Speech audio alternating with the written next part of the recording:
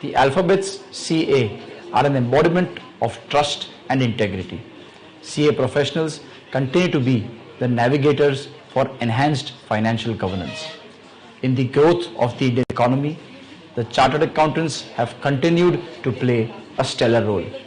Strong bedrock of professional expertise integrated with professional ethics has catapulted the brand Indian CA. The solid foundation built over 72 years and the values embodied by CA members is what will propel the profession to future success. The ICAI plays a pivotal role as partner in nation building by assisting and strengthening the financial system in different tiers of government, suggesting measures for boosting economic growth, tackling challenges being faced by key sectors of the economy, leveraging financial services sector, providing training to the officials at center and state levels in professional areas, educating investors on the nuances of the capital market, and much more. Over its journey of several decades, the ICAI has always been partnering in the initiatives for nation's development and inclusive growth. As our country celebrates the 75th year of its independence as Azadi ka Amrit Mahotsav, it is important for the CA provision to envision the path to be followed ahead. As President of ICAI, I am convinced that if there is one profession which is an integral part or almost coexistent with the growth of the economy, then it is the profession of chartered accountancy. Today, we take pride in being recognized as a partner in nation building and pillars of economic growth. The ICAI curriculum is aptly designed by combining education, training system value-added soft skills and personality development to produce globally competitive accounting professionals. A major focus area of ICAI activities is well-being of students. We believe that this can only be possible by providing the students the best infrastructure, educational opportunities, and exposure that would improve their skills and mold them into excellent professionals. This has been ensured through the state-of-the-art IT labs at more than 150 locations, training them in soft skills and providing CA students first-hand feel of corporate culture in the form of industrial training. We also ensure that the CA curriculum keeps pace with the requirements of the changing times. Expanding knowledge resources, creating talent pools, nurturing young professionals. Over the years, the ICAI has played a pivotal role in formulating and implementing a host of academic initiatives aimed at keeping chartered accountants on the leading edge of business and industry. While concentrating on the present, we also have to set our sight on the future of our profession, that is, our students. Our endeavors have been to align the Indian accountancy education with the emerging imperatives which are in line with best global practices. This will ensure that the future generations acquire multidimensional abilities to counter all sorts of challenges. An all-encompassing and experience-rich education, combined with practical training, value-added soft skills, and personality development is our priority. These intangible aspects are vital for a 21st century chartered accountant, whether in practice or in industry. ICAI has been making ongoing contribution to quality assurance through disciplinary, peer review, and financial reporting review. These are aimed at ensuring and enhancing the quality of audit and assurance services offered by chartered accountants. Chartered accountants are multidimensional professionals who are looked up to for their sound ethical and professional values that are encouraged by the Institute. The ICAI, being a regulator of the CA profession, also facilitates to help the members to improve themselves and conquer new frontiers. At ICAI, we have a robust disciplinary mechanism and a system to constantly enhance the audit quality through the peer review, taxation audit quality review, audit quality maturity model, and financial reporting review board. All these initiatives help us to improve the quality of professional work rendered by our members. Our vigilant and foolproof regulatory mechanism makes a strong foundation for our profession's credibility. The Institute has paid special attention to ensure that our regulatory mechanism remains vibrant, robust, and effective. Keeping pace with changing economic scenario, ICAI not only performs statutory duties as a regulator of the profession of chartered accountancy by formulating accounting standards in keeping pace with changing economic scenario, but also has enforced the ethical values as enshrined in the Code of Ethics. Keeping in view the earnest need of digitalization, ICAI has digitized the entire disciplinary process to make it more robust, responsive, and transparent. ICAI is also playing an increasingly proactive role on the international front and has signed MOUs and MRAs with various accounting bodies, which entails working in tandem with each other to provide synergy. ICAI is the founder member of IFAC, CAPA, SAFA and IN, and its members hold important positions on the boards and committees of these organizations. ICAI, the second largest accounting body in the world, has established number of chapters, representative offices and overseas offices, helping the Indian accounting profession to reach different parts of the world. We have successfully reached our international stakeholder community through a number of MRAs and MOUs with various accounting bodies. Almost all international accounting bodies today acknowledge our role in the growth of accountancy profession. Today, our profession has attained an enviable height. Indian CAs are recognized and appreciated worldwide for their knowledge, expertise, acumen, and work ethics. ICAI is working diligently towards enhancing the capacity, growth, and quality of the profession through technology, research, knowledge, infrastructure, and practical support to bring about greater integration of the Indian accountancy profession with global imperatives. As India integrates with the global economy, the ICAI is playing a key role in updating Indian professionals and businesses by providing education, knowledge resources, and practical guidelines in the relevant areas. ICAI's global footprints extend to 73 global cities in 47 countries. Beside 164 branches in India, we have 44 overseas chapters and 29 overseas representative offices. We are the second largest accounting body in the world.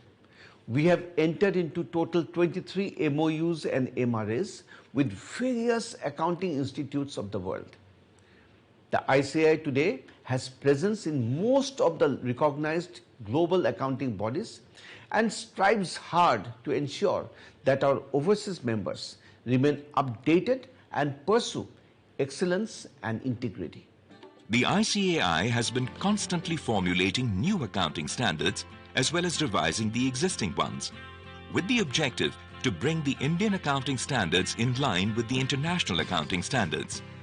This has a far-reaching impact on business reporting and holds enormous benefits for capital markets and the investor community.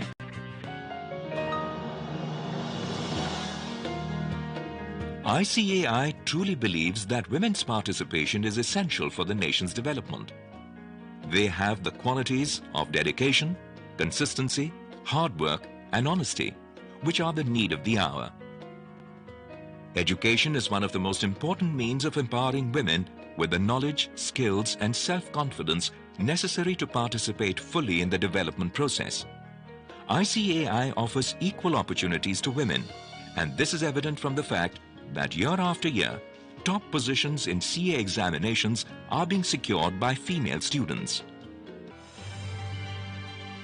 Creating benchmarks, raising standards, sharing knowledge, evolving solutions, nurturing a new generation of professionals, participating in the writing of India's success story.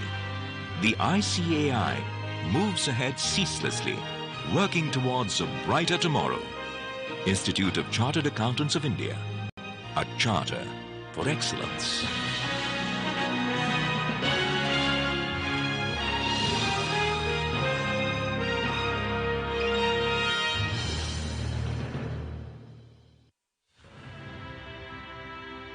Geographically, the 7th largest country in the world, one of the oldest civilization, world's 6th largest economy, a global hub for innovation with one of the largest startup ecosystem. India, city of Mumbai on the western coast of Arabian Sea, among the most advanced and modern metropolises in the world, and the financial capital of India, gears up to host the most prestigious accountancy event of the world, 21st World Congress of the Olympic of Accountancy Profession. India hosts the event for the first time in 118 years since the WCOA came into being in 1904. Around 10,000 delegates expected to join virtually. More than 6,000 delegates from over 135 countries would congregate to exchange views at the world's most advanced Geo World Convention Center. The theme, Building Trust, Enabling Sustainability, will inspire the future of accountancy profession to create sustainable economies for the future. A never-before-witnessed unique experience of learning future trends, emerging avenues, enhancing skill sets, networking, and to explore the incredible India awaits you.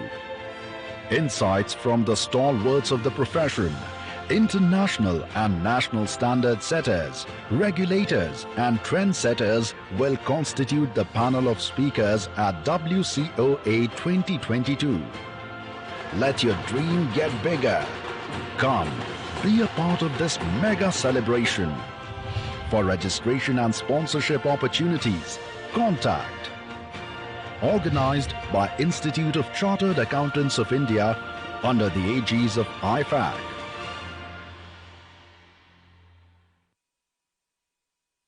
Of tax laws, accounting and various aspects of the financial system, paving the way towards a sustainable economy. In its glorious journey of independence, India has reached a momentous milestone of 75 years.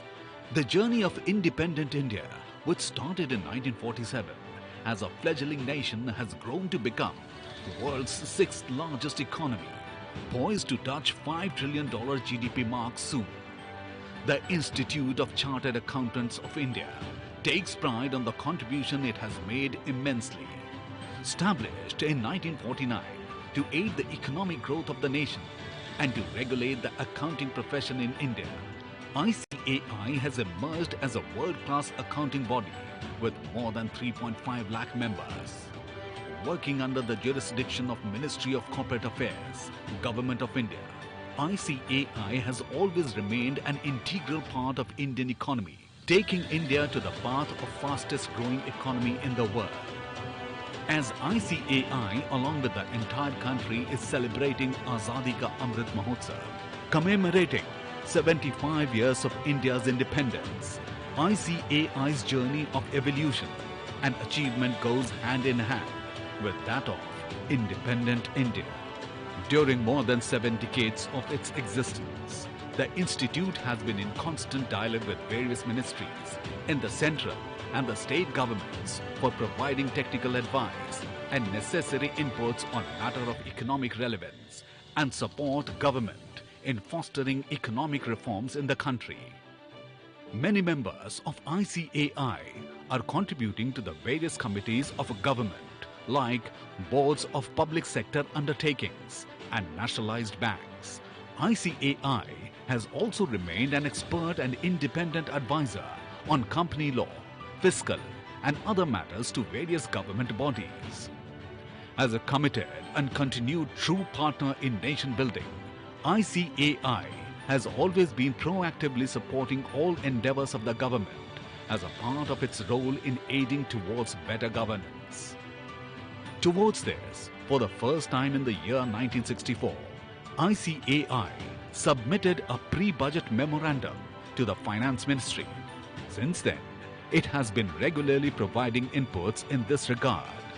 ICAI started rendering free advisory service to SMEs and small taxpayers on maintenance of accounts, tax paying and other financial matters. This gave impetus to the industrial growth in the country, apart from enhancing the financial literacy of business community and citizens at large. ICAI contribution was once again acknowledged in the year 2009 when the then President of India conferred recognition of excellence on ICAI for making valuable contribution in upholding the corporate governance norms of India Inc. In the year 2014, Honorable Prime Minister Shri Narendra Modi nominated ICAI as one of the ambassadors of the Swachh Bharat Abhiyan, which set the beginning of India's transformation as never before. In the year 2016, partnering government in propagating schemes, ICAI jointly with Ministry of Finance and Ministry of Commerce and Industry organized programs at more than 470 locations across the country to create awareness and maximize the potential of the Income Declaration Scheme 2016. The program was attended by more than 42,000 citizens. A historic moment came for the nation and the institute when Honorable Prime Minister Shri Narendra Modi announced the GST from ICAI platform on July 1, 2017. Being well placed in financial knowledge and tax expertise, ICAI partnered with the government by setting up GST Sahayata desks towards effective and smooth implementation of GST throughout the nation. Felicitated by GSTN, ICAI continues to make contribution and support in the development of GST ecosystem. The institute organized more than 9,100 programs, conferences and workshops on GST covering 10.21 lakh participants over a period of 5 years. In line with the PM's vision of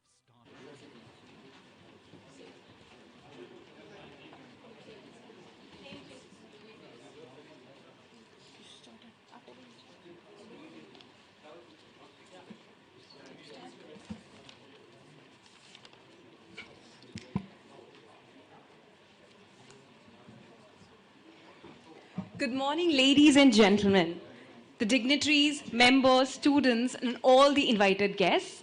On behalf of the entire ICAI fraternity, I welcome you all to the ICAI celebration of Iconic Day, which is indeed an historic moment as we are also conducting the finale round of CA Student National Talent Search Elocution on the theme Achievement at 75. About the institute, over a period of time, the ICAI has achieved recognition as a premier accounting body, not only in the country but also globally, for maintaining highest standards in technical, ethical areas and for also sustaining stringent examination and education standards. Since 1949, the profession has grown leaps and bounds in terms of members and student base. Today, as we're all here, we're here to conduct an elocution competition, which is an art of public speaking that gives us not just a self-boost, but also confidence to speak in front of large audiences. Every year, ICAI organizes this elocution by the name of National Talent Hunt Program for CA students. The search of talented students for National Talent Hunt is usually done in 3 stages, starting from the branches of ICAI at first level. It is then organized and one winner is invited to contest at regional level to be held at all 5 regions of India.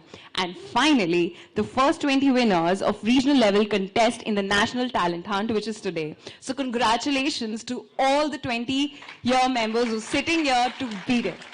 Now also, before we start our official program, I request everybody.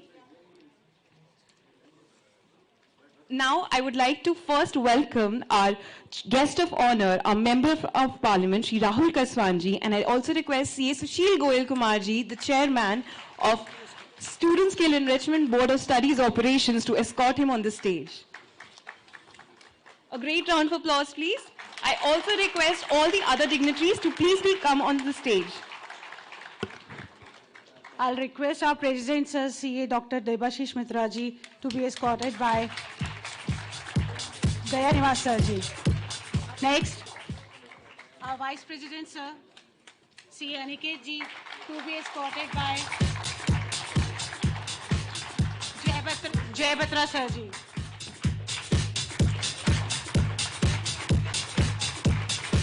To be escorted by Dayanivas Sir ji.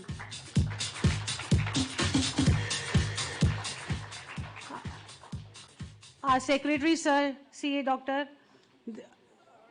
Jay Mitra Sir ji. I welcome.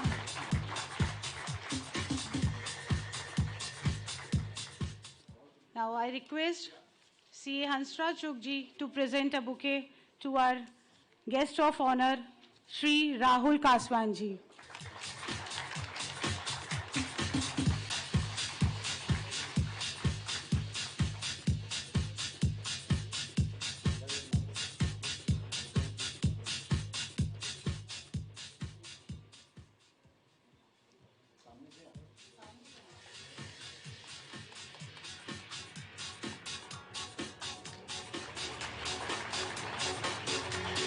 I request Chitla Sir ji to please welcome our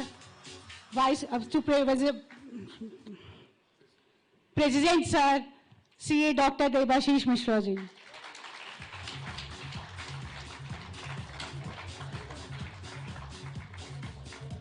Now I request Abhay Hajar ji to present a bouquet to our Vice President Sir, CA Aniket Talati ji.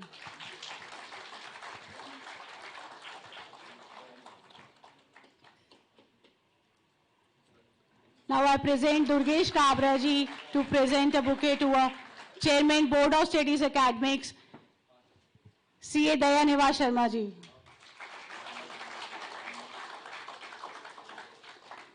I request CA Gyan Mishra ji to present a bouquet to our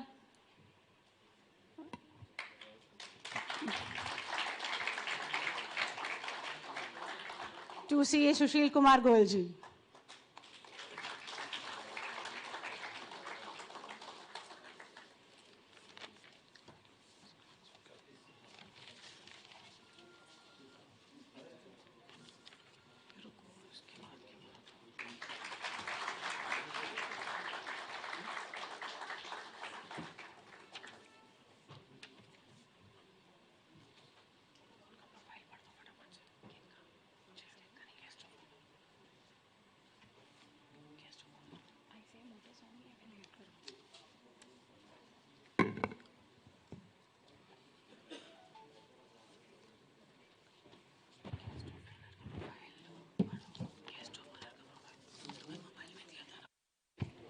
Check. Our guest of honor, Shri Rahul Kaswanji, the Member of Parliament, has won with a record margin votes, the highest ever in the Churu constituency. He's also the youngest MP from Rajasthan. Sir, you need no introduction. You've made us all proud by the various and distinguished work that you've done for us. A great round of applause, please. Now, I request everybody to stand for the ICAI motto song.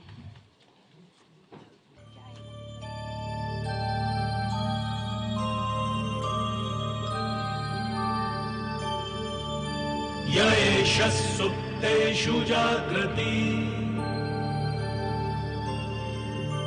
येष सुप्तेषु जागृति कामं कामं कामं कामपुरुषो पुरुषो निर्मिमाणः निर्मिमाणः तदेव शुक्रं तद्ब्रह्मा तद्ब्रह्मा तदेवामृतमुच्यते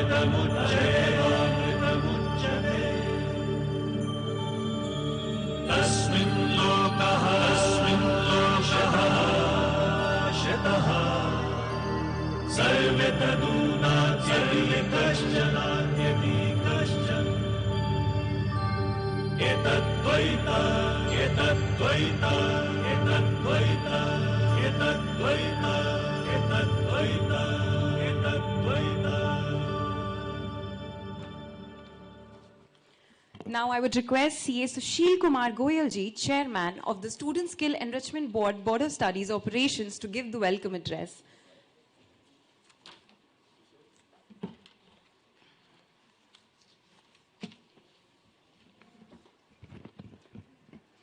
Honorable guest of honor, Rahul Keswanji. We are thankful to you, sir, for accepting our invitation, because as soon as your name came to our mind, we thought you are the fit person for these students. A youngest MP from the Rajasthan, and he is serving in his second term, and very much sports-loving person, and by his physique all you can understand. Thank you, sir, for accepting our interest and being here. Our Honorable President, sir, CA Dr. Devasis Mitra, he is from my own town, so we always call him Devasis Da. And friends, this year we are going to host, all of you are seeing the video of the World Congress, and Devasis Da, we call him as a World Congress President. World Congress means an Olympic for chartered accountants or accounting professionals. In 118 years, first time it is being hosted in India. So we are proud of you, sir. Our Vice President Aniket Talati, youngest Vice President in the recent past, I can use this word. In the 30s, you can expect somebody taking the chair of Vice President, and soon he will be the President. So thank you very much, sir, for being here. My elder brother, I always call Dayabhai as my elder brother, not in age, but because he is having chairmanship of Board of Studies Academic, and we, Board of Studies Operation, we never talk about studies, so we always think studies is elder to us. It is more important to us. Thank you, Dayabhai, being here. My council colleague, Abhayji, Gyanji, Durgeshji, and Chitle sir, and as well as Chuk sir, being here, our judges in the education contest, and above all, my dear students. All the winners who are going to compete with the winners only. Why I am calling winners, sir? Because they have already won at two levels, branch level and the regional level. So now they are here for national level, but they are already won. And what I can say about this extra curriculum activity in life, whatever you will acquire at this age will give you aids in life. So be always present, be always participative in any of the activities. With this welcome remark, I am once again thankful to all of you for being here. Now I am requesting all the dignitaries on the dais and all my council colleagues to join in the lighting of lamp for inaugural.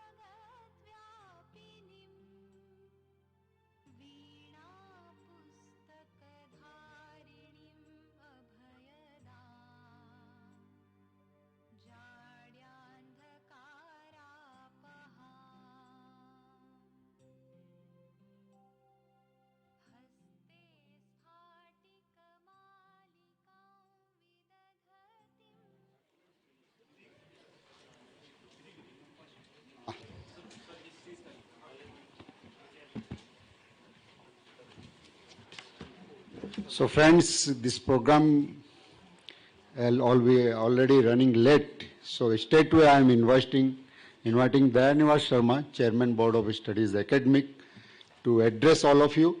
Dayanivas ji is taking the biggest initiative of the decade, I can call it, because he is looking after the CRET, he is looking after so many educations which we are providing to the other part of the society, those who are, this is a tax literacy program. So Dayabhai, forward, please you address from there.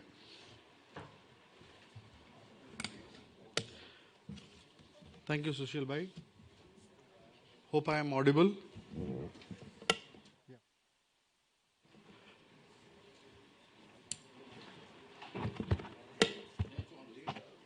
It's on. Okay. Honorable Rahulji, thank you very much for making it possible for us to come today and share the dais with us and share your experience. It's indeed a pleasant morning and a happy day also for all these youngsters who are sitting here. Guys, I can tell you one thing is, you are seeing the youngest dais of the institute rather, along with the youngest Minister of Member of Parliament, because we have the youngest President, no other than our Devashish Mitra sir, who is such a visionary. He is talking about not today, not yesterday, years to come. Sir, thank you very much for giving me an opportunity to be, driving your vision of CRET, which I am going to share with the students, which is one of the most important thing, and a very different approach which has been followed. Aniket Talati ji, the youngest, rather I think Vice President of the Institute ever. So we have that young man also with us. We have the youngest MP with us. We have the youngest of, because he already made me old. So he is the youngest again. So I happen to be still to born, rather I can put it this way. But one thing I would like to say, very rightly said by Sushil Bhai, that the right place.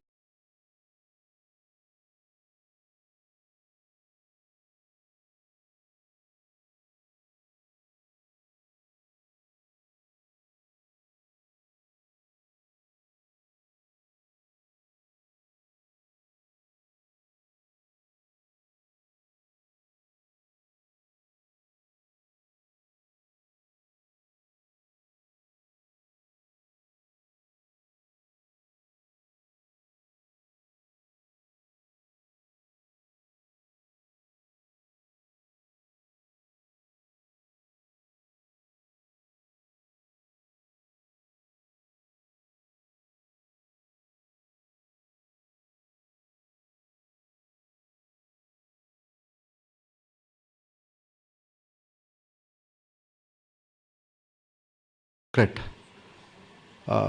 Rahulji, I can tell you one thing. We have done a comparison in last 3 years, and fortunately we had our president that time as the chairman of Board of Studies, and he has done a fantastic evaluation, and we are very happy to say that among all the best institutes of the world, ICAI stood very strong in the entire process of the education and the way we are doing training. And I think you all have gone through this process. But with the new CRET, it is going for further advancement, where today we are talking about launching international curriculum. Means we are now going to teach globe accounting at an international level. I think a proud moment for all of us. A big round of applause for our institute. Not only that what it means by international curriculum, I'll tell you, that not only this, but also international industrial training has been permitted. Now, if you complete your articles, during the course of articles last 18 months in the current scenario, and in the new scenario it will be 12 months, you can actually go to any part of the world. So this is the beauty which we have introduced, and even the Ministry of Corporate Affairs has appreciated that, where you can actually go and do your industrial training anywhere in the world under a chartered accountant or a CPA who is a member of an institute which is a member of IFAC. So which was never a case earlier. So this forward-looking our institute has become from a point of view of industrial training. Furthermore, when you talk about articles, you can now do articles anywhere in the world. So that has been proposed. So it's going to be a total different ball game which is going to come in. Not only that, rather than stressing all you people with regards to, you know, multiple subjects, we have beautifully divided the entire process. I request each one of you, you are young, you know, set of people, and you have a group of people on the social media, kindly ensure that you read the education policy which is coming up, which has gone for public exposure.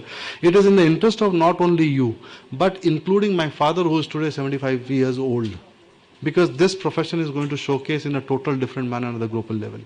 And you all people who have come here with all the process of getting selected and getting elected, and today you are going to make the presentation, it will make a whole lot of difference. The second largest thing which we are doing in the institute is the finance and tax literacy drive. Finance and tax literacy drive is something which is, you know, a responsibility of every student of this institute, every member of the institute, only because we are the people who understand what finance is, what is spending, what is saving, how you actually insure yourself, how do you do investment, how do you plan your education. If you add a value to one small person, including a housemaid in your house who is working with you, tell that person that, you know, saving 1,000 rupees per day for insurance will protect your entire life. Just remember the kind of blessings that lady is going to give you all, the entire family.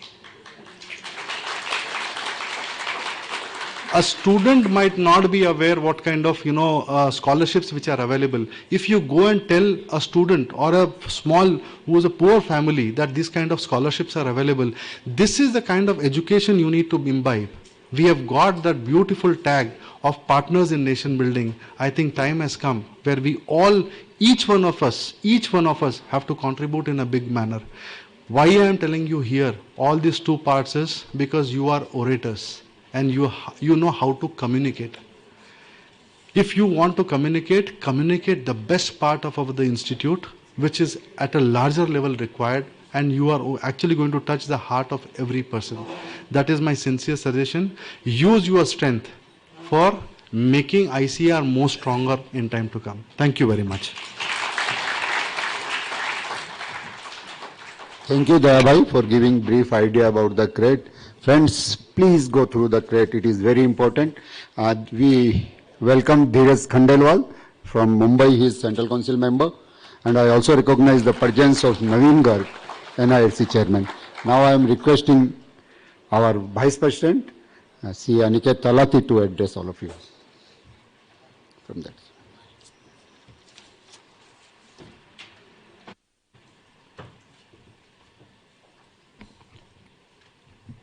A very good morning to all of you. To the respected chief guest for today's function, I think who's going to be an icon for all of you. We're talking of a young India, the new India, and who better than Rahulji to address us. So welcome, sir, and thank you very much for sparing your valuable time. The Honorable President, as you can imagine, today is the iconic day where the Government of India has given the Institute of Chartered Accountants of India this one day to celebrate Azadi ka Amrit Mahotsav. Therefore, he is, of course, attending multiple events across the region, across the country. But in absentia, you, the Honorable President, to the Chairman of SSCB, Sushilji, who is the Karta Dharta of this very important program. On the day as the Chairman of Board of Studies, who has shared with you the very important initiative of CRET. In the interest of time, all the Honorable Council members, Chairman, NIRC, Secretary, WIRC, and my dear friends, I think it's a wonderful occasion for all of you that when ICAI is celebrating its iconic day, the Institute thinks that it is not only for members, membership or our staff to celebrate, but all of you which are our future must also celebrate the past. And I think it's a very important gesture that Student Skill Enrichment Board as well as Board in Studies has done to ensure that when we as an organization and calling ourselves a family of 10 lakh with 3.5 lakh chartered accountants and 7.5 lakh students are celebrating not just ourselves but our families together the very important Azadi ka Amrit Mahotsav. I think the voice can get amplified if we include our student fraternity. And what the Honorable Prime Minister has been saying while celebrating the Azadi ka Amrit Mahotsav, it is not just the past 75 years and the glorious history of India, but we must also be discussing the Amrit Kal, which is the next 25 years. And my dear friends, I have no doubt in my mind, the future 25 years belongs to not us on this side of the stage, but to all of you who are on the other side, who is going to rule, who is going to ensure that the future of this great nation of India is ensured in terms of economic growth, social growth, prosperity for everyone. And who better than chartered accountants to take this? I will only say, to me, all of you are already winners. You're all looking dashing and wonderful in these wonderful formal dresses that you've all come here to. You've all already won at your regional levels, at your branch levels. You are already winners. And as the Honorable Prime Minister says, you may win the gold medal or not, but I think we must celebrate each and every person. You may win, you may lose, you may be a runner-up. But to us at the Institute, let me just say you are all winners and will always be the flag bearers of our profession. I wish all of you all the best. Thank you. Thank you, Vice President, sir. It is really encouraging all our students, those who are participating and those who are here to attend this program.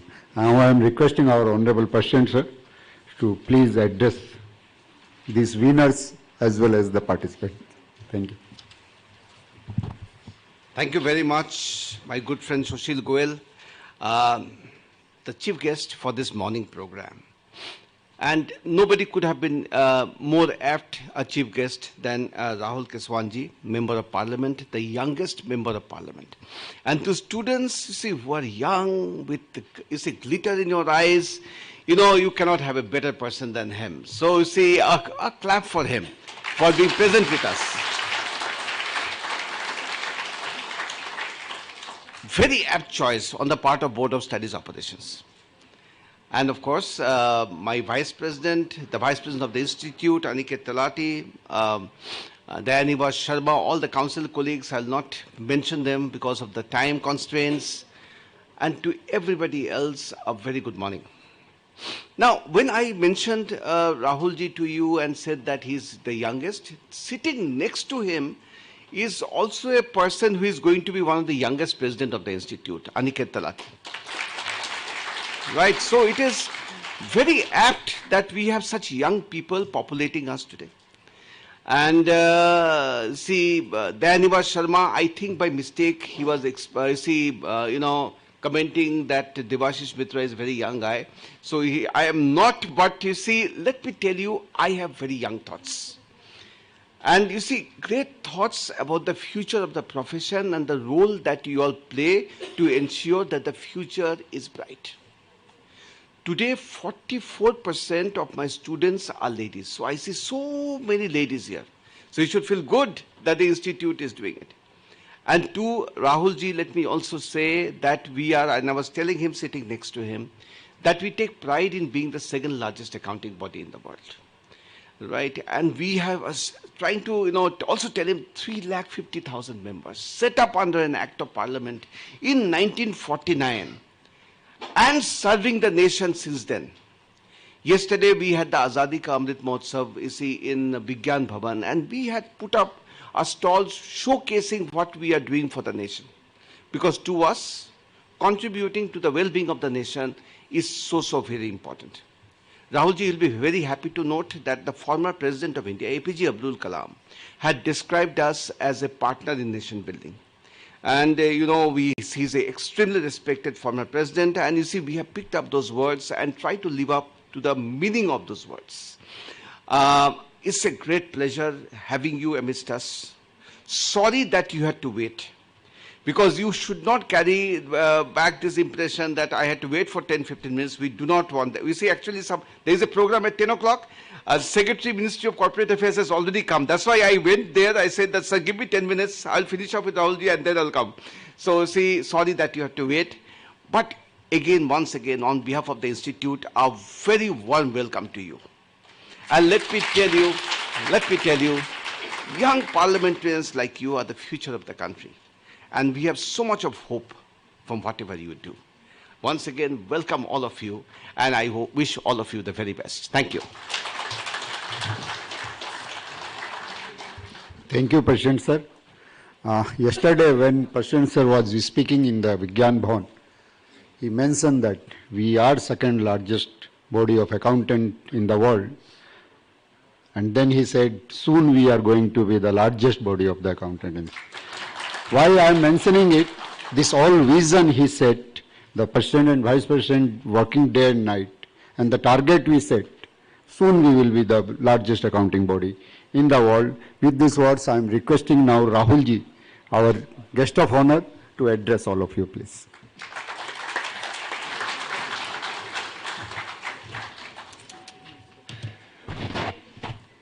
Thank you mister president. आप लोगों ने ना इतना बार raise कर दिया ना, young young, I am not that young, these are youngsters. And president sir, एक बदलता हुआ हिंदुस्तान है ये, तो मैं थोड़ा हिंदी बोलूँगा. मुझे लगता है कि काफ़ी लोग सुनेंगे ना, कॉन्स्टिट्यूंसी में तुमको अच्छा लगेगा, एमपी वहाँ बोला था हमारा. तो आप भी एक पूरी यंग टीम है, वाइस प्रेसिडेंट महोदय, गोयल साहब and Sharma ji, and all the members. See, I'm also into politics. This is my second term, and it has been 7 years since being a member of parliament. We're also learning a lot. We are the changing face of this country. We are a lot of youngsters. We have different mindset altogether. We are as simple as you are, but don't think. आपने सोचा होगा धोती कुर्ते वाले नेताजी आएंगे, आपने पूरे दिमाग में से नेताजी आ रहे हैं, तो नेताजी वाला टाइम चला गया है. कंट्री 75 साल की आज़ादी का अमृत महोत्सव हम बना रहे हैं. क्या मायने हैं इसके हमारे माइंड में? और नेक्स्ट 25 ईयर्स हमारे हैं अमृत काल के. हमें कहाँ पहुँचना है? इंस्टीट्यूशंस लाइक ICAI, इनकी इस्टेब्लिशमेंट कब हुई, कितना लंबा एक रोल आपने अदा किया इस देश के पूरी इकोनॉमी के ऊपर, बहुत बड़े इम्पैक्ट्स हैं. पर what next, where we have to go. और आप सबको कॉन्ग्रेचुलेट करना चाहता हूँ मैं, आप पूरी इंडिया से उठ के आए हैं. एक बार जोरदार तालियां खुद के लिए बजा लो. तालियां देखो, इसमें भी कंजूसी कर रहे हो तुम, खुद के लिए भी नहीं बजा पा रहे हो. अभी मैंने देखा एक दो के हाथ नीचे लगे हुए हैं. खुद के लिए नहीं बजाओगे तो देश के लिए कैसे बजाओगे तालियां? तो मेरा ये कहना है कि बहुत कुछ करना है और बहुत कुछ अभी होना बाकी भी है. एक उम्मीद है, हम कर सकते हैं, हम कर पाएंगे, तो वो सिर्फ एक ही व्यक्ति में है, और वो व्यक्ति है देश के प्रधानमंत्री Narendra Modi ji. He is the need. We need him. The country needs him. The country needs him for next 25 years for this Amrit Kal. That is the biggest time where India will be moving ahead of in all terms. I think so. जो हमने 75 साल में नहीं पाया, वो हम 25 साल में पालेंगे, ऐसा मुझे पूरा विश्वास है. अब एक मेंबर ऑफ पार्लियामेंट होने के नाते we work in the constituency, we meet people, we go to the villages. Country का बहुत कुछ चेंज करना है. Institutions have to reinvent themselves. There's a time has come because आज हम एक डिजिटल वर्ल्ड में रहते हैं. तो डिजिटल वर्ल्ड है तो डिजिटल करेंसी भी होगी, और डिजिटल करेंसी है तो एक डिजिटल नॉलेज भी चाहिए. कैसे इसका हम इम्पैक्ट ले सकते हैं सोसाइटी एट लार्ज के अंदर? एक सोशल मीडिया का बहुत बड़ा इम्पैक्ट है. My father was also member of parliament. उनकी कनेक्ट बहुत वीक हुआ करती थी, because only way to communicate with people was only newspapers. TV बहुत छोटा. Right now if I post something on my Facebook, some 1 lakh or 2 lakh people of my constituency only. I have blocked the reach only till my constituency. So my reach never increases towards beyond my constituency. My focus is my churu. What I have to do for that? What best can be done? So we are focusing on education, we are focusing on health, we are focusing on infrastructure. That is my topmost priority. Because until unless there is education, and education can only change a person's life. किस घर में पैदा हुए हो आपके हाथ में नहीं है, पर किस घर से जाओगे वो आपके हाथ में है. वो प्लेटफॉर्म कोई देगा, वो प्लेटफॉर्म कोई देगा तो वो सिर्फ एजुकेशन देगी. सर, मेरी कॉन्स्टिट्यूएंसी में 532 स्कूल्स हैं. Every school is electrified. Every school has a 20 computer lab, a lab of computers. Right now we are connecting them with the high-speed internet. So we are giving the basic structure. Vasundhara ji was the Chief Minister of Rajasthan. The one beautiful thing she did was she opened up a school in each and every panchayat headquarter of Rajasthan. What do you mean? What do you mean by that? अब मेरी constituency में 532 schools हो गए हैं. अब एक school में भी अगर 2 बच्चे 90% प्लस वाले होंगे तो कितने बच्चे हो गए? 1000। और राजस्थान में 32 डिस्ट्रिक्ट्स हैं, तो 32,000 स्टूडेंट्स हम दिल्ली यूनिवर्सिटी में कब्जा कर लेंगे एक दिन, दूर की बात नहीं। एजुकेशन का ही इंपैक्ट है। I meet people, I meet kids, I meet students humble background से, they got admissions in IIT, they got admissions in army, everywhere. They're exploring themselves. Mai is the only district in the state of Rajasthan which doesn't have, jiski economy based hai on tourism. We don't have anything for tourism. Mines and minerals, we don't have any mines and minerals. And third is gems and jewelry, we don't have anything of all. But what we have is will और ये कहीं ना जाए गाड़ी वहां जाए मारवाड़ी, वो हमारा वाला है। मेरा यह मानना है कि जोश और जज्बे के साथ ही दुनिया में हम हिंदुस्तान नहीं कुछ करते आए, और चूरू का बंदा आपको हिंदुस्तान के किसी न किसी कोने में पक्का मिल जाएगा, और शेखावटी बेल्ट का तो पक्का ही मिल जाएगा। वही हमारी खूबसूरती है, उसी को लेकर आगे बढ़े। और मेरे युवा साथियों, ये people are so young, so everybody looking so good. मैं तो बड़ा कैजुअल ड्रेस होके आ गया हूं, पर you people are looking so good and so beautiful, smart, everything. और आप उन 20 लोगों में चुन के आए हो, कुछ लेके जरूर जाना यहां से, सिर्फ जीत के मत जाना। टेक अवे क्या है, जीतोगे क्या, लेके जाओगे। और वो दिन में जिस दिन रात को सोते हो कुछ लेके नहीं गए तो सोने का मजा ही क्या आएगा। तो मेरा ये मानना है सोने से पहले जरूर सोचना कि आज चेयरमैन प्रेसिडेंट साहब ने क्या कहा था, और एक वो यंग डायनामिक, मैं यंग नहीं हूं पर यंग मेंटेन कर रखा है जरूर। वाइस प्रेसिडेंट साहब ने बहुत अच्छी बात कही, शर्मा जी अच्छा विजन बताया आपने। आपका एक ही मकसद है, सोसाइटी ने आपको दिया है, you have been part of this system right now and you will be the future of this country. वापिस क्या देने वाले हो, दे तो दो, आपने ले तो लिया था कुछ हमसे, कंट्री से लिया ही तो है आपने, दोगे क्या।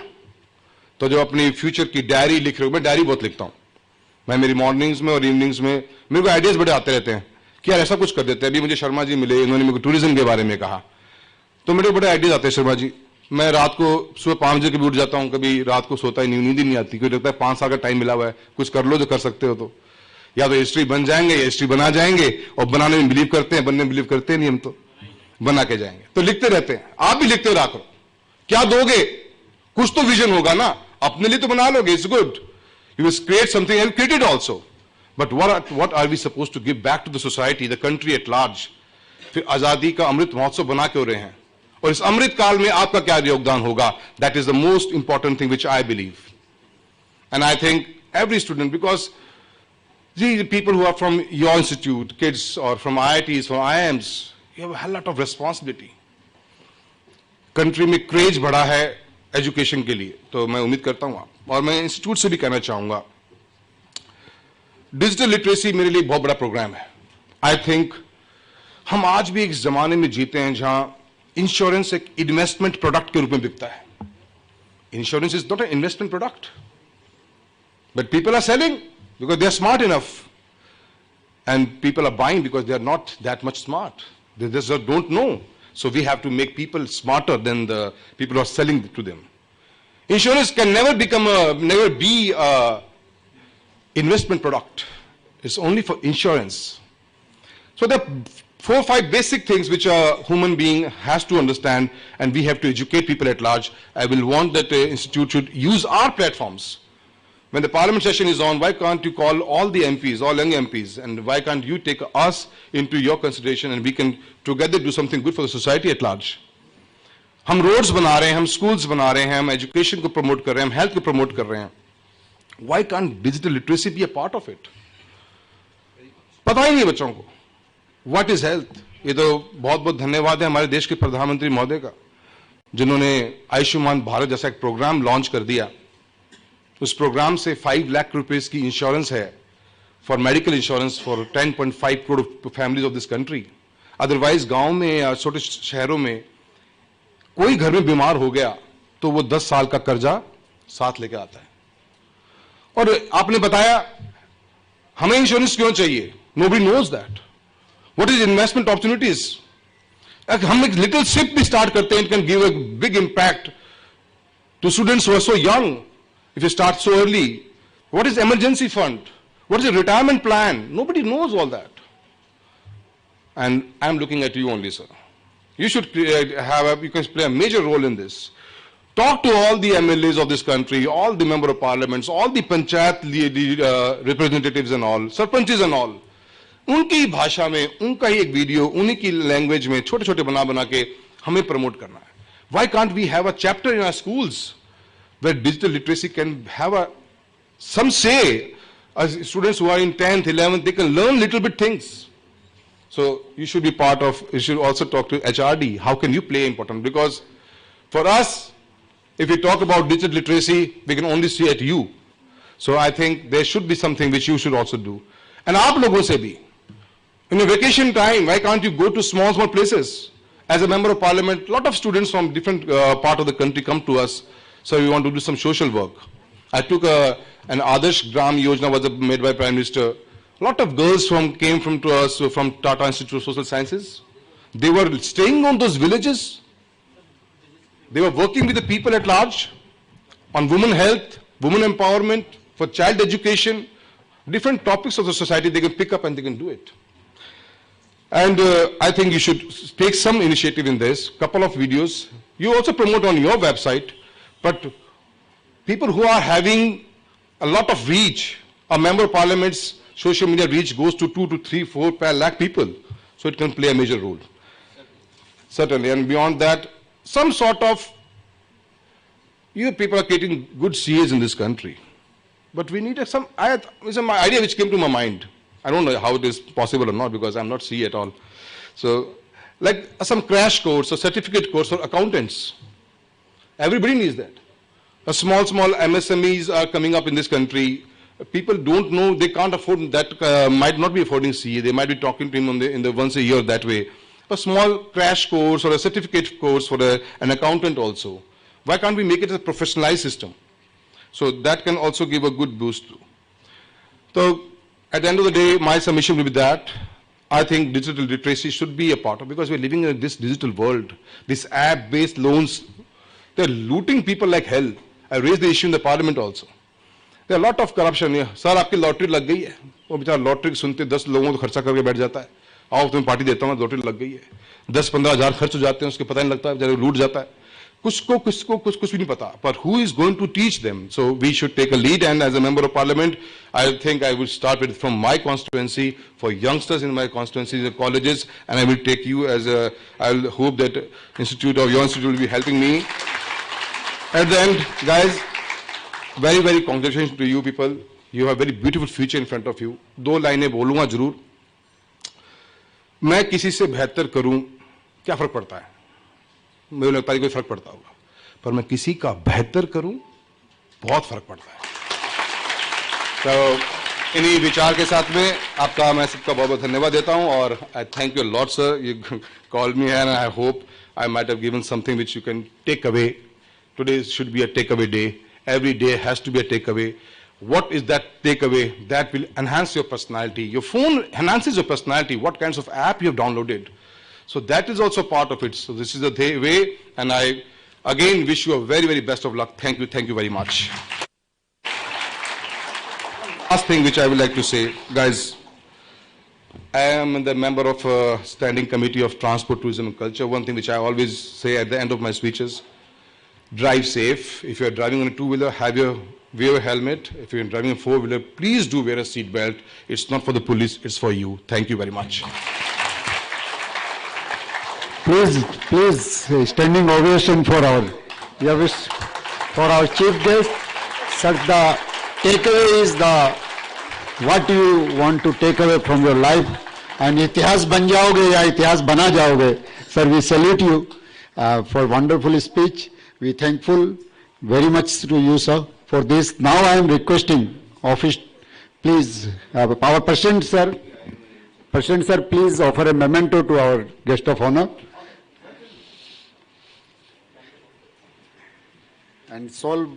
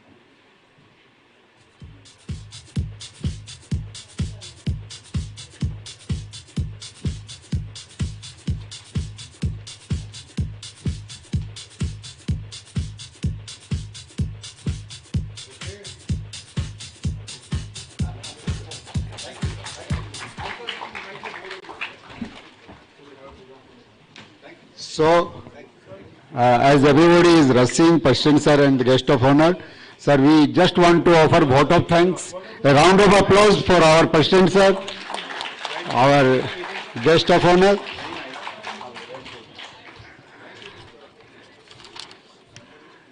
And straightway we are moving towards the education contest.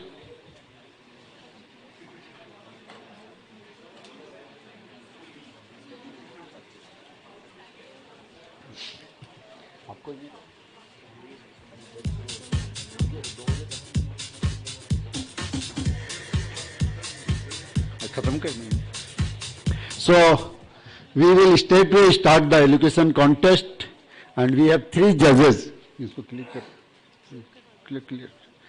have 3 judges. CA Gyan Misra ji is a council member from Ghaziabad.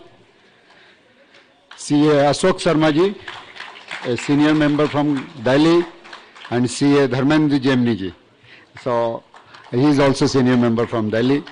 And friends, I don't want to repeat it. I know all of you are going to set the stage on fire. I have seen the fire in your belly, and I hope all of you are aware the winner of the elocution contest today will going to represent India in the SAFA competition, the South Asian Federation of Accountants. There our winner will go. So within 1 or 2 minutes, I think we are going to start. Judges to take their chairs. Sir, this is a unique feature we have introduced, that judges to sit at the back. So the participant not required to only make happy or impress the judges only. You have to first concentrate on your co-participant and the audience. So this is the thing. Anybody from the office will going to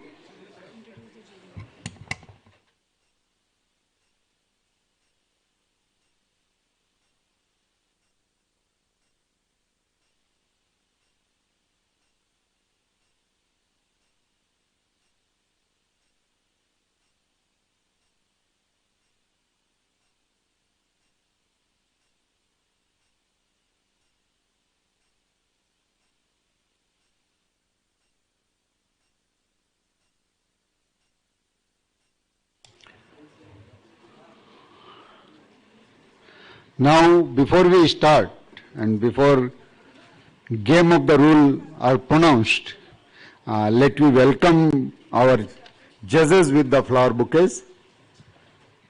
And I am requesting Sarda Lahoti to offer a flower bouquet to CA Gyan Misra ji. Sarda Lahoti, she is there. Please offer a flower bouquet and welcome our guest, our council member and the judge in the today's program. Please go to back. Flowers are there.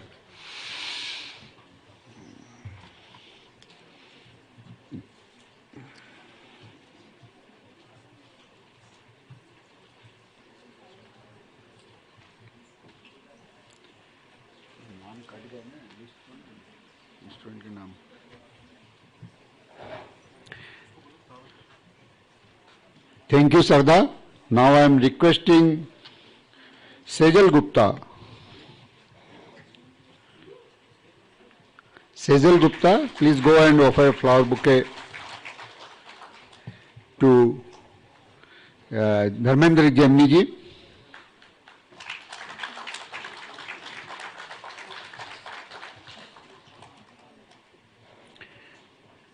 And Ashok Sharma ji, I can't see him in the auditorium.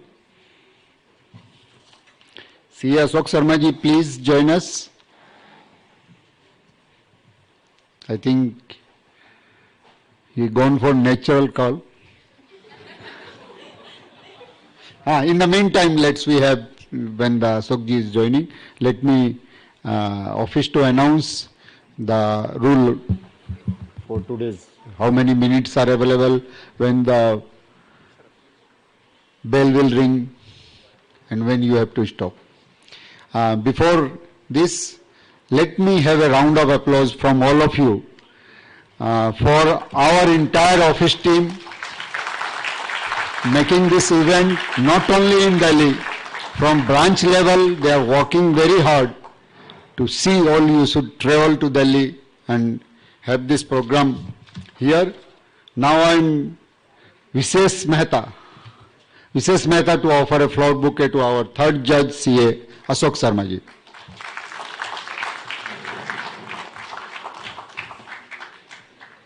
Thank you, sir. Now I call the name of all the participants. Vishesh Mehta, Toshan Majumdar, Jeel Botra, Rajat Rathi. They are all from the Western region. Nandan SG, Nidhi S. Kakkat, Miss Siri Shetty, Niranjana Nair. They all are from the Southern region. From Eastern region, we have Unnati Kochar, Swagat Subudhi, Shraddha Lohatia and Rishabh Sharma. From Central region, Shreya Chatwani, Vidushi Mulchandani, Insia Bano Safia and Harshit Arora. And last from the Northern region, Sejal Gupta, Jayati Purvar, Vibhuti Sharma, Afsan. Now the rules. As you all aware that in elocution contest, this is a final grand finale. We have 3 rounds. In the first round, every participant will be given an option to present themselves at 7 minutes. And the buzzer will start on the clock as well as in front of your screen also. And we will also play a manual buzzer for your attention. Within the buzzer limit, you have to present your particular topic. Every participant will be the equal chances. After the first round, only 10 participants will go for the second round. And in second round, we will ask you 1 or 2 questions. Judges will pose a question from each participant, those who have been selected. And in the third round, only 5 students will be selected out of the basis of their questions. And only 1 minute will be given to you to answer that particular question. In the third round, only 5 winners. 5 winners will be asked the same question, and rest all the 5 participants will have to move outside. Nobody will be allowed to enter in and out. This is the rules. When the elocution starts, it's no participant, no listener, no audience will be allowed to move out of the gate. No in and out. And there should be a pin drop silence. I request everyone to keep your mobile phones on silent mode or on vibration. If the rules are clear to you? And after that, the winner will be announced. At 2 o'clock, we'll go for a break. Third, we have at 3 p.m. we will have a motivational session. Again, there is a rule because Sister Shivani is coming for that. You have to listen her and wait for your result also. And after that, the result will be announced and elocution participant will be declared. All the best participants. Now I'll start the participants by calling their name. First is Vishesh Mehta.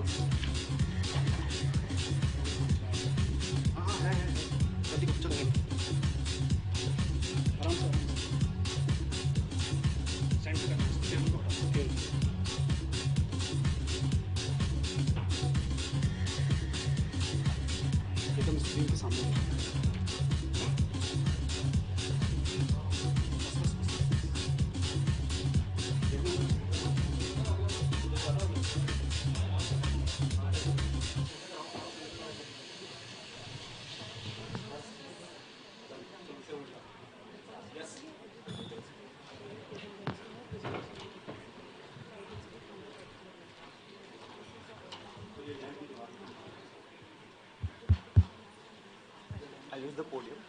Okay.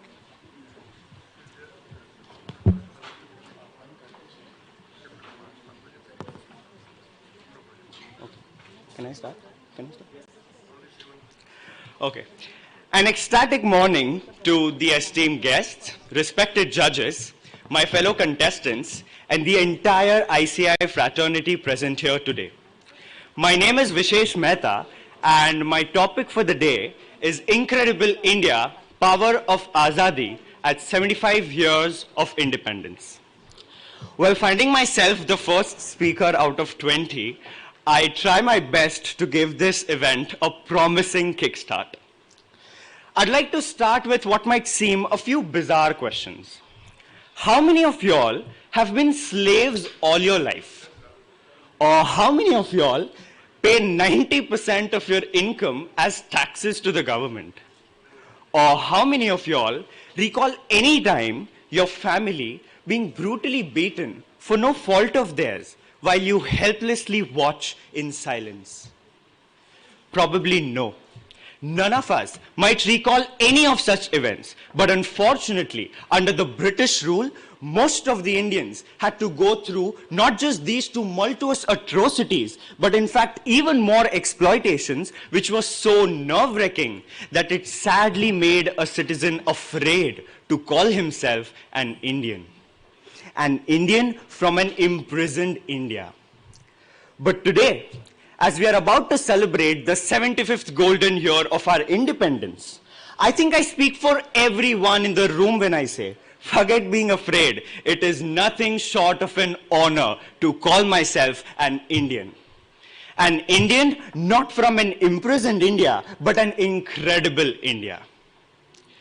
26th August 1608, the day when British East India Company cast its shadow upon our nation as a trade opportunity, but soon turned out to be a devastating nightmare for all the Indians.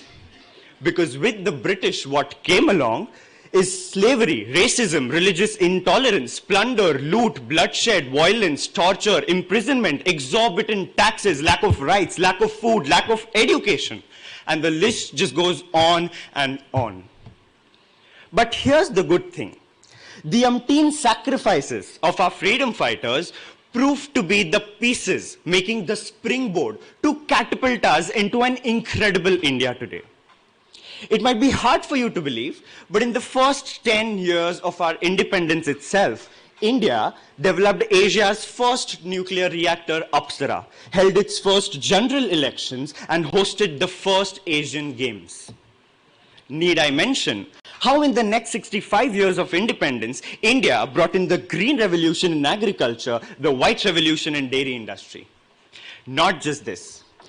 India's first satellite, Aryabhatta, launched in 1975, the World Cup in 1983, Rakesh Sharma entering space in 1984, the Kuwait airlift in 1990, and the globalization of economy in 1991. Ladies and gentlemen, the list does not end here. The 2008 Chandrayaan mission, the 2013 Mars orbiter mission, 2014 polio eradication, and finally the 2020 Atmanirbhar Bharat mission. All of these are historic milestones that have mended the fractures of Indian history that the British left.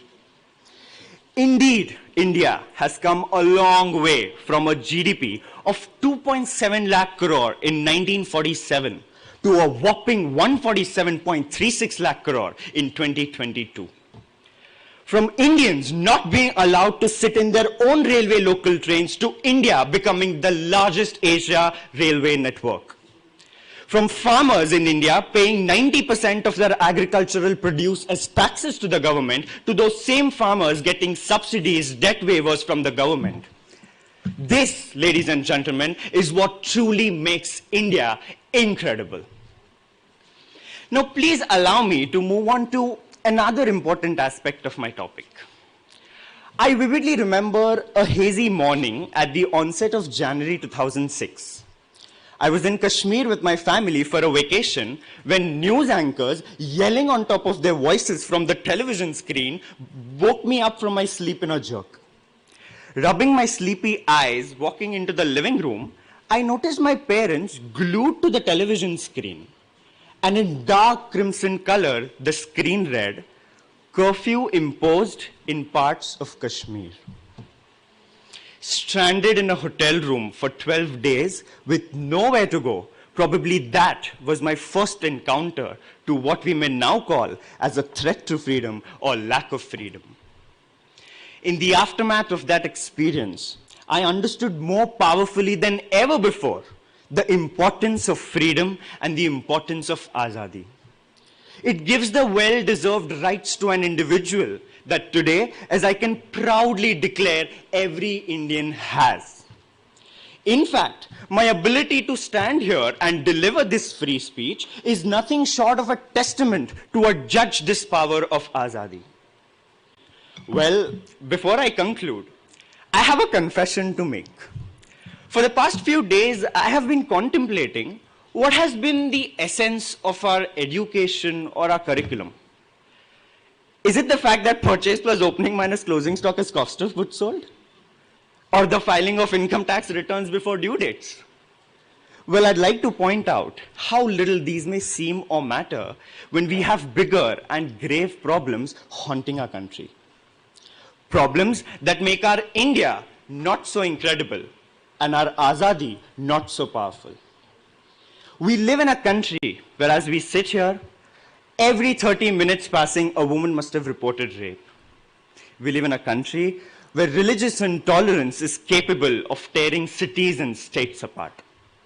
We live in a country where farmers are dying because they have no water while we beat the heat in these air-conditioned rooms.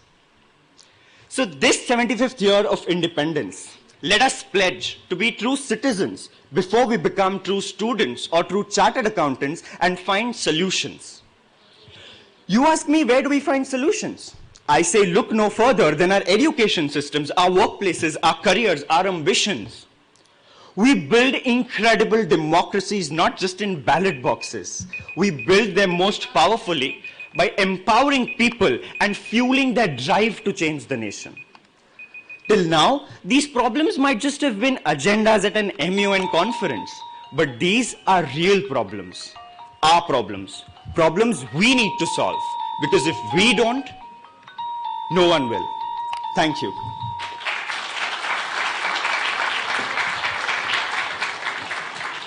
Check, check, check.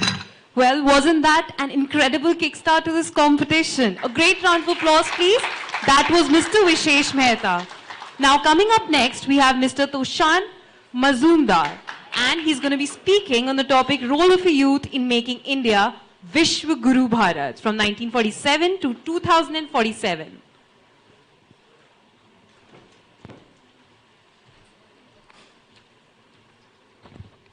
Hello. I'm starting.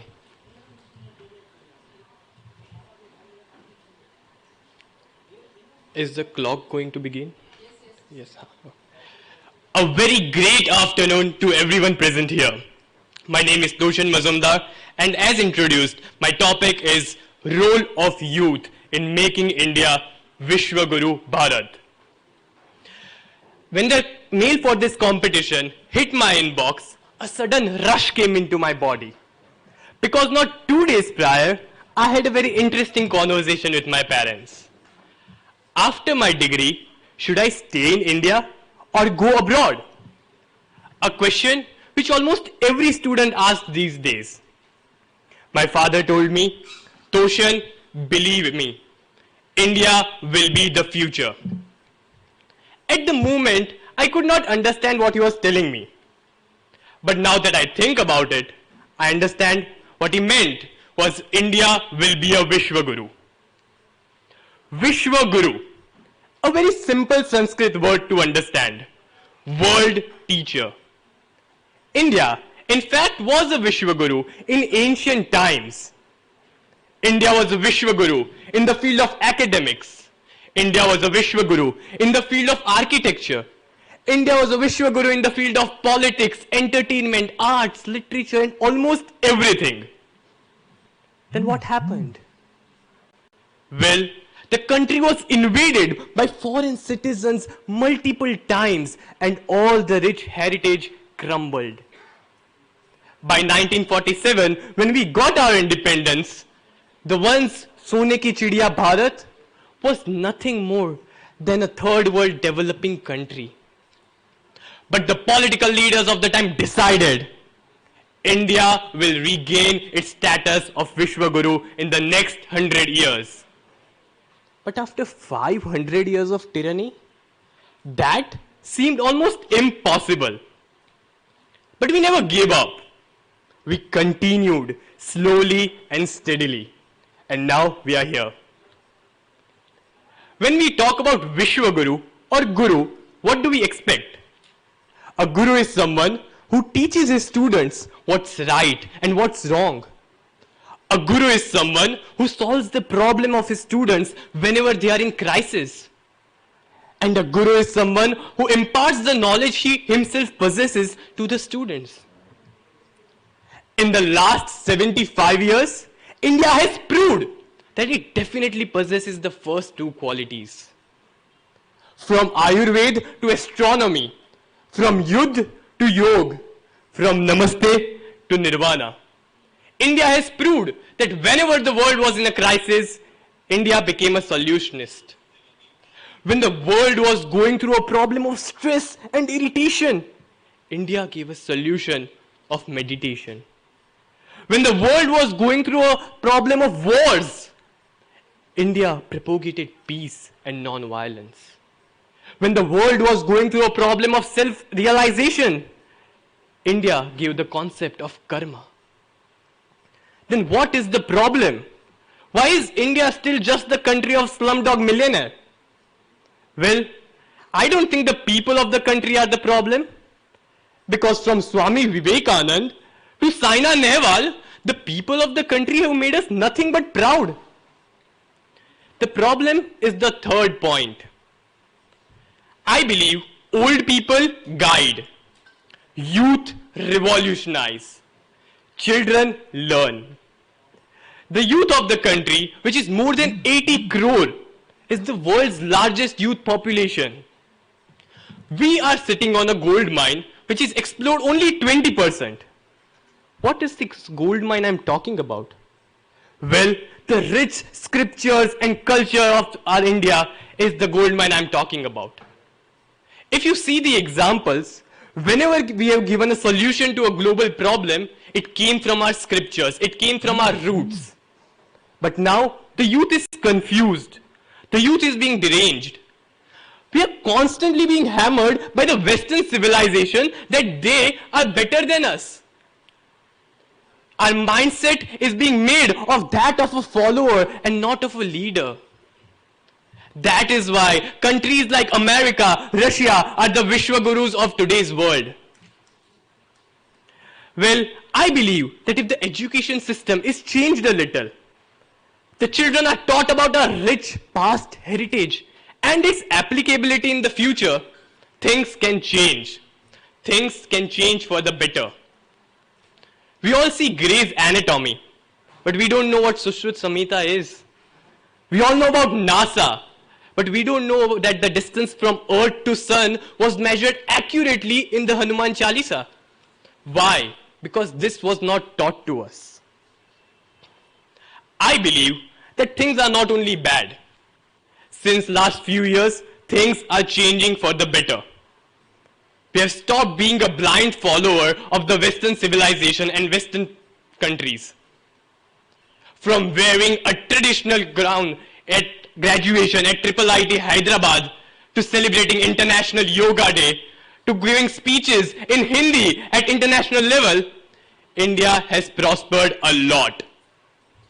And I believe if this goes on continuously and in a better way, my father will be right. India will be the future. India will be the Vishwaguru. At the end, I'd like to conclude this in our national language. तेरा अतीत तेरा गुरु है, इससे सीखने की इच्छा रख. तेरा अतीत तेरा गुरु है, इससे सीखने की इच्छा रख. तेरा कल तेरा सवाल है, इससे हल करने का हौसला रख. तेरे देश के पास सब कुछ है, दुनिया को सिखाने का रुतबा रख. तू युवा है इस देश का तोशन, तू युवा है इस देश का तोशन, कुछ कर दिखाने का जज्बा रख. Thank you so much. Thank you everyone.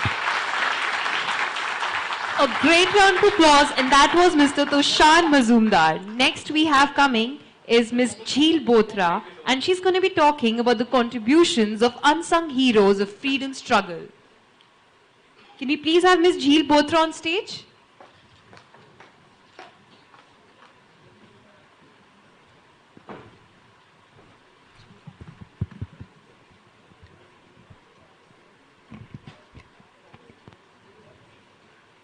हम अक्सर उन्हें भूल जाते हैं जो इतिहास की सुर्खियों में नहीं आ पाते हैं।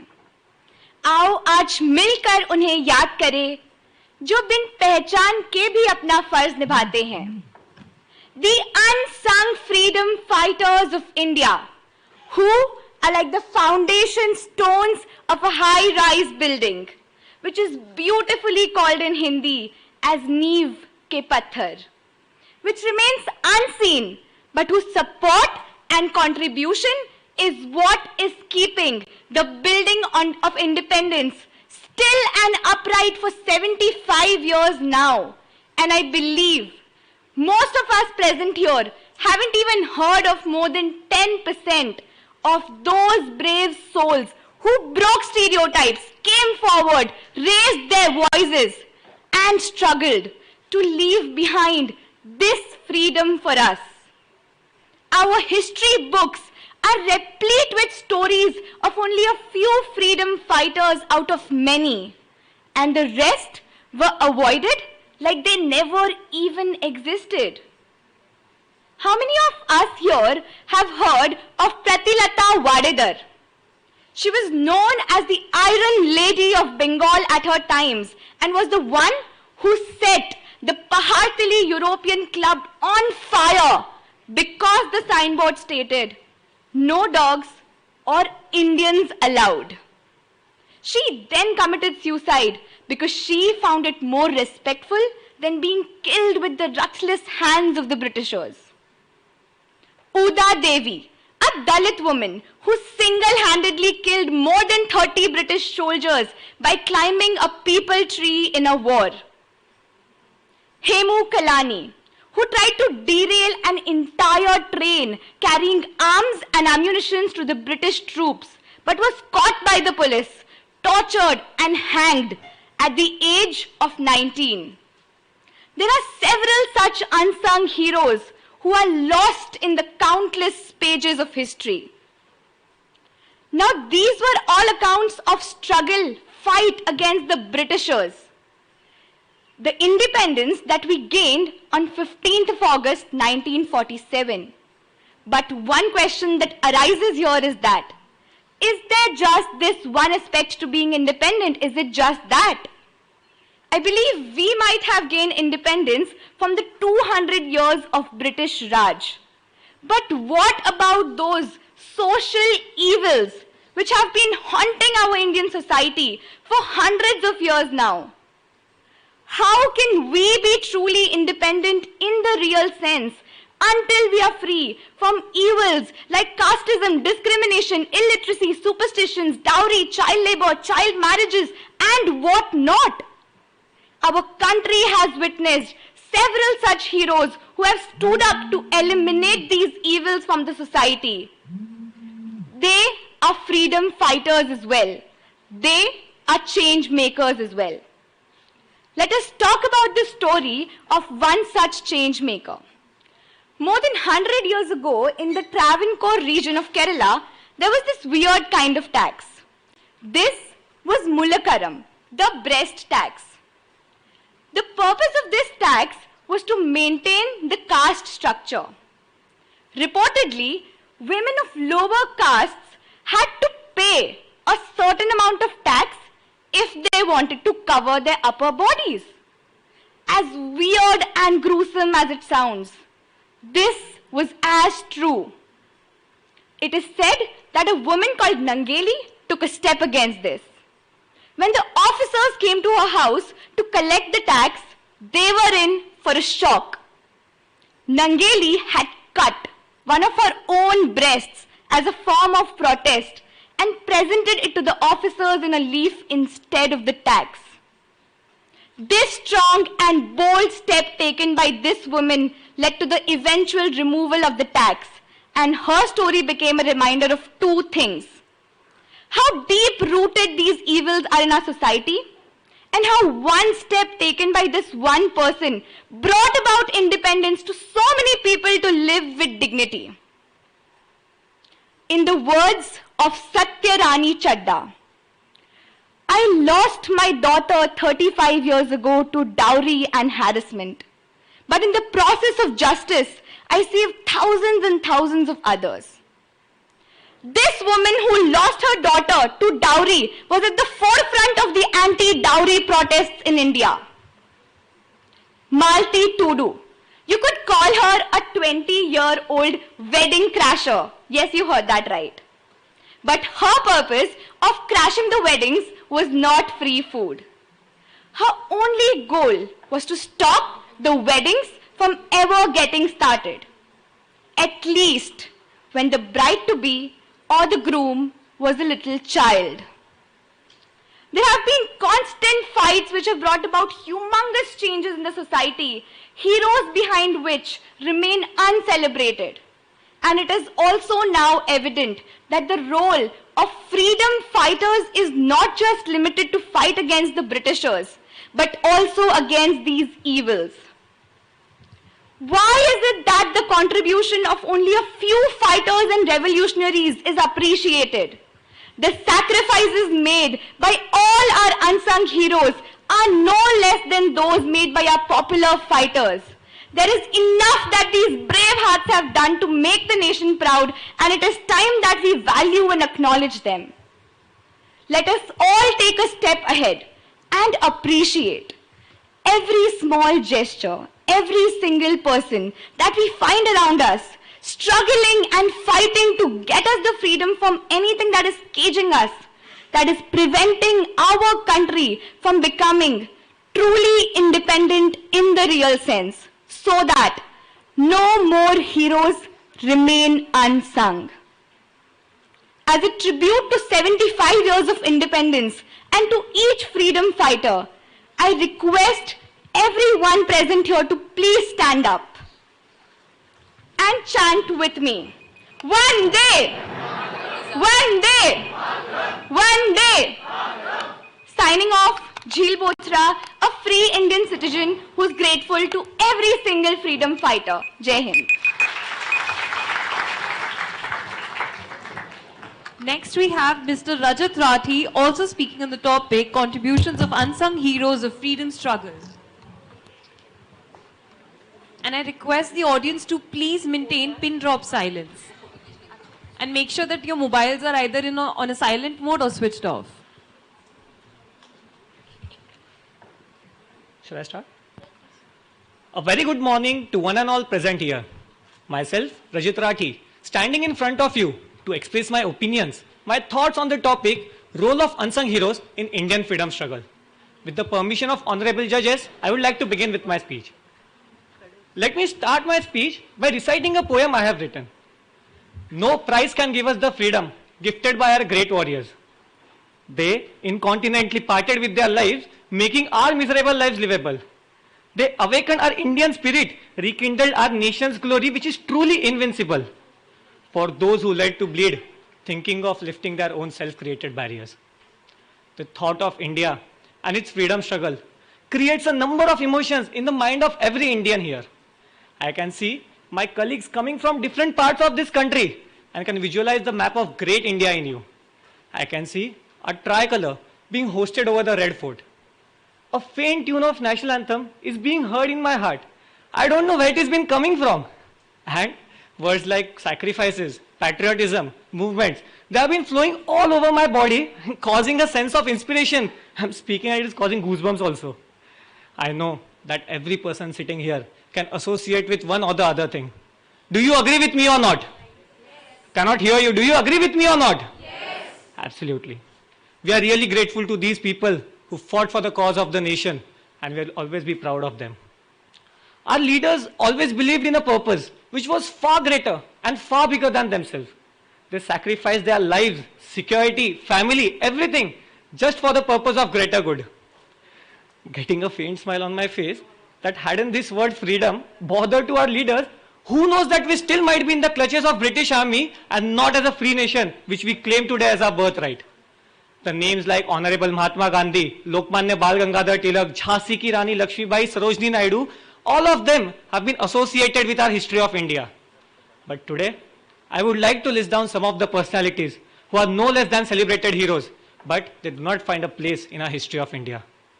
How do you describe these people? The valorous fight of these dauntless leaders often get intonated. Yet there are countless stories full of glories that still remains obscure. Their pain too was unbearable and their efforts were unsubstantiated. Our nation has emancipated from Malays if it was not for their unsung efforts. My favorite unsung leader, if you ask me, is none other than Kamala Devi Chattopadhyay, who will find herself in the golden page in the history of India for now and afterwards. She was a freedom fighter, a social worker, backbone for the small-scale industries, and a strong follower of the slogan Swadeshi. During the time when India was fighting against the socio-economic reforms, she was the first lady to contest elections from Madras constituency. Doesn't matter whether she won or lost the election, because what was portrayed, that she had the sheer gut to execute, to draw the plan up to her life and execute them. Back times when there was a concept of child marriage in society, our unsung leader was also a victim of this. Married at the age of 14 and widowed after 2 years. But she did not stop there. Going against the prevalent system of the society, she fought, she studied further and married Harindranath Chattopadhyay at the age of 20 and pursued her education further at London. After that, when India started with the non-operative movement, she was so moved and so inspired by this movement that she came back to India and dedicated her life to this motherland. What does this show? That when our unsung leader, when confronted with a moral dilemma, she had her heads up and took a bold, unafraid stance, even though when there was a David versus Goliath situation. I look upon this because being from a science background, I never thought that CA would be my goal. And then I worked hard, and which helped me achieve All India Rank 1 in my CA foundation examinations. After that, I can see that post-independence also, she did not stop. She initiated with the School of Dance and the School of Drama, where she encouraged young students to nurture with our different kinds of arts. She encouraged all these people. A fine quote on which she always believed was, "Pen is mightier than sword," and which can be clearly evident from the number of books credited to her, not only related to social science, but also related to international politics, socialisms, and handicrafts. Speaking about books, and another unsung leader flashed in my mind. But how shall I introduce him? Because history has not given much credit to this person. A bookseller by a profession, who played a very vital role in the Great Revolt of 1857 in Patna, for which he was given capital punishment by the Britishers. And just a road adjacent to Patna airport and Children's Park was named after him. These were the petty rewards given by our Indian government. This person, this leader, is none other than Mr. P.A. Ali Khan. In spite of having such a wonderful career, these people do not find themselves at any point of time in our history of India. And if my efforts are successful and sincere today, I am pretty sure that these unsung heroes will now be converted into celebrated heroes for now and forever. Finally, it was 15th August 1947. India became free. Though India became free from the external enemy, we are still fighting with our internal enemies. The fight for the social justice and equality and inequality continues. Why this topic is so special and so close to my heart? It is because I have been associated with some unsung organizations who are playing a very vital role in bringing out social reforms in our society. Be it the Sangram Sanstha, who has been working for sex workers, they have been working for upliftment of these sex workers, or be it Dr. Abhijit Sonawane, who is treating beggars free of cost. What do you call these people? How do you describe their work? That these are the small organizations trying to create a big impact in the society. Though their identities are anonymous, but their ideologies are deeply rooted in our heart. These are the unsung heroes of our today's generation. Me and everyone sitting here, we really want various sections of this constitution to come into play in real sense, which has now become the contents of the books alone. Doesn't this inspire all of you? I have decided to do a bit on my part, and I request everyone to join hands with me and to repeat after me to dedicate our life to the cause of the nation, whether it be personally or professionally. I request everyone please stand up and repeat after me. I hereby commit myself to lead this country where the youth is fearless and creative, where the men are just and honest, where the women are respected and honored, where everyone is treated with secularism and equality. I give this commitment to myself and to my country. Jai Hind. Thank you so much. Next we have Ms. Nandana Ji, and she'll be talking topic Credible India, Power of Azadi at 75 years of independence.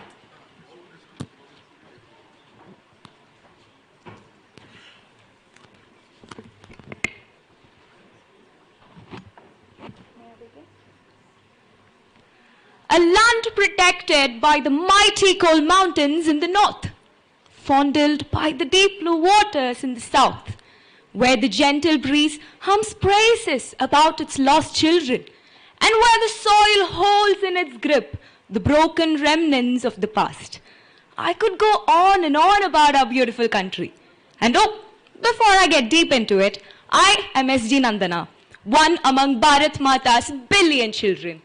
And I would like to extend my sweetest morning wishes to all of my dear brothers and sisters present before me.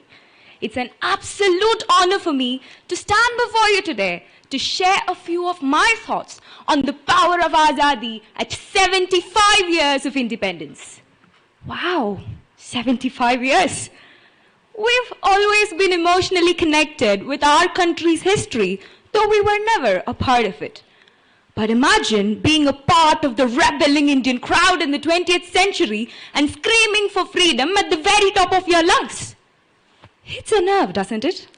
Freedom will always be a touchy subject to us, be it personally or generally.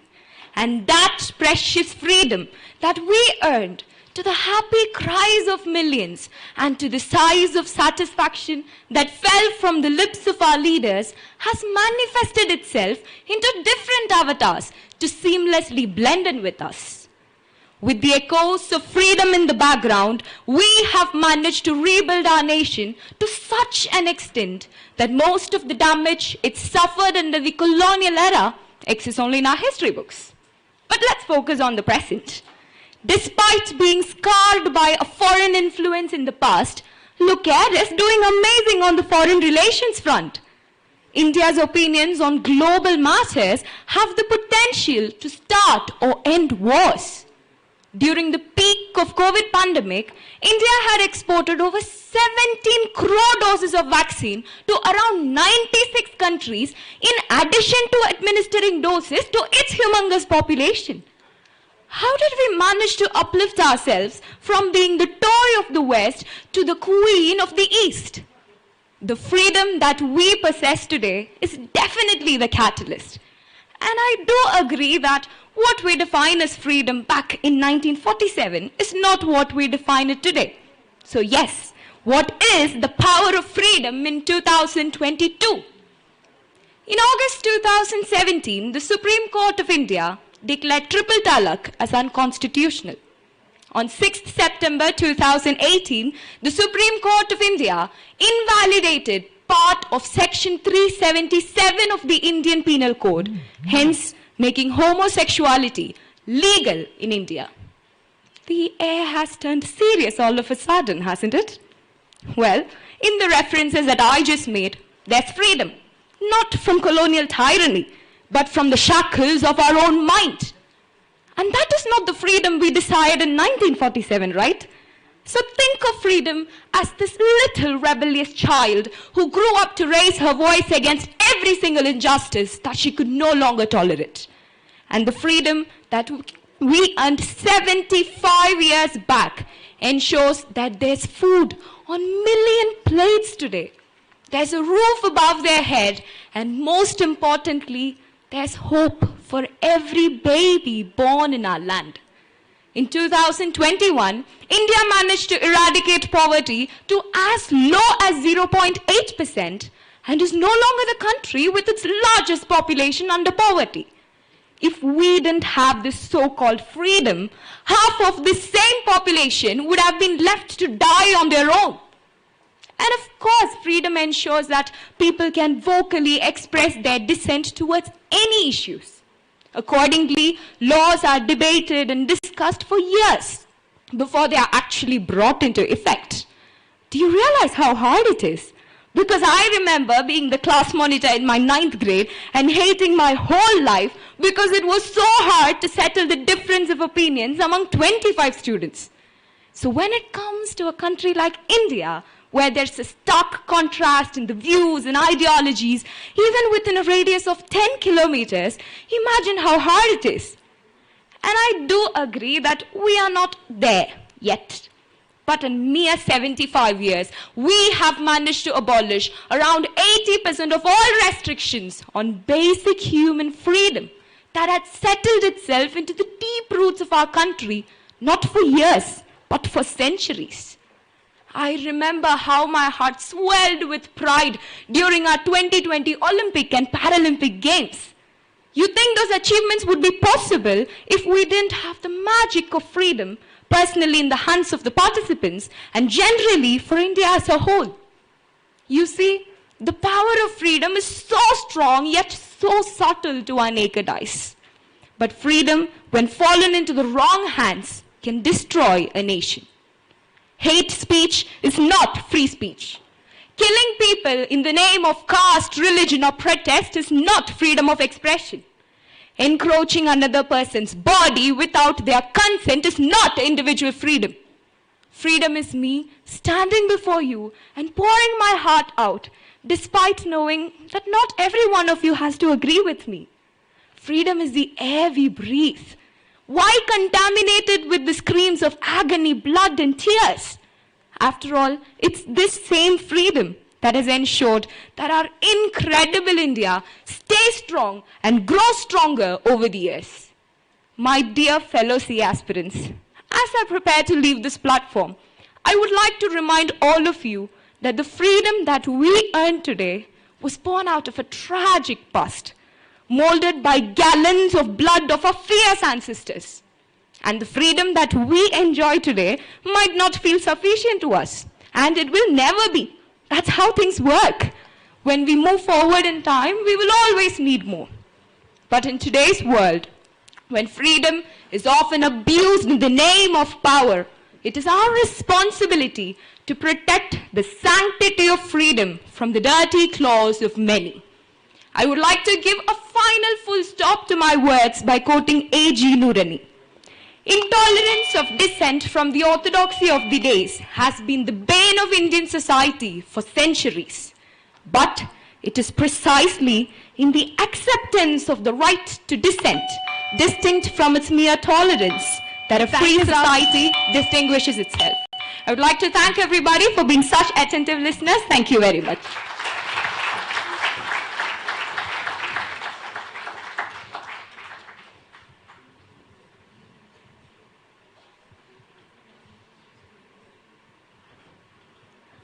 That was Ms. Nandana SG speaking on the topic Incredible India. Next we have coming is Ms. Nidhi S. Kakkad, who would be talking on the Atmanirbhar Bharat, the future road to independence. Can we please have a great round of applause, please?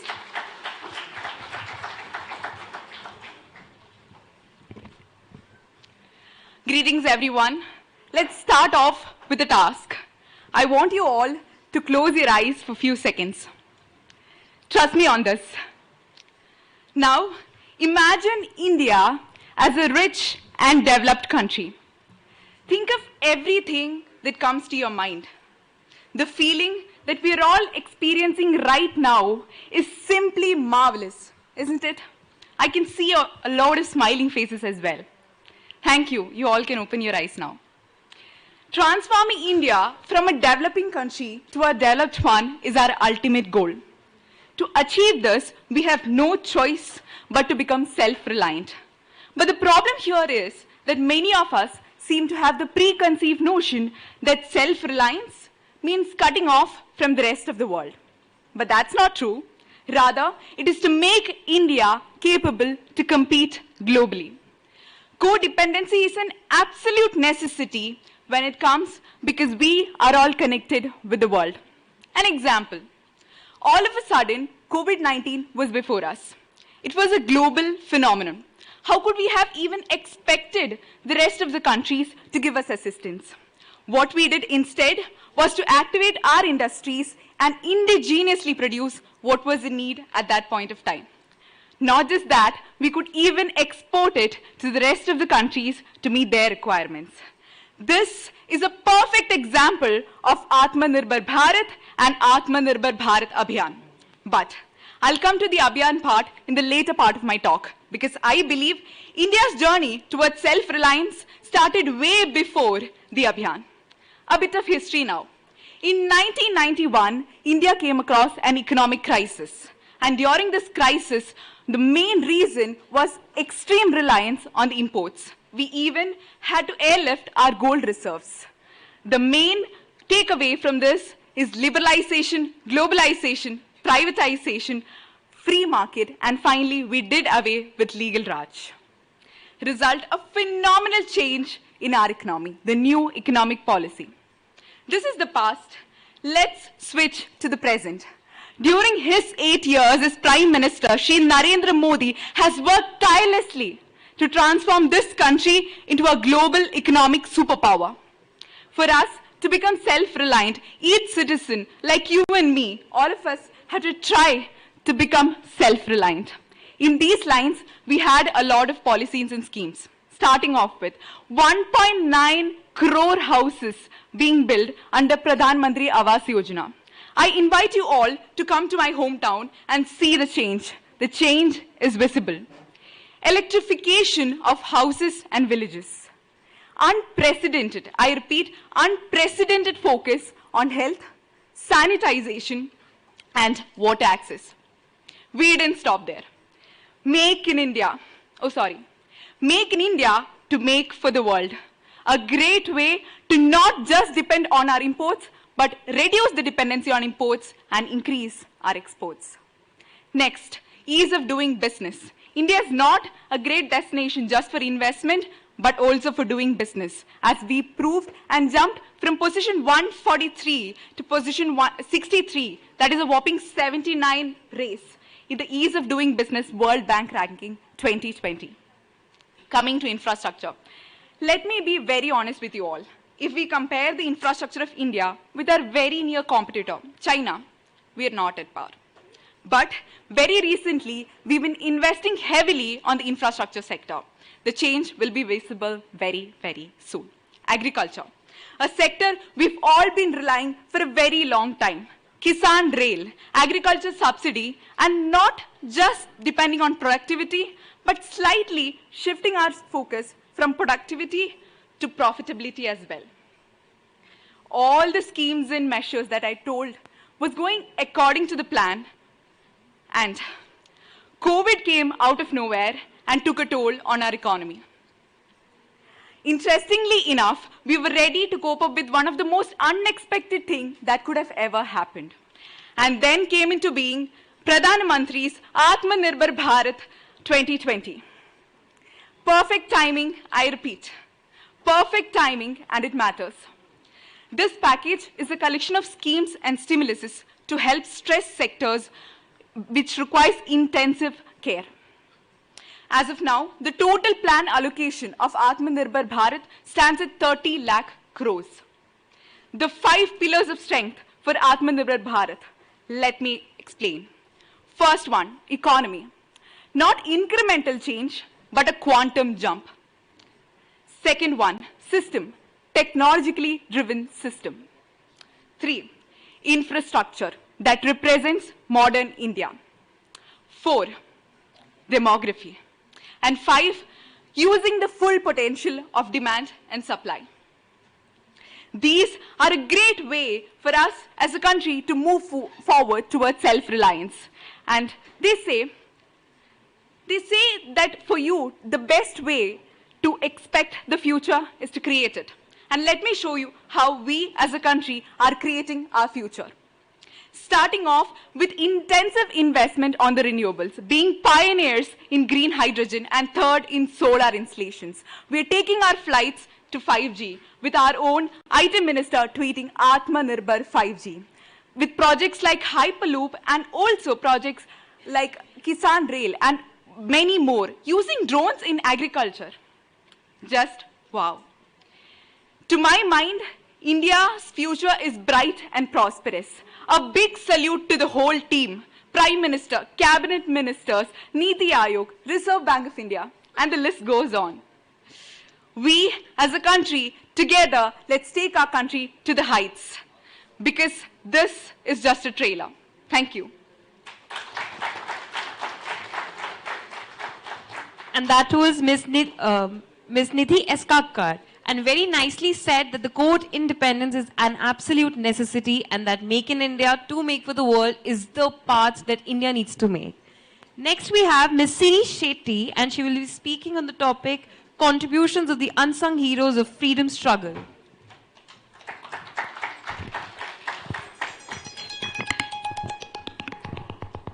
After decades of bloodshed and struggles, the dawn that broke on the 15th of August, 1947, with hope of endless possibilities beyond the enlarged horizon, India first awoke to life and freedom. Within the pages of Indian history are indomitable personas who become the symbol of truth, vivacity, serenity, and the very rhetoric of nationalism. The independence movement drew its strength from the dedication and commitment of ordinary citizens. Citizens who answered the call of their leaders, who never flinched in the face of insurmountable odds, and they always put country above self. Good morning, ladies and gentlemen. My name is Siri Shetty, and today I've chosen to elucidate on the contributions of unsung heroes. The very beginning of the freedom movement can be traced all the way back to 1857, when the Sepoy Mutiny became the spark that ignited the powder keg, and soon enough, the whole country was ablaze with revolts. Tatya Top, the general of Nana Sahib Peshwa's army, was a notable leader, mostly considered for his guerrilla tactics that instilled a sense of fear amongst the Britishers. Begum Hazrat Mahal lifted a sword in defending Lucknow, breaking the glass ceiling of a women's involvement during the freedom struggle.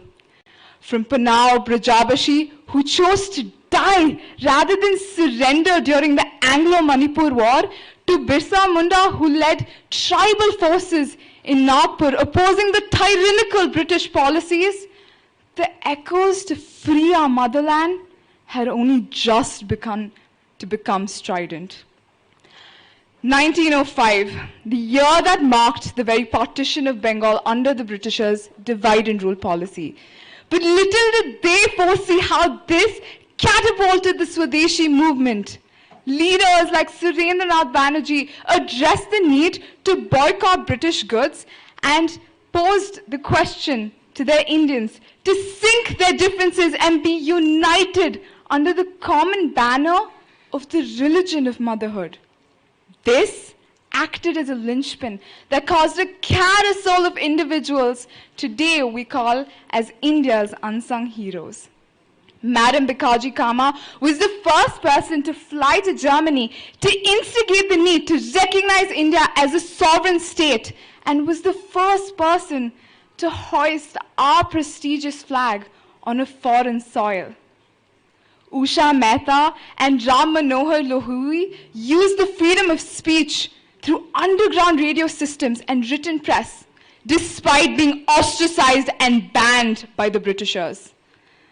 The Rampa rebellion protesting the Madras Forest Act under Alluri Sitaram Raju solidified the southern states to move and join the freedom movement. On one hand, while India's struggle to overthrow a foreign domination continued, on the other, leaders like Akkama in Kerala, Rani Ji in Assam, and even Meera Alfonso in Uttar Pradesh were waging an internal satyagraha against social evils of untouchability, sati, and the caste system. the British Empire was slowly beginning to crumble, and the fabric of patriotism had now become the common thread of every citizen.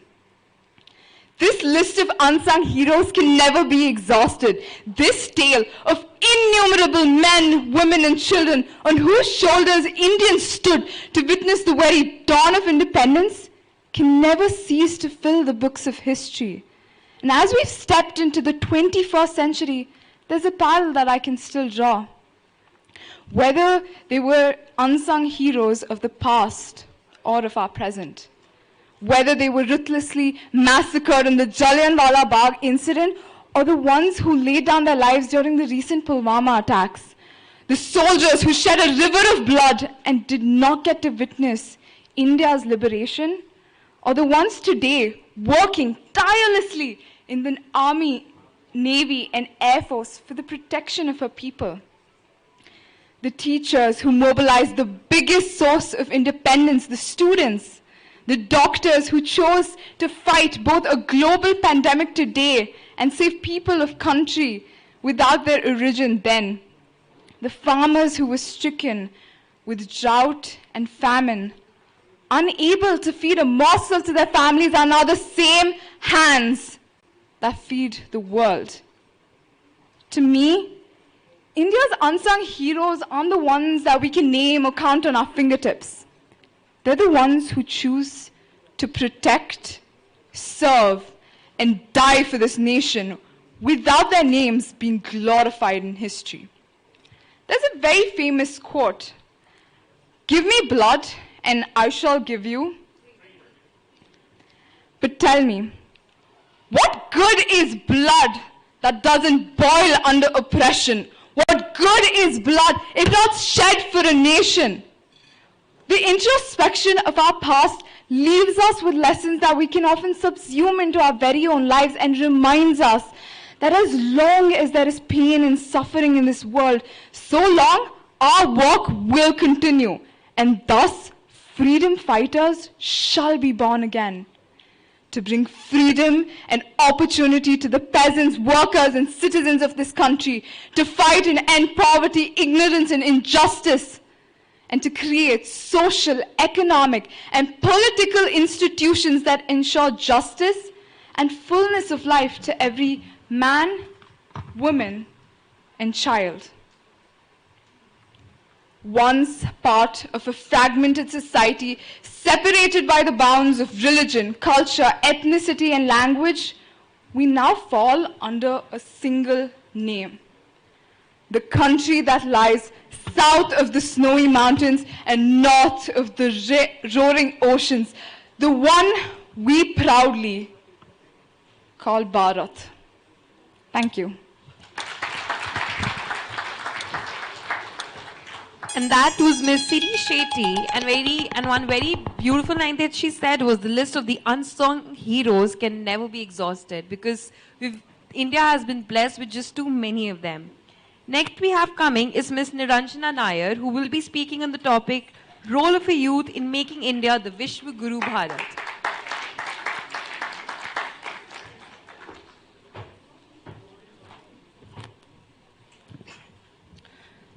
Do you know what makes the perfect combination for the development of the nation? It is the innocence of children, energy of the youth, experience of the middle-aged, and wisdom of the old. The youth are not useless, but often used less.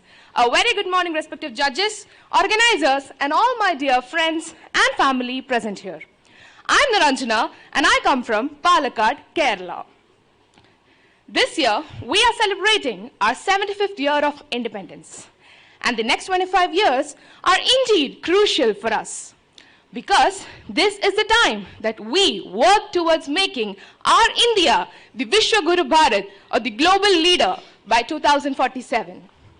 It is my dream to see India as the Vishwa Guru. And if it is a dream of each and every citizen of India, we are almost there. Let me just take you to the past. When I say past, people say, do not think about the past, because it only degenerates you and leads you to nothing. But nevertheless, our ancestors were great, because they have created history. Back in the 17th century, India was a leading exporter of sugar, spices, textiles, handicrafts, and much more. And many envied us due to our prosperity, wealth, and resources. And yes, India was once the Vishwaguru. There was a time when we contributed around 24.5% to the entire world trade. That was almost at par with the entire European continent. Imagine how powerful India was. No wonder why many envied us with the desire to rule the then Vishwaguru. But in spite of all these invasions and blows to our country, our glory never died. Moving on to the present situation. Currently, at its 75th year of independence, India has several achievements to its credit. It has built a modern economy, remained a democracy, lifted millions out of poverty, has been a space and nuclear power, and moreover, it has one of the best defense systems in the world. Very recently, I feel 2 weeks before, our Indian Air Force has been ranked the third most powerful air power in the world after the US and Russia. Ayurveda, yoga, meditation, and so on were introduced to the world.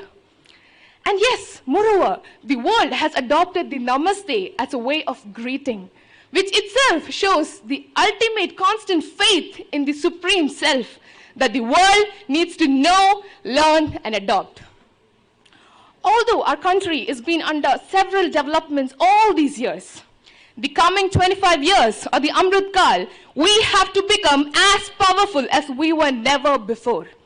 And do you know who are the game changers here?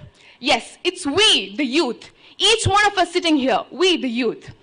When I say this, I would like to compare the youth with a group of bulls. If they are let out in the public, they can destroy the city. They can cause so much danger, they can destroy everything. But if they are rooted and guided through the right path, they can create wonders. Because they can create and destroy things. So we need to root them and guide them to the right path. And moreover, they need to be trained. When I say trained, I personally believe that the training should start from the home, from the schools, so that we get the better individuals, better youth tomorrow. So it's a time that the youth is given opportunities to prove themselves. Let me just slightly connect it with our syllabus. We all are aware of the two types of leadership qualities. That is leadership types, that is transformational leadership and transactional leadership. I personally prefer transformational leadership. I'm sure each one of us would prefer that. Why? Doesn't both the leadership types have outcomes? Yes. But the outcome of transformational leadership is much more stronger and faster, and it creates better individuals. And that is the difference between what was created back then and what is being followed right now. And when I talk about leadership, how can I not mention one of our most prominent spiritual leaders, that is Swami Vivekananda. He's also our youth icon of India, and we celebrate the National Youth Day on January 12th on his birthday. He had predicted that India will get independence, and we did. He also predicted that India will be the Vishwaguru, and we will. Currently, India is facing a lot of problems, but then, we have to find a solution to this. Some of the ongoing problems are unemployment, poverty, racism, casteism, and so on. My heart breaks to see that people still fight against each other in the name of caste, creed, and color. And dear friends, it's a time to change. And I really feel that the youth can bring a big change, because they can convince their fellow men to live in peace and harmony. Being a youth, I can say we are pretty adventurous and open to critics. We accept everything. And I feel that we must give them enough responsibilities on their shoulders so that they can do wonders. Let's give them a chance. Let's give them opportunities and let them prove and show what they can do for the nation. Now, let me just talk of the scale of execution of a task in India. Trust me, it cannot be compared with any other nation, especially if it has the youth support. Let me give you an example. How many of you here do not use the UPI? Google Pay, Paytm, whatever you call so. Okay, I don't see anyone. See, that's the power, because we have openly adopted it. The youth has adopted the UPI. It was a hit in India. So that's the power of youth. And when I say a positive, I'll actually tell you the negative part also, that is mobile addiction. Trust me, it's very common among the youth, including me. So dear friends, it's a time to change, and it's a time to create action. Life is short, we just live for a small span of life. But let's make it count, and let's do something for our nation. And also, remember that action speaks louder. And when your ambition takes over your performance, the gap is called frustration. But when your performance takes over ambition, it's called success. And I would like to conclude my speech by saying, a little bit of understanding, a word of admiration, and a touch of love can create a big change in the world. So let's all dream big and make India the Vishwa Guru Bharat by 2047. Thank you.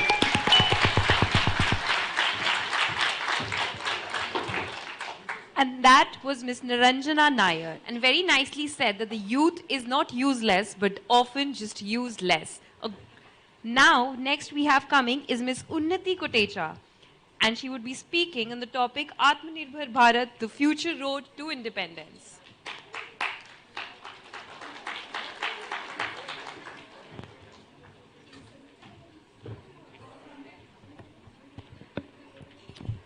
Make in India for the world is the theme. Atmanirbhar Bharat, or self-reliant India, has been the slogan for nearly 2 years now. Self-reliance, however, is not just a hangover from the Nehruvian socialism. It is much more simpler than that. However, it is very much similar to the concept of evolution of an individual from infancy to a stage where we are capable of making our own decisions and to take care of ourselves as well as others. The similar concept is applicable to the building of a nation. Atmanirbhar Bharat has been viewed by many as hollow economic nationalism, while others fear or support import substitution and protectionism.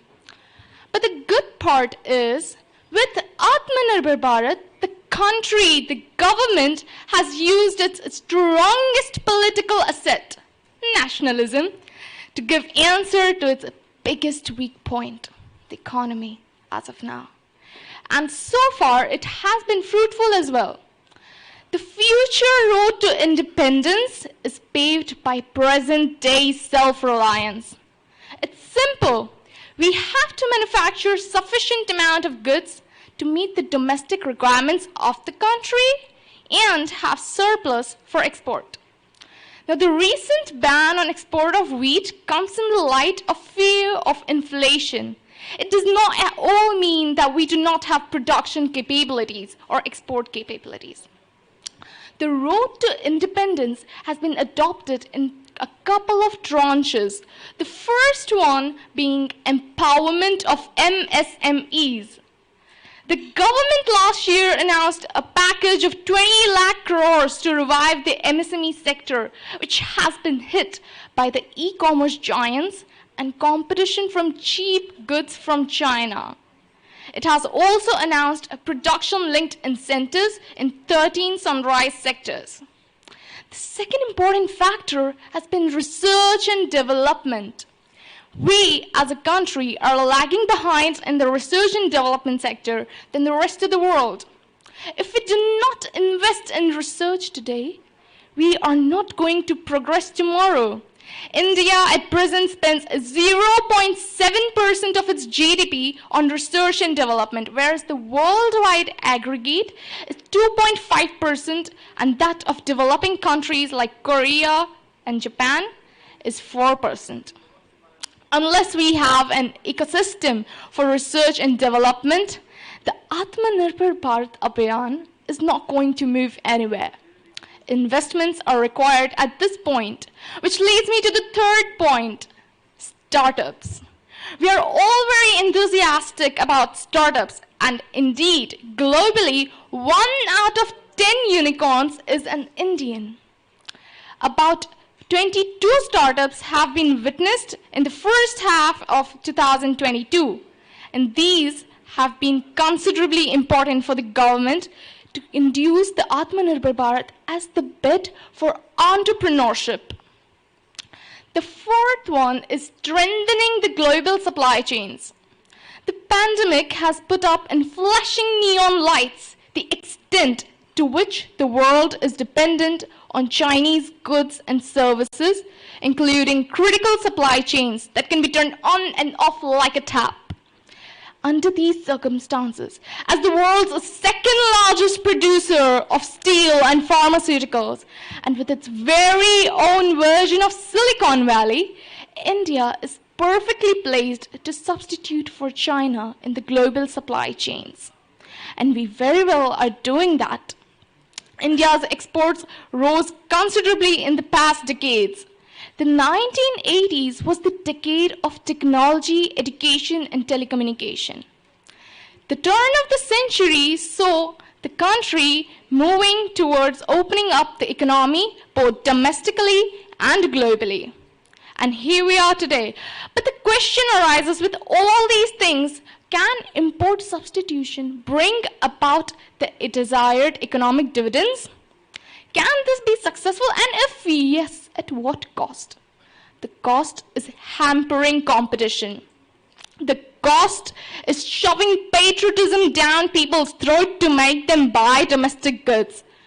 It's anything but rational to buy goods unless they are competitive, they're cheap, their options are available in the market.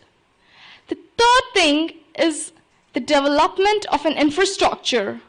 Apart from the ecosystem, an infrastructure has to be developed for the development of the economy as a whole. Import substitution is a great idea. It would help to cut the current account deficit. But it does not mean that India can start manufacturing all the goods and services in which it has no capabilities. For example, the production of semiconductors, US and China lead it. And even if we invest billions into it, we cannot get to that mark.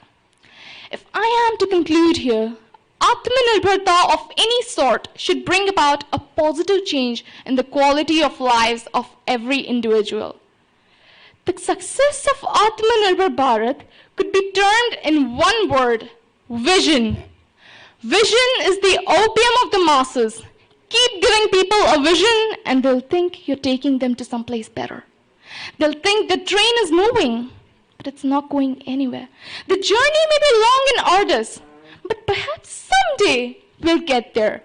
From Atmanirbhar to Vishwabhar, we'll get there. Thank you.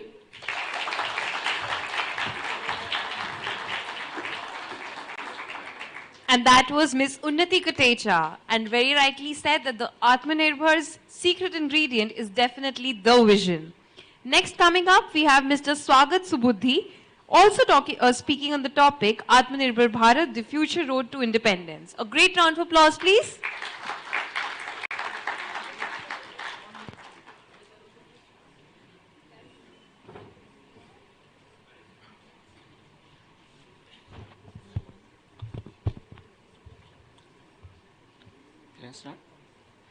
At the stroke of the midnight hour, when the world sleeps, India will awake to life and freedom. A moment comes for every nation when a country steps out from the old to the new, and when a nation greatly suppressed finally finds utterance. These were the words spoken by Pandit Jawaharlal Nehru 75 years ago on the eve of independence of India. And exactly after 75 years, our current Prime Minister, Shri Narendra Modi, gave a clarion call to the nation from the ramparts of the Red Fort when he declared the genesis of a new India and the dawn of a new growth trajectory of our Indian economy in the form of the Atmanirbhar Bharat scheme. A very good morning to one and all present over here. I'm Swagat Subudhi, and today I would like to deliberate on one of the most thought-provoking topics of today's era, that is the Atmanirbhar Bharat, the future road to independence.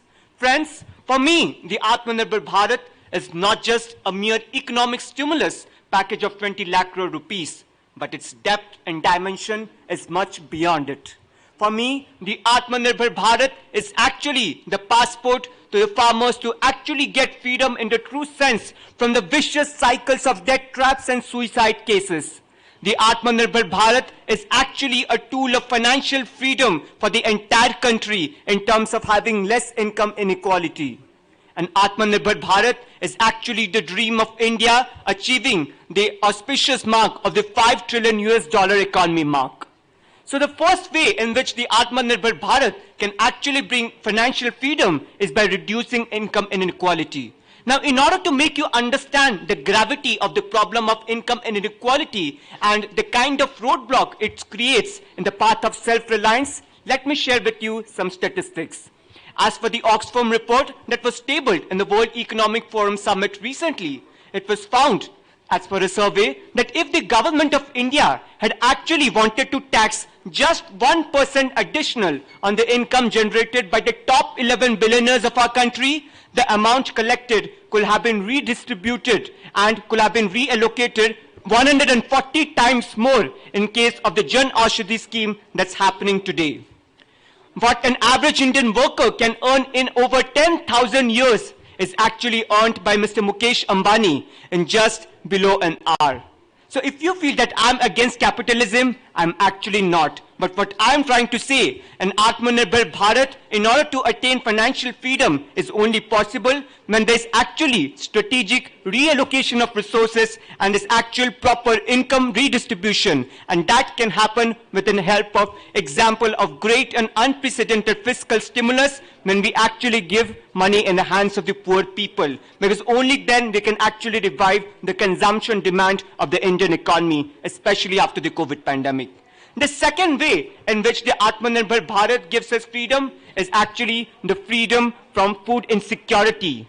Friends, it's a matter of great shame that even today, India ranks 102 amongst the 116 countries surveyed in the Global Hunger Index, lagging even behind countries like Pakistan and Bangladesh. And the Atmanirbhar Bharat scheme can actually help us by integrating two schemes. That is one, the One Nation, One Ration Card scheme, and secondly, the PM Garib Kalyan Rath Yojana to bring a universalized public distribution system. And I say this because an average Indian actually spends about 33% of its expenditure on food and related consumption expenditure. And if we can actually reduce this, they can actually spend this on other strategic sectors of the economy for a comprehensive and a holistic growth of our economy in all ways. The third way in which the Atmanirbhar Bharat can actually give us freedom is from the freedom of paralysis of investment infrastructure. For many decades, India had very low amount of infrastructure investment, and that was the biggest roadblock for self-reliance of our own economy. But now, I hope the time has changed after the introduction of this scheme. We need more and more dedicated rail freight corridors so that the transportation cost gets reduced significantly and the supply chain becomes more cost effective and efficient. We need more and more public-private appraisal committees set up by the government for the fast-track approval of the various PPP projects in sectors like health, education, and many such other socio-economic schemes. The next way in which the Atmanirbhar Bharat can actually give freedom to the business houses is by actually enabling business houses to enter, exit, and operate their business operations through enhancing their ranks in the ease of doing business rankings. The last time, India actually ranked 71 out of the 190 countries nations surveyed in terms of the ease of doing business. But there are still many such parameters like opening a new business, where India takes around 16 days compared to that of just 0.5 days for a country like New Zealand. For resolving insolvencies and for other contract resolutions, there are many such parameters under the Atmanirbhar Bharat scheme which can actually enable the ease of doing business reforms for actually transforming the country. And last but not the least, I would like to say that even during the COVID pandemic, it was actually the agriculture and the primary sector that was the lifesaver. So without emphasizing on the agricultural sector, because this is that sector, the primary sector, that employs more than 49% of our population in some way or the other, but its contribution to the GDP is just a mere 17%. So we need more and more agriculture technology practices under the umbrella of the Atmanirbhar Bharat, give more financial freedom to the farmers in forms of credit line facilities and many such kind of insurance schemes for them, and to make them adapt to the greatest technologies of the world from various countries like Israel, who have adopted technologies like the drip irrigation system and for absorbing water or moisture for the air for sustainable agriculture in a controlled way. So at the end, I would like to say that a new India under the Atmanirbhar Bharat for a new self-reliant and a greater free economy can be achieved in an India where I stands for investment in infrastructure, N stands for national integration of various schemes of various central government and state government. By this, I mean for a state like Odisha, which excels in disaster management, for a state like Delhi, which revolves in education sector, actually collaborate together. And D stands for doing business reforms, I stands for investment in research, and A stands for agriculture reforms. That's all from me. Jai Hind. I request all the students to make sure that there's a pin drop silence. There shouldn't be any murmuring, and also make sure that your electronic gadgets are either on a switched off mode or silent mode. Next, coming up, we have Ms. Shraddha Lahoti speaking on the topic, Role of a Youth in Making India the Vishwa Guru Bharat 1947 to 2047.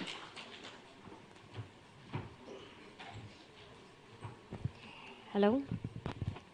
Hello? Good, okay.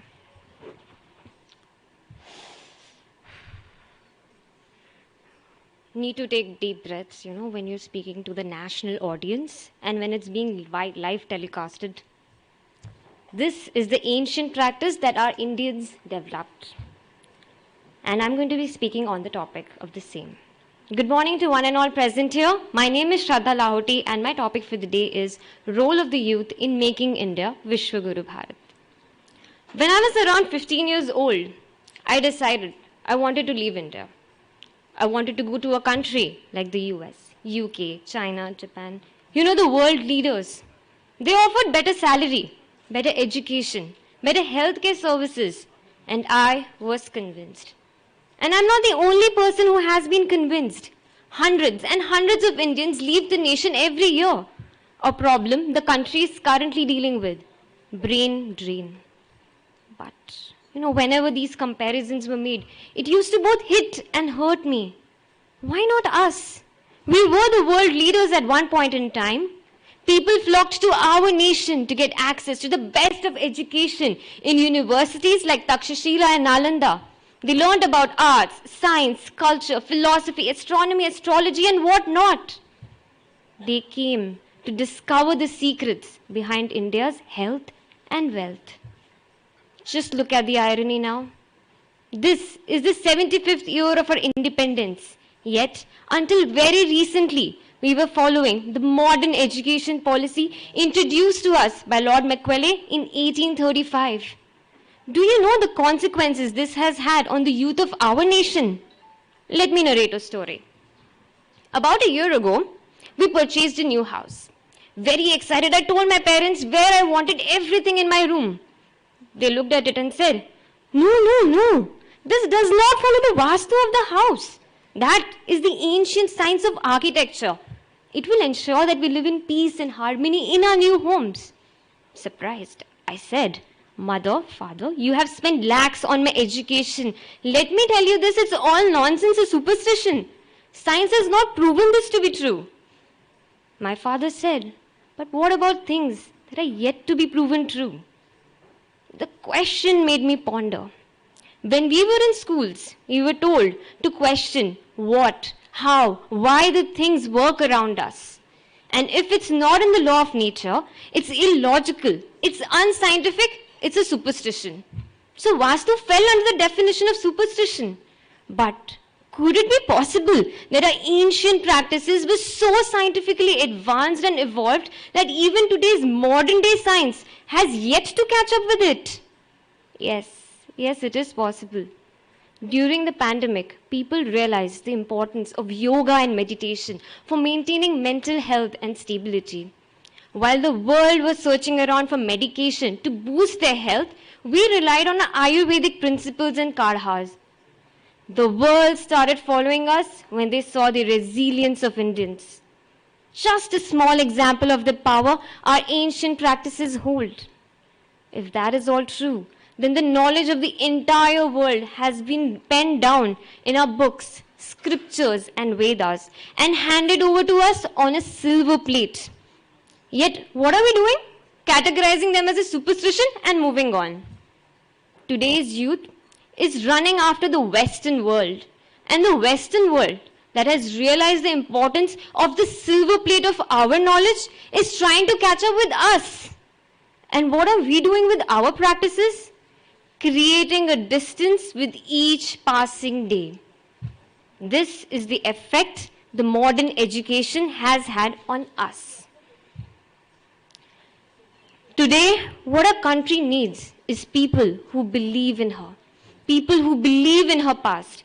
People who believe in what she has offered and what she still has to offer. There have been people over the ages who have spread India's knowledge far and wide across the world.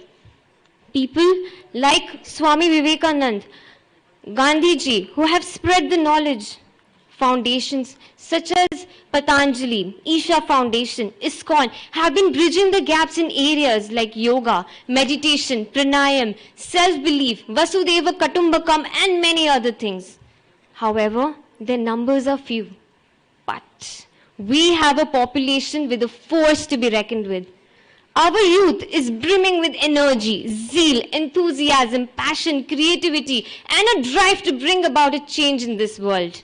We have clear-cut ideas and objectives, yet somewhere, somehow, we lack clarity and we are misguided.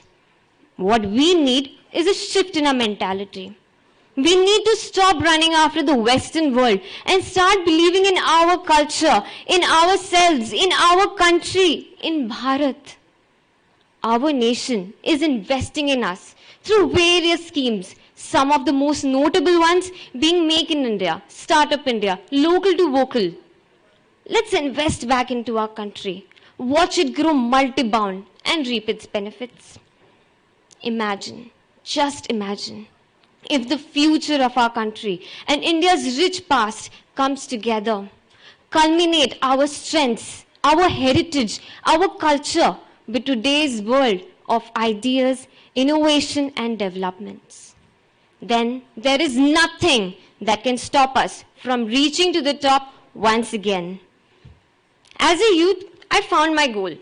I wanted to live in a country that offers the best of education, healthcare and income opportunities. And I'm going to live in that country because I'm going to make my nation, my country, my motherland, that very country. Have you found your goal yet? Maybe yes, maybe no. But together, let's embrace our culture, our pride. Today, let's make a pledge that 25 years down the line, when we celebrate the 100th year of our independence, let's call ourselves the proud people of Vishwaguru Bharat. Namaste. Thank you.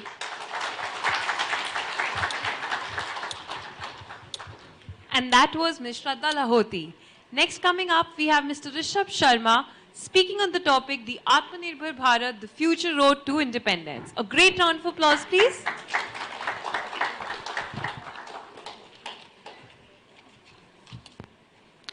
As a kid, I've desperately wanted to grow up.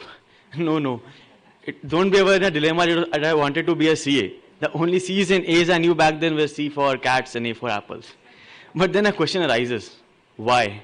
Why would a 10-year-old even think of growing up when all he should be worried about is school se kab chutti hogi? Let me amuse your curiosity. You see, as kids, each one of us grew up in envy. Envious of our elders who could ride bikes just because their feet were long enough, who could meet their friends anytime they wanted, who could get their toys delivered at their homes.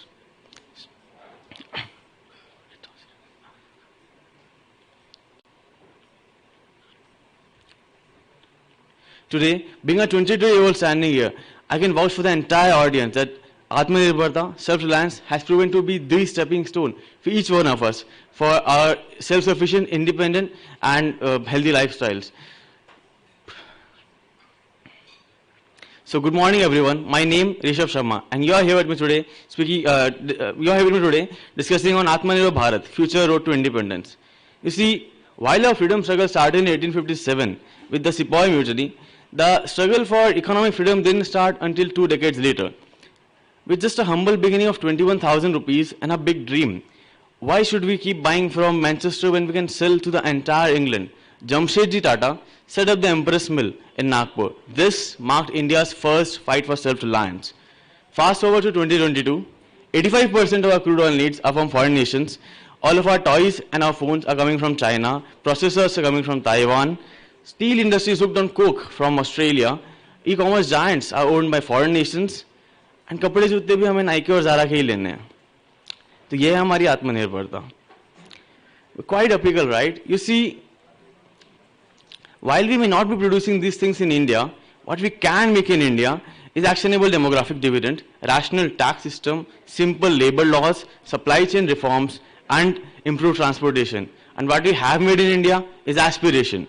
Aspiration to have crude oil substitutes, aspiration to have roads rolling with Avinya, aspiration to have our own homemade transistors, and hope to have the ONDC succeed.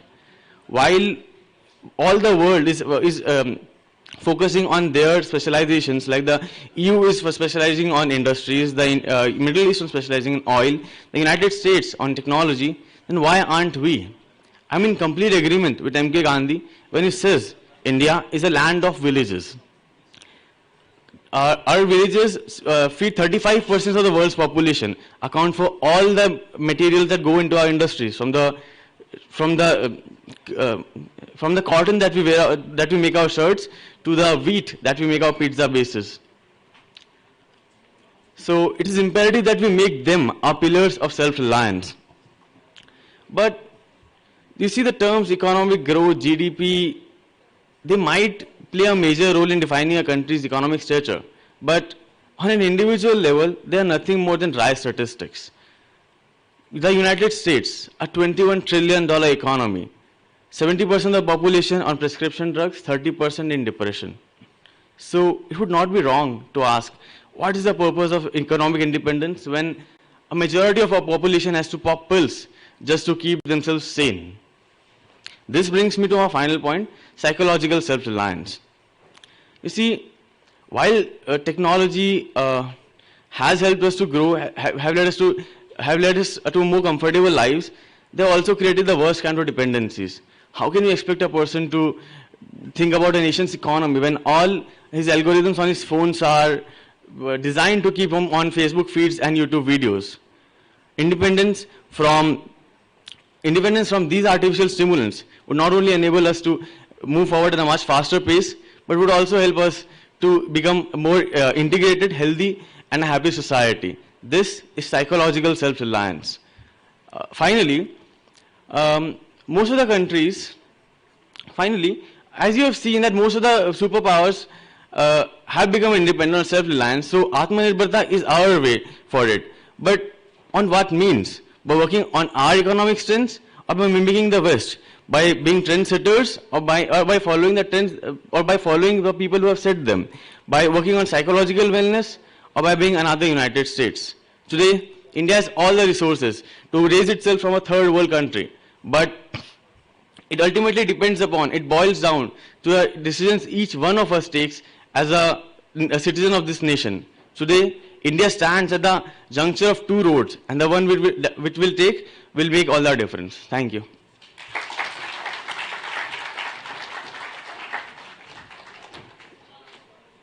A request to the audience and everybody present here that please restrict any kind of movement while the speaker is speaking. You could probably wait for the time when the speaker is changing to move around. Thank you. And also make sure again that you're not murmuring or making any kind of noise. Next coming up, we have Ms. Shreya Chitwani, and she will be speaking on the topic, the Atmanirbhar Bharat, the future road to independence. A great round of applause, please.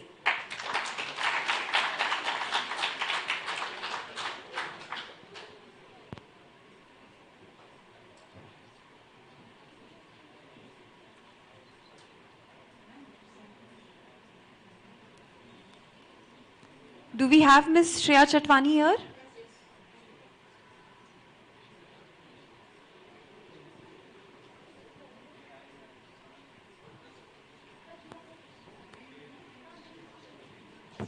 Am I perfectly audible?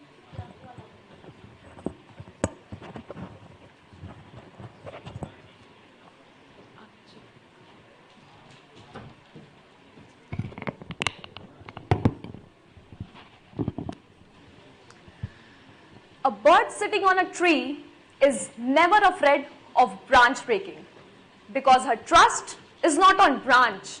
In fact, it's on her own wings. Hello, ladies and gentlemen. I am Shreya Chatwani and I'm going to divulge my views on Atmanirbhar Bharat, Future Road to Independence. It all started with the leading call for Swaraj in India by father of our nation, Mohan Das Karamchand Gandhi, who believed that be the change that you want to see in this world. Seeds of Atmanirbhar Bharat were sown many years ago when Gandhiji called on Indians to spin, weave and wear their own khadi clothes.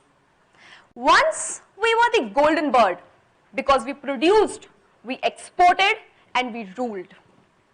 India has come up a long way since 1947 and we have made great achievements in terms of health, industry and scientific achievements. But many challenges are still faced by nation. And while combating one such challenge of COVID-19 pandemic, our Prime Minister Narendra Modi emphasized the necessity of 5-pillared self-reliant India, with a vision of making India a bigger and important part of global economy. It aims to transform India from passive market to active manufacturing hub. For instance, nobody could ever imagine that developing nations like India would drive and develop the vaccination within a huge and massive volume. This speaks and this proves our independence that we achieved by following the path of Atmanirbhar Bharat.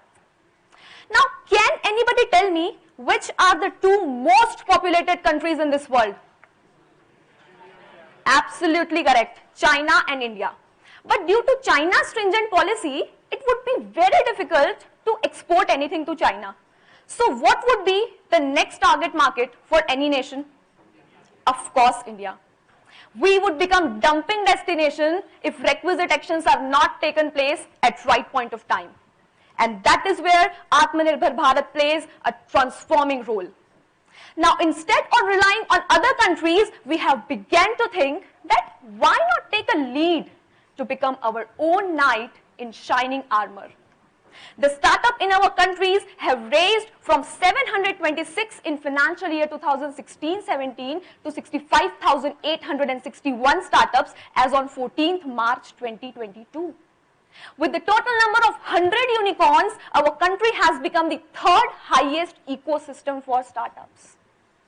As per RBI, our software services export went to $254 billion of financial year ending 2022 with the increment of 23.4%.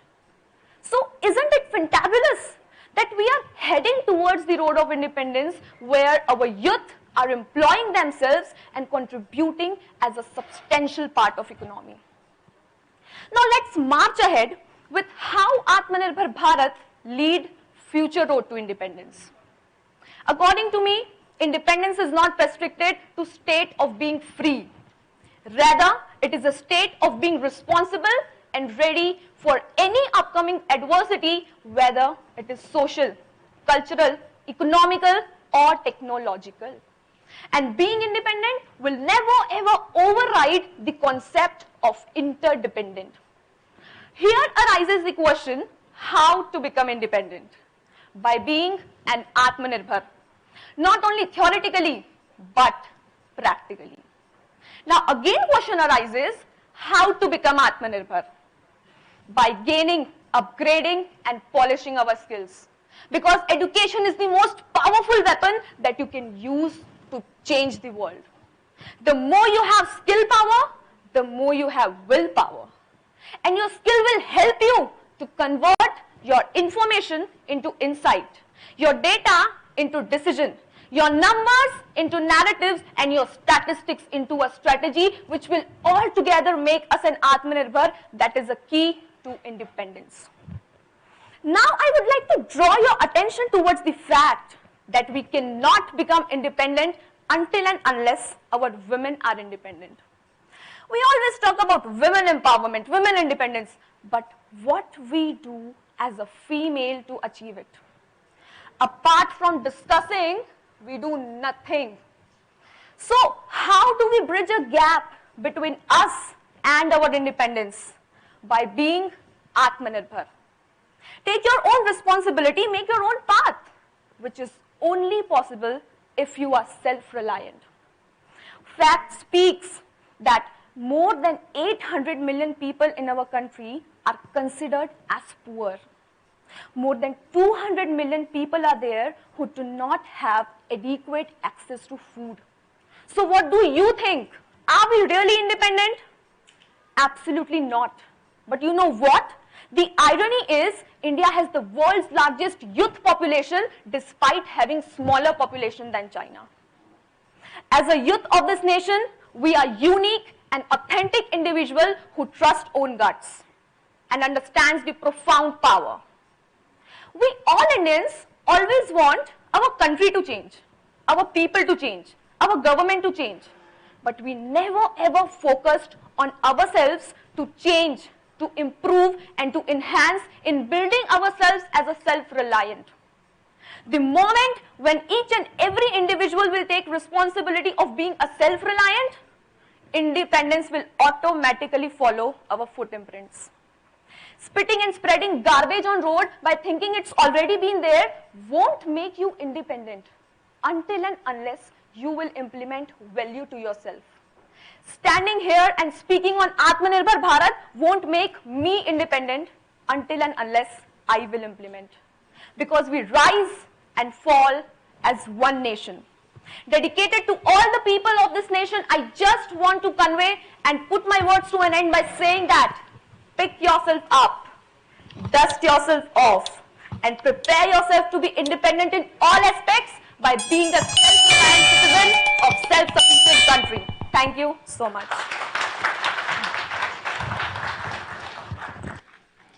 And that was Shreya Chatwani. Now coming up next, we have Ms. Vidushi Mulchandani, who will be speaking on the topic, the contributions of unsung heroes of freedom struggle. Can we have a great round of applause, please?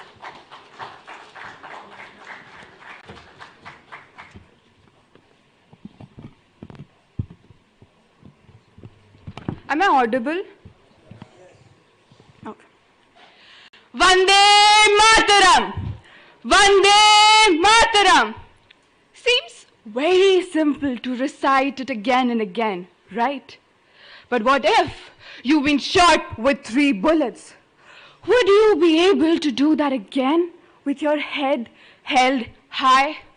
Well, that was Matagini Hazra, the Lady Gandhi, the 71-year-old, who led 6,000 protesters in the Quit India movement and fought alongside Gandhiji. Well, I'm sure no one of you has heard of her. Neither did I until I started preparing for this elocution. And trust me, there are so many Matagini Hazra who went unnoticed throughout the history. And I, Vidushi Mulchandani, stand here to pay a tribute to all those unsung heroes who have not received their share of acknowledgement. India's independence has been a historic change for the country. The British ruled India for a long period of time, and freeing its people from the British Raj was a long, drawn affair. So, to help its people, some freedom fighters like Gandhiji, Jawaharlal Nehru took the lead in the fight towards freedom. But there were a lot other people who were a part of this fight, but they are not well known to us. So, while the country celebrates 75 years of its independence, let's take a look back at some unsung heroes. Khudiram Bose, a boy who was shot dead at the tender age of 18, where most of us, in fact all of us, are either in schools or colleges living a carefree life. But this boy took the responsibility of the whole nation. So did Pratibha Giri, a girl who's known as Mother Teresa of Western Orissa. Well, she spent 2 years in jail at the mere age of 16 for just being an active member of the Quit India movement. I still remember an incident from the pages of history where the Central Assembly was bombarded by 2 young rebels. And I'm pretty sure you know one of them, Bhagat Singh. But what about his companion, Batukeshwar Dutt? We are not aware of him. While we all know Bhagat Singh was sentenced to death, what about Batukeshwar Dutt? He was sent to jail, not once, but twice, right after his bail. The freedom fighters fought till their last breath, and it's due to them India got independence in 1947. But were we truly independent in 1947? The nation was still suffering, its people still in the shackles of social taboos and caste system. But that's where came the next generation of true leaders, the ordinary who became extraordinary, the ones who fought for the betterment of the committee when no one was there to hear their voices. Gangubai Kothewali. Kothewali doesn't seem acceptable, right? Just think how much humiliation those girls go through every day. But then came the mafia queen, Gangubai, who changed the whole scenario.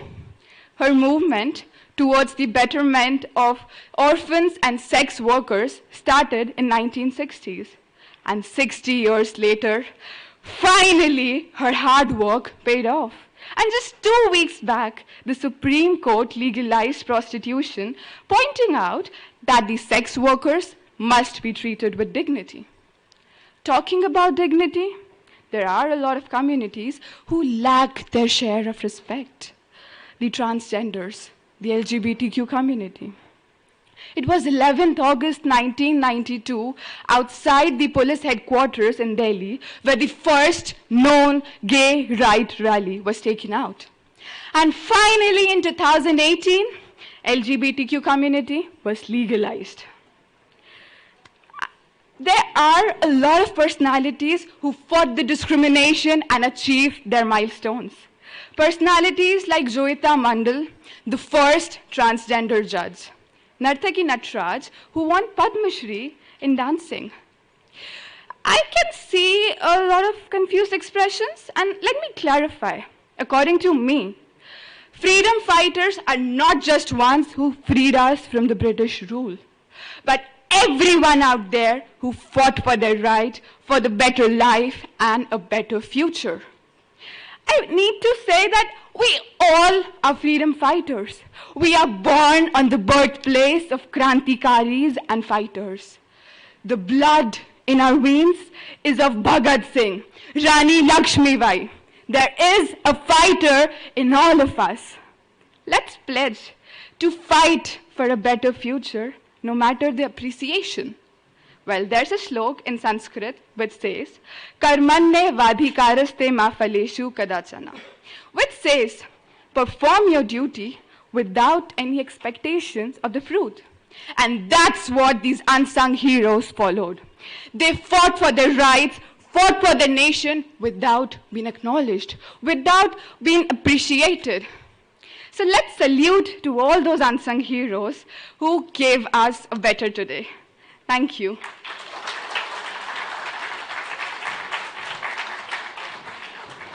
That was Vidushi Mulchandani. Coming up next, we have Miss Insia Bano Sefi, who will be speaking on the topic, the role of a youth in making India the Vishwa Guru Bharat.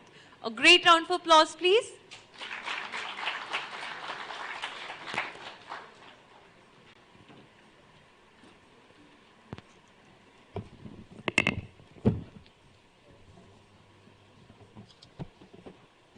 Am I audible?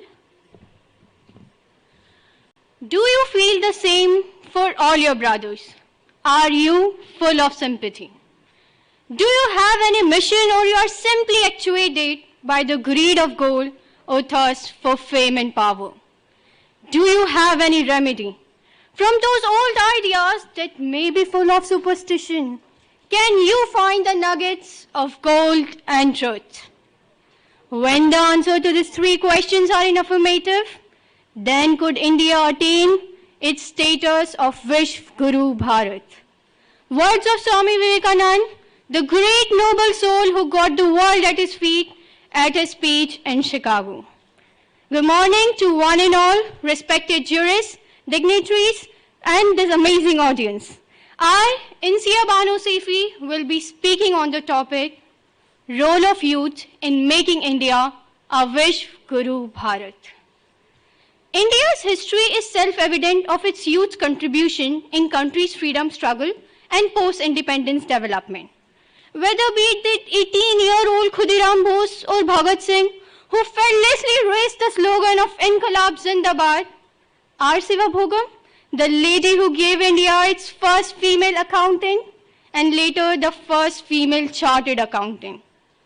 Sushmita Sen, who was just 18 when she brought home the very first title of Miss Universe.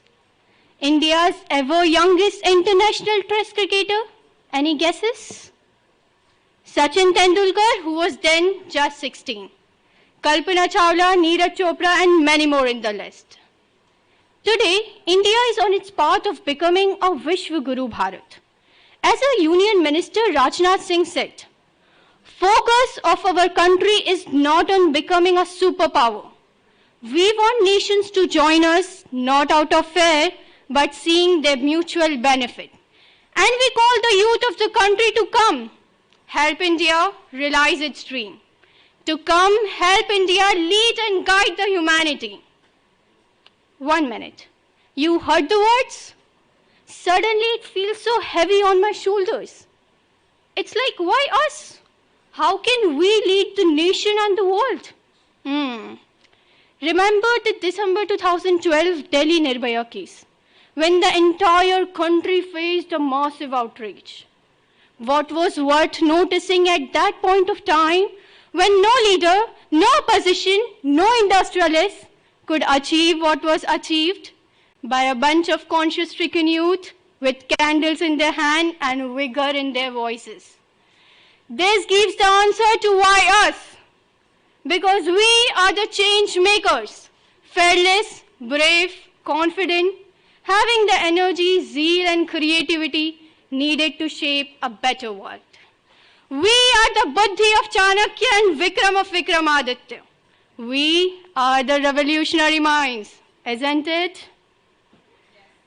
India, now on its way, need to address three major issues. First, menace of terrorism. Second, global degradation. And third, a topsy-turvy economy.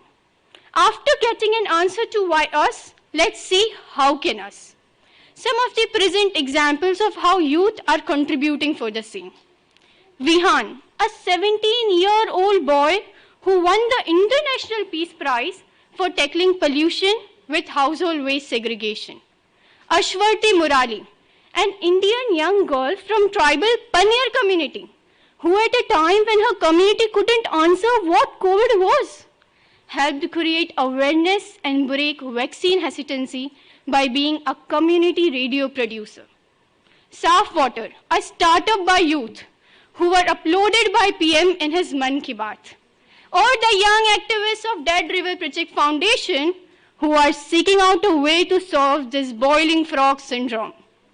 As per them, community pressure is our greatest tool that we can use to organize communities, finding cool ways to save this hot planet. Let me tell you, even there is great talent on this stage. Sejaldi, who is the national debate winner, or Shreyadi, who was so helpful to answer my stupid questions so that I can better present myself on the stage. These are the promising youth faces of the country. Their shoulders are ready to bear the responsibility. Youth in present and future can play a very important role in various government initiatives like Digital India, Startup India, Atmanirbhar Bharat, because we are the connected generation who best know how to make use of technology for social welfare and national development. But, comes the warning. For the youth of the country to stick to their lens principle of dharma and karma, of tolerance and universal acceptance, of peace and equality. Always take pride in your nation, because no country can survive when India dies, and no country will die when India survives. Concluding my words, I just want to say, youth empowered and Atmanirbhar will help India achieve its status of Vishwa Guru Bharat in its 100 years of independence. Because Shah Rukh Khan in Chennai Express rightly said, just modify it. Don't underestimate the power of youth. Thank you.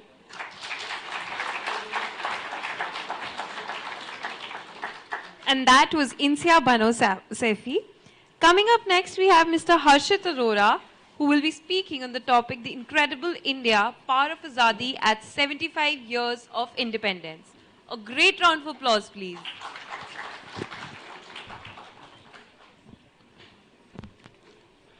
Thank you. I'm audible? Yeah. Good afternoon to all of you. I'm Harshit Arora, a CA finalist and a second-year article trainee from Lucknow. At the outset, I'm extremely grateful to ICAI and BOS Operations for this wonderful opportunity. 75 years of independence. Was it an accident? Was independence sudden? Or was it even organized? Independence, my friends, was erratic. As much as mediated, of course. It was of the past, as much as ongoing even today. But most importantly, my friends, it was personal as much as a public movement. Khadija Masoor, a post-partition author, writes about this in a book named Angan, The Women's Courtyard, where she talks about how individual moments, individual struggles and encounters have shaped the legacy of what we see India as today. And most importantly, these small moments and small struggles within families, both socially and economically, have shaped the way and also gave us the way to the beautiful India that we live in today. Yes, my friends, the topic of my deliberation today is Incredible India, Power of Azadi at 75 years of independence. India as a nation is based on the ideas of a pluralist society that thrives on multiplicity and also the collaborative strengths that integrates its people, all of us. India's incredibility lies in the acknowledgement of the journey this nation has undertaken through, obviously, resistance movements against the colonialists and also, I quote, against the unfortunate fusion between the powers and the elite, as Arundhati Roy, the celebrated Booker Prize-winning author, puts it. My friends, when I sit back and contemplate the network of ideas that provoked Azadi and the contemporary understanding of it today after 75 years of independence, I'm compelled to ask you a simple question. And I want your answer. If you had to describe India, all of us, you had to describe India in one word, what would it be? Please. Diversity? Unity? Yeah, important ideals. Friends, I would describe India as a palimpsest. Traditionally, a palimpsest would mean a manuscript or a document upon which ideas have been written and erased and written and erased with levels of meaning building upon it. This multitudinous, this composition is at the core of India's principles. And my friends, Dr. Jawaharlal Nehru, our first Prime Minister, in his very famous book you must have heard, The Discovery of India, he says that Indian society and culture, I quote, is like an ancient palimpsest upon which layer upon layer of thought and reverie have been inscribed, and yet no succeeding layer has been able to write, erase, or hide what had been written previously. This beautifully hints that how our India is kaleidoscopic in sight and as well as in practice, and how beautiful our culture is. India's incredibility has been spearheaded through a plethora of ideals. The idea of kinship, the spirit of community, the sense of neighborhood. All of these combined together have been like the stepping stones of our imagined world of harmonious coexistence, where our own plurality can flourish and also find its place. When I talk about the context of Azadi in relation to incredibility, I would want you all to focus on the various resistance movements, as I said earlier, and also the struggles that so many of us made and the leaders made. As one of my friends also talked about the forgotten movements of the tribals, the Munda rebellion led by Birsa Munda, where common indigenous people started a whole movement challenging the illegal occupation of forests. And how should I also forget about how just May went by, the month of May, 1st of May we celebrate Labour's Day. And that actually I'm reminded of the labor movement that was there in the present times. The migrant laborers walking millions of miles with not just physical weight upon themselves, but emotional weight of they losing their jobs with no resource to feed their families. India, my friends, comes from that history of resistance, and its incredibility lies in the courage and the audacity to fight against oppression every single day. Even after independence, resistance has helped shape the structure of our country against the fight we are fighting against inequality and exclusiveness that is prevalent in the society. During recent times, social media, for that matter, has seen a new wave of art revolution. You know, I remember reading this Vogue magazine article which talks about this particular art revolution, and it calls it, I quote, a renaissance of sorts with politically charged artists using social media to create a culture of share and educate. The Dalit movement, for that matter, led by the commandments of Dr. Ambedkar, educate, agitate, and organize, have shown us the power of protest and mobilization. Azadi, my friends, is not a static possession. It can't be, it is not. It is dynamic. It is expanding. It is the coming together. It is a union of opinions. It is a progressive tool to achieve a change. And when I say this, I also want you all to focus on the gaps that exist in the society and look at the palimpsest that I referred earlier with criticality and caution. And how are we going to do it? We're going to do it through resistance. We're going to do it through equality. We're going to do it through passing the mic, my friend. We're going to do it through participation and building the bridges between the cracks that are widening every single day, and we are acknowledging it somehow, finding it. My friends, I would want to end here by quoting this line from Saadat Hasan Manto, where he says that जब हम गुलाम थे तो आज़ादी का ख्वाब देखते थे, अब आज़ाद हैं तो क्या ख्वाब देखें? Which says that when we were colonized, we saw a dream of freedom. Now when we are free, what dream do we see? And I would want to answer this by saying, आज़ादी बरकरार रखने का ख्वाब, उस आज़ादी को सबकी आज़ादी बनाने का ख्वाब, to sustain that freedom, to make that freedom of every single person, not one community, but the whole society. And Gandhi said, in a gentle way you can shake the world. And that is what is the power of Azadi, and that is what Incredible India stands for me, for you, and for all of us. Thank you.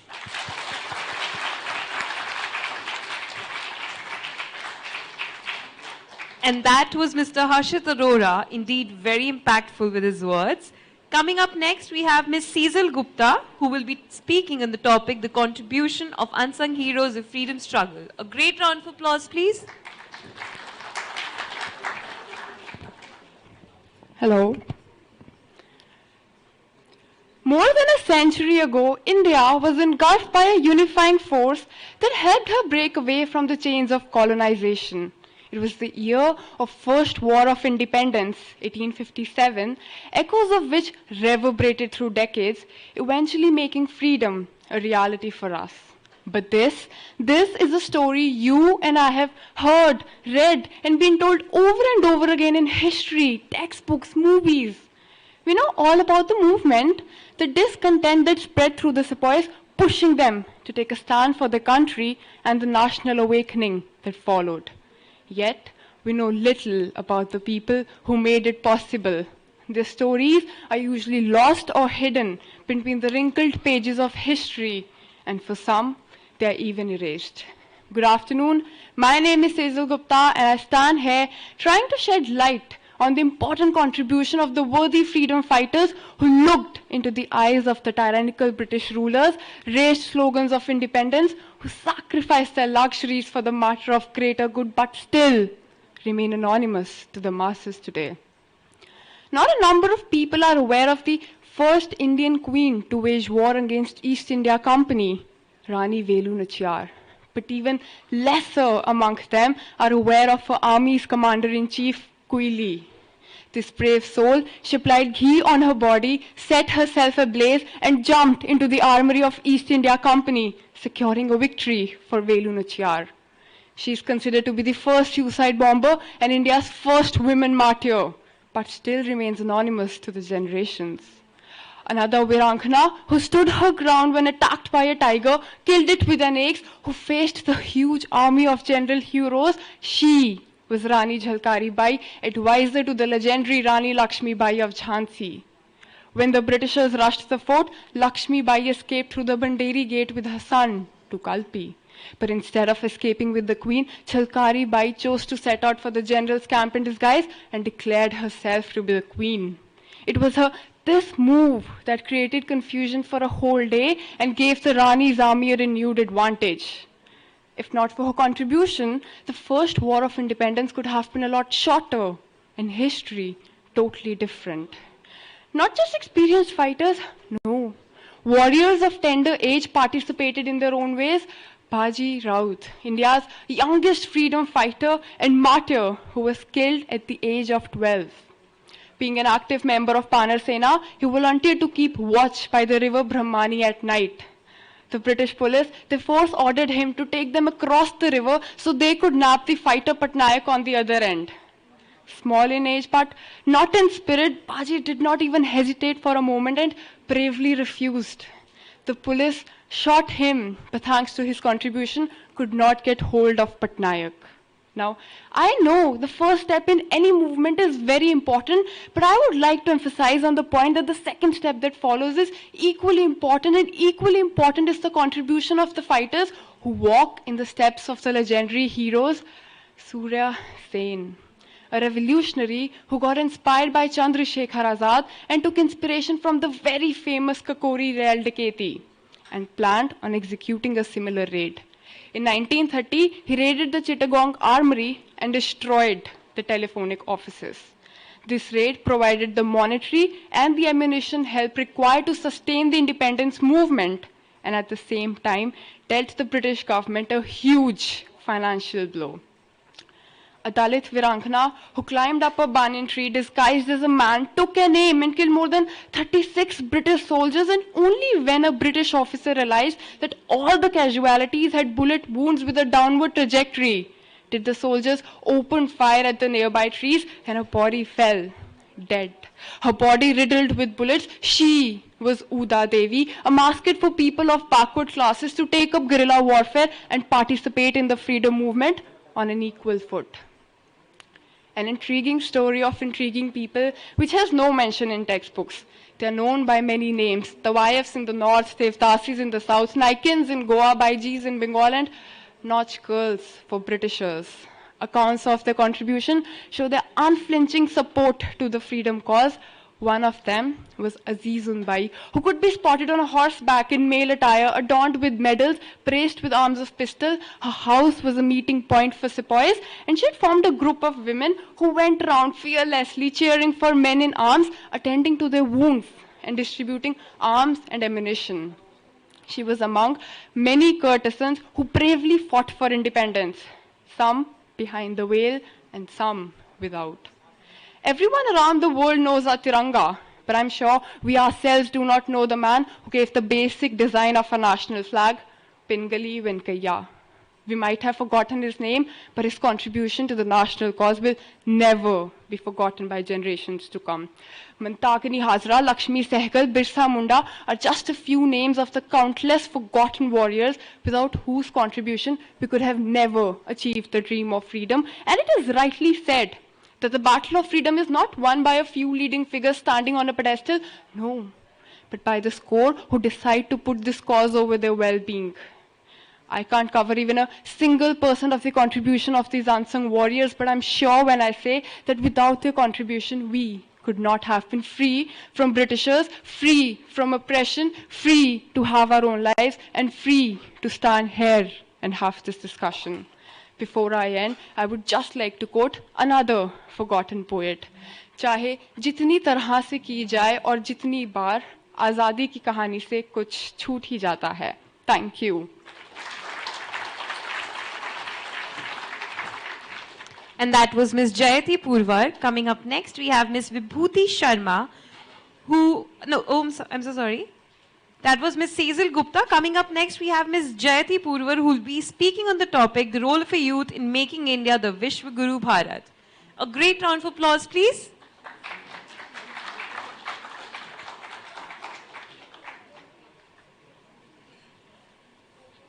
Can we have Miss Jayati Purvar on stage?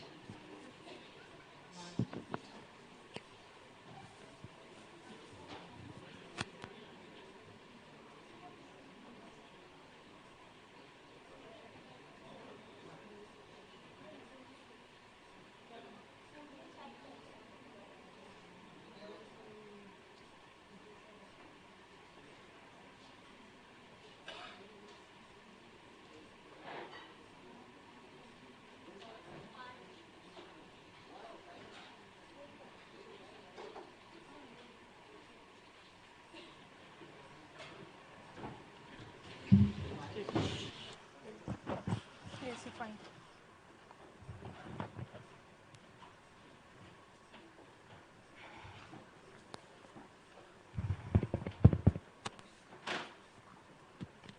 Whenever Dr. Kalam interacted with the students, he used to ask them to write a page on what will you be remembered for. But one day, a student asked him the same question back, and Dr. Kalam replied, I want to be remembered as a guy who wanted to see the smiles of billions of people. Good morning, everyone. Today, I, Jayati Purva, would love to decipher on the role of youth in making India Vishwa Guru Bharat.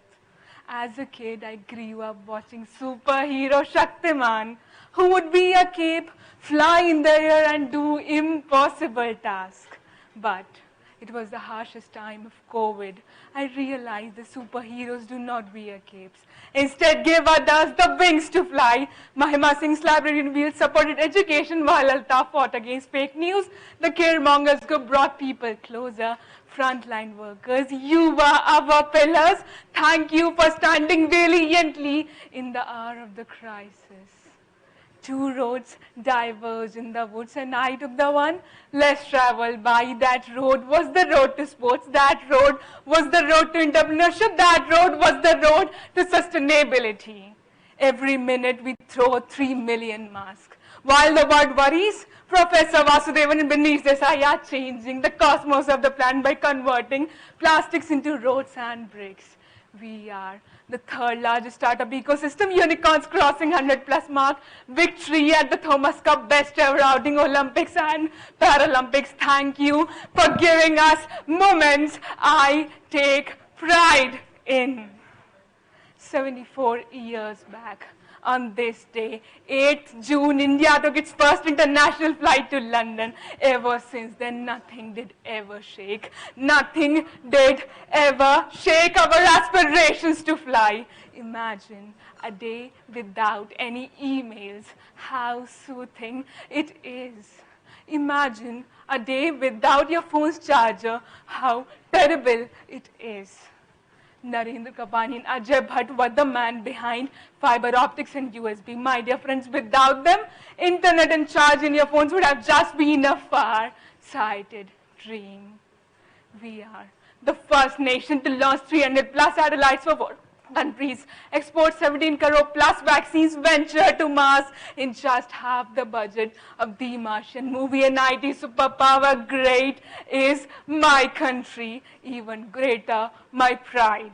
I vote to my country for her challenges to override. Come what may, I will stand by your side. I will, by my love for you, faithfully abide. Vishwa Guru is not just a title or dream, but an unshakable quest to science, sustainability, sports, entrepreneurship, excellence, and resilience. This is the soul of India. Or wait, this was the soul of India. Yes, we never invaded any country, but the West has conquered youth's mind. Media houses showed Indians' madness of the Justin Bieber's 2017 concert, whereas Indian classical dancers and singers still perform in empty halls. Why are we so disinterested with everything Indian? Why are we so obsessed with everything Western? Let us stop looking westwards and start looking inwards. You say poverty is rising, you say infrastructure solution, you say population is problem, you say, what do you do about it? Absolutely nothing. Raise your hand if you ever studied social sciences in your school. Raise your hand if you studied about poverty and unemployment issues around. Raise your hand if you ever had a healthy one-hour discussion to find a solution to it. We look at the problem for so long that we lose the sight of the solution itself. Despite the fact that you and me are 50% of the population, I wonder why is population still viewed as weakness? Why these books butchers our hopes? Undoubtedly, there are challenges ahead conquering which will gear up to the trajectory of 2047. If you ever watched Office TV series, it rightly depicts the corruption in government offices today, while in Singapore, starting a hotel requires just 4 licenses. In India, it's 60 plus. Ever wondered, despite the fact that we are 50% of the population, no political party ever talks about the youth's vote bank? Because we haven't yet realized our youth power. It's gruesome to see the Texas school killing where an 18-year-old killed 19 other children, and the case of Jahangirpur is no different. I wonder, why is violence taking over peace? While Operation Ganga's evacuation of not just Indian but Pakistanis as well drives hope, it's time for the youth to realize the real meaning behind Vasudhaiv Kutumbakam. But do we really have time? On an average, youth spend 3 hours on gaming and 4 hours on social media every day, largely to impress people around. It's time to shift from impression to innovation, and innovation without education is a mere fantasy. While number of patents registered increased over 50%, only 3 Indian universities made to the top 200 list. It's only when the quest for excellence becomes the norm, India can rise to the pedestal of being the Vishwaguru. All said and done. Can youth ever make Vishwaguru Bharat? It's a choice. A choice of you and me, a choice of what kind of citizen you want to be, a choice whether you will be an asset or a liability. In the beginning, I mentioned about writing a page on what will you be remembered for. That one page will be the manifestation of your contribution, will be the most important pages in the history of our nation. With each step, with each action, with each difference, we can give this word a patronage in the Indian maxim. Let us make India as we inherited, Satyam, Shivam, Sundaram. Thank you.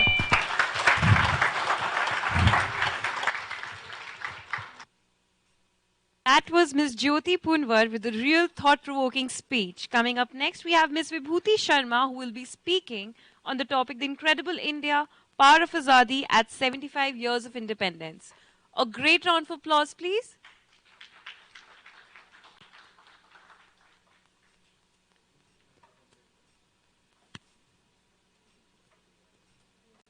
Can we have Ms. Vibhuti Sharma on stage, please? Okay, fine. Hello, mic testing. Is it audible? Okay. B.R. Ambedkar rightly quoted, "The freedom of your mind is the real freedom. If your mind is not free, even though you are not in a prison, you are a prisoner and not a free man. If your mind is not free, though you are alive, it is as equal as being dead. Because freedom of your mind is the proof of your existence." A very good afternoon, ladies and gentlemen. Today, I, Vibhuti Sharma, would like to share my thoughts on the topic, Incredible India, the power of Azadi at the rate 75 years of independence. Azadi Ka Amrit Mahotsav is an initiative by Government of India to celebrate 75 years of independence and to have a look on the history of the culture, people and achievements. Our Honorable Prime Minister Shri Narendra Modi inaugurated Azadi Ka Amrit Mahotsav by flagging off Dandi March at Sabarmati Ashram, Ahmedabad on 12th March 2021. And the celebrations would go on till 15th August 2023. And luckily today we all are part of it. So basically, there are 5 agendas. Freedom struggle, the actions at 75, resolve at 75, ideas at 75, and achievements at 75. We all know that British ruled us for almost 2 centuries, starting from the year 1747. And that oppression sowed the seeds of rebellion in the minds of Indians. And with the help of great leaders and freedom fighters, we got independent India in the year 1947, and it is not wrong to say that it was just a shattered economy inherited by the Britishers. We were in a much worse state than what our history books narrate to us. Because at that time, the reconstruction of the whole economy was the biggest challenge in front of our government. 15th August 1947 seems like a long time ago. It indeed was. 7.5 decades is a long period of time. Because we have to understand a simple thing, that world was different back then. India was different back then, and Indian economy was different back then. There is a cliche expression that we should not look at the rear view mirror while driving. But I say, as we move this milestone of 75 years of independence, it is very important to stay for a while and to reflect back what we have done in the past 75 years. So first, have a look at the achievements. Our Constitution of India was launched on 26 Jan 1951 that set the rights and duties of citizens of India and Government of India. It earned us the title of the largest secular democratic nation in the world. We were food deficient and relied on imports for feeding the people of our country. But after the advent of Green Revolution in 1967, we not just became self-sufficient, but today, ladies and gentlemen, India is the largest producer of pulses and the second largest producer of rice, wheat, and sugarcane globally. It is quite shocking, but in 1994, India accounted for 60% of the world's polio cases. But after 2 decades, in 2014, we got a polio-free certificate from World Health Organization. We launched our first space satellite in 1975 known as Aryabhat and never looked back again. Education, we know, is a crucial part in India's growth and development. So the Right to Education Act 2010 sets this fundamental right of every child of India to have free and compulsory elementary education.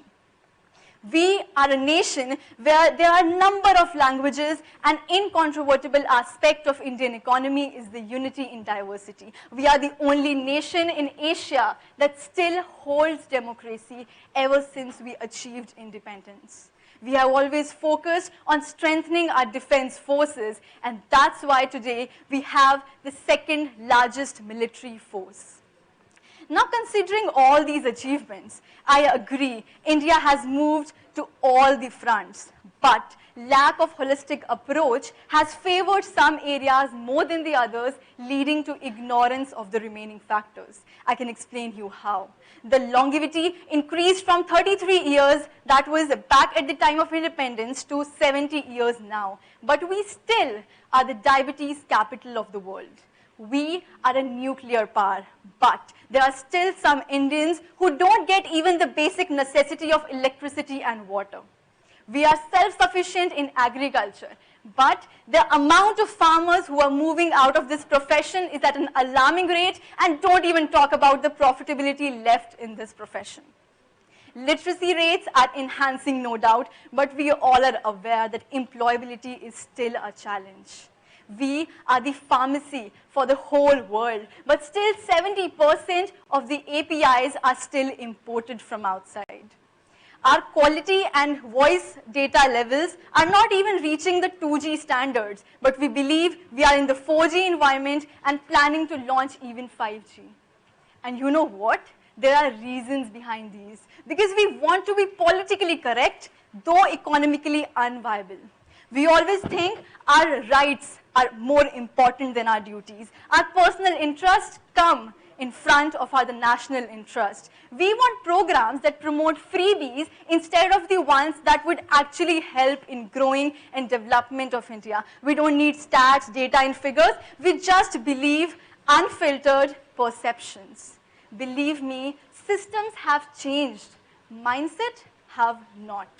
So in conclusion, I would just say that India has come a long way, no doubt. That's why we are being seen as the potential superpower. So just be clear of your goal, your priority, and think that you need to work for the country. Because as Pluto rightly said, what we honor in a country is what we cultivate. So it's time to think what we honor in this great nation. Choice is ours. Thank you so much.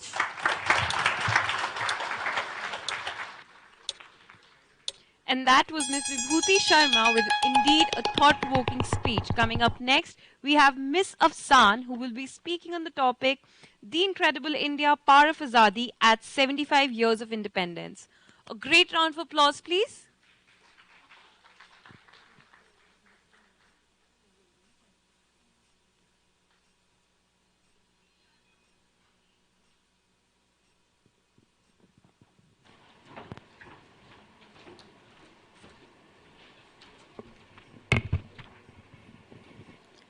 Standing before you as a citizen of that country where kings like Chhatrapati Shivaji and Ashoka had ruled, where the golden bird was found on each branch and each wood.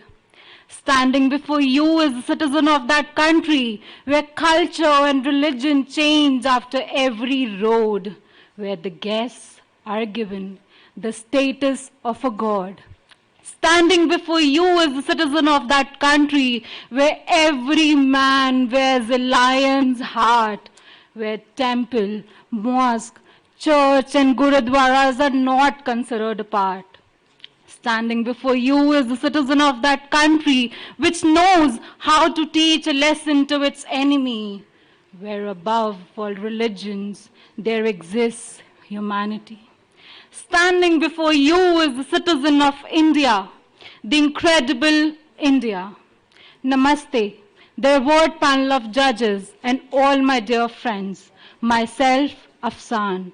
On today's auspicious occasion, I feel fortunate to stand here amongst you all to eulogize our incredible India.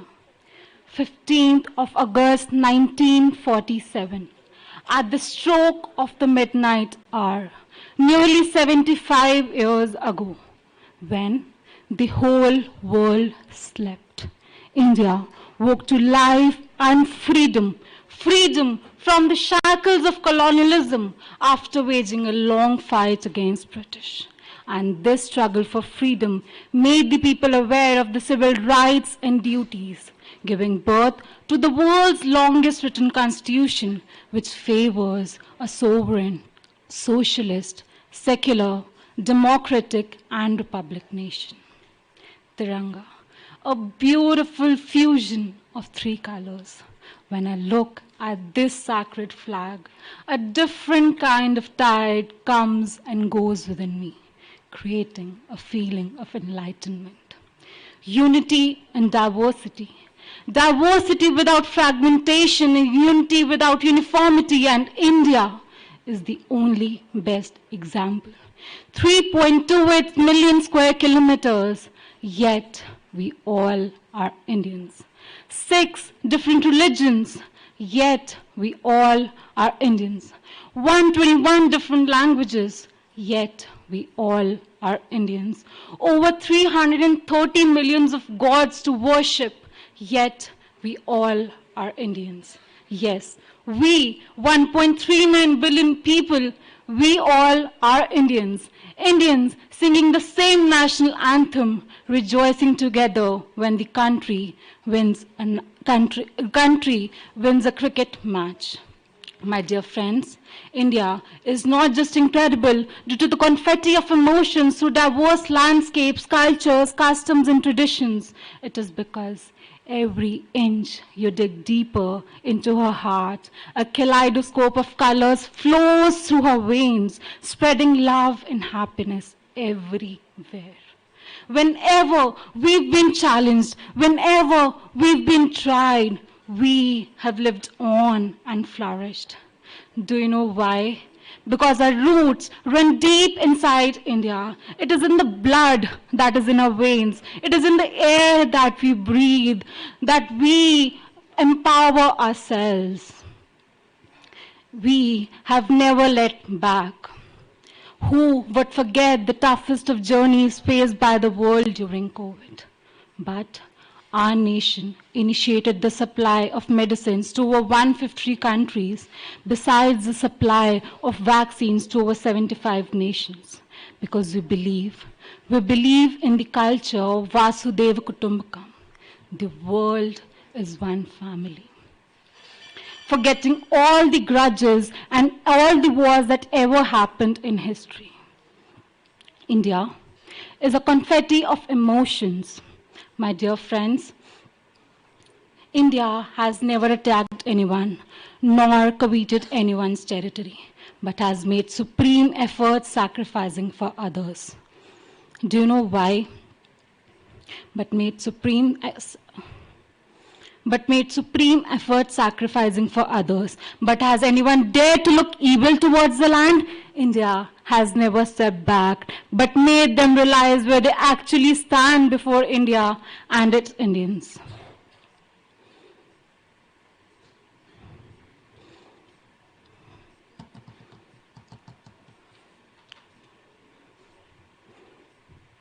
Once branded a third world country, a term which is used for poor developing nations, has now got into disuse because India, which has now become an impactful country globally, has grown a lot since independence. It has grown in terms of infrastructure, science and technology, education and healthcare, but just like everything else, different people have different views about it. Some think that it has faced immense growth. Others are of the view that the growth was slow and steady as compared to what it should be. The fact that remains is that India we see today is different from what it was during independence. 7 minutes and 75 incredible years to sing about. On this note, I would like to conclude by saying that better than the entire world is my incredible India. Sare jahan se acha, Hindu se ta hamara. Thank you.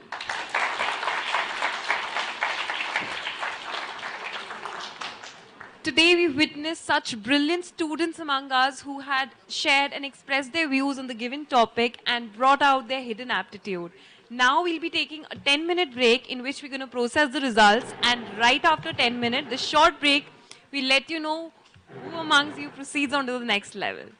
I hope you're all back in 10 minutes. So 10 minutes is it. Thank you.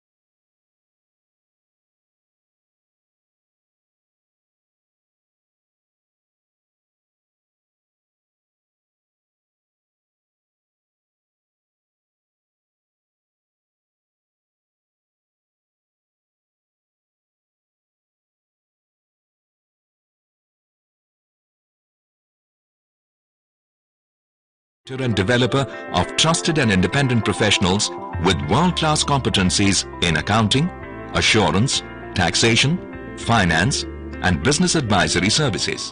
The alphabets CA are an embodiment of trust and integrity. CA professionals continue to be the navigators for enhanced financial governance. In the growth of the Indian economy, the chartered accountants have continued to play a stellar role. Strong bedrock of professional expertise integrated with professional ethics has catapulted the brand Indian CA. The solid foundation built over 72 years and the values embodied by CA members is what will propel the profession to future success. The ICAI plays a pivotal role as partner in nation building by assisting and strengthening the financial system in different tiers of government, suggesting measures for boosting economic growth, tackling challenges being faced by key sectors of the economy, leveraging financial services sector, providing training to the officials at center and state levels in professional areas, educating investors on the nuances of the capital market, and much more.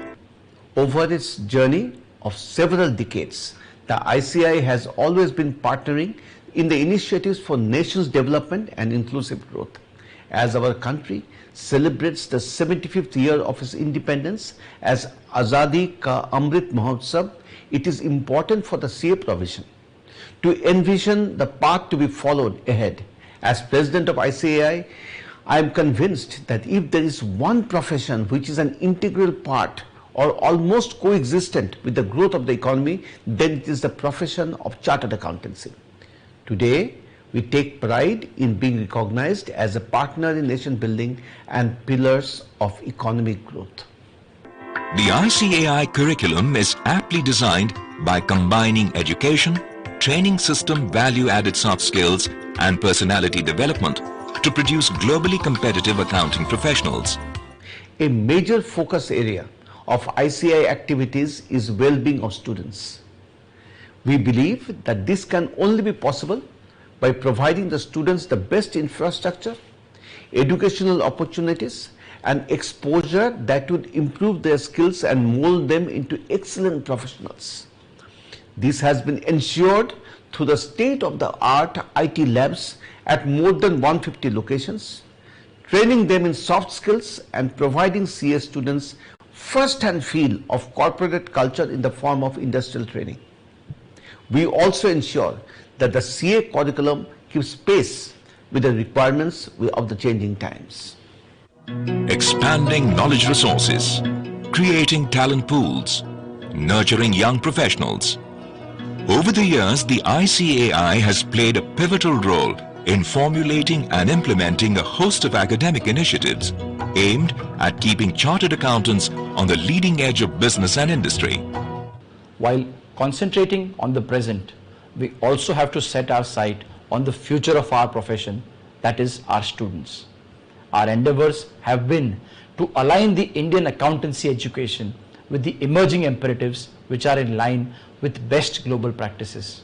This will ensure that the future generations acquire multidimensional abilities to counter all sorts of challenges. An all-encompassing and experience-rich education combined with practical training, value-added soft skills and personality development is our priority. These intangible aspects are vital for a 21st century chartered accountant, whether in practice or in industry. ICAI has been making ongoing contribution to quality assurance through disciplinary, peer review and financial reporting review. These are aimed at ensuring and enhancing the quality of audit and assurance services offered by chartered accountants. Chartered accountants are multidimensional professionals who are looked up to for their sound ethical and professional values that are encouraged by the Institute. The ICAI, being a regulator of the CA profession, also facilitates to help the members to improve themselves and conquer new frontiers. At ICAI, we have a robust disciplinary mechanism and a system to constantly enhance the audit quality through the peer review, taxation audit quality review, audit quality maturity model, and financial reporting review board. All these initiatives help us to improve the quality of professional work rendered by our members. Our vigilant and foolproof regulatory mechanism makes a strong foundation for our profession's credibility. The Institute has paid special attention to ensure that our regulatory mechanism remains vibrant, robust, and effective. Keeping pace with changing economic scenario, ICAI not only performs statutory duties as a regulator of the profession of chartered accountancy by formulating accounting standards in keeping pace with changing economic scenario, but also has enforced the ethical values as enshrined in the Code of Ethics. Keeping in view the earnest need of digitalization, ICAI has digitized the entire disciplinary process to make it more robust, responsive, and transparent. ICAI is also playing an increasingly proactive role on the international front and has signed MOUs and MRAs with various accounting bodies, which entails working in tandem with each other to provide synergy.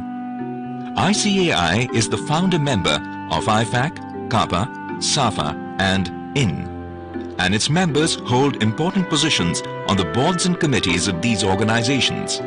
ICAI, the second largest accounting body in the world, has established number of chapters, representative offices and overseas offices, helping the Indian accounting profession to reach different parts of the world. We have successfully reached our international stakeholder community through a number of MRAs and MOUs with various accounting bodies. Almost all international accounting bodies today acknowledge our role in the growth of accountancy profession. Today, our profession has attained an enviable height. Indian CAs are recognized and appreciated worldwide for their knowledge, expertise, acumen, and work ethics. ICAI is working diligently towards enhancing the capacity, growth, and quality of the profession through technology, research, knowledge, infrastructure, and practical support to bring about greater integration of the Indian accountancy profession with global imperatives. As India integrates with the global economy, the ICAI is playing a key role in updating Indian professionals and businesses by providing education, knowledge resources, and practical guidelines in the relevant areas. ICAI's global footprints extend to 73 global cities in 47 countries. Beside 164 branches in India, we have 44 overseas chapters and 29 overseas representative offices. We are the second largest accounting body in the world. We have entered into total 23 MOUs and MRAs with various accounting institutes of the world. The ICAI today has presence in most of the recognized global accounting bodies and strives hard to ensure that our overseas members remain updated and pursue excellence and integrity. The ICAI has been constantly formulating new accounting standards as well as revising the existing ones, with the objective to bring the Indian accounting standards in line with the international accounting standards. This has a far-reaching impact on business reporting and holds enormous benefits for capital markets and the investor community.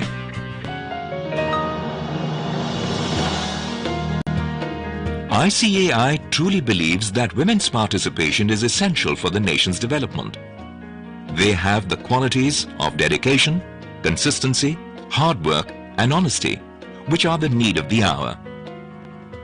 Education is one of the most important means of empowering women with the knowledge, skills, and self-confidence necessary to participate fully in the development process. ICAI offers equal opportunities to women, and this is evident from the fact that year after year, top positions in CA examinations are being secured by female students. Creating benchmarks, raising standards, sharing knowledge, evolving solutions, nurturing a new generation of professionals, participating in the writing of India's success story. The ICAI moves ahead ceaselessly, working towards a brighter tomorrow. Institute of Chartered Accountants of India, a charter for excellence.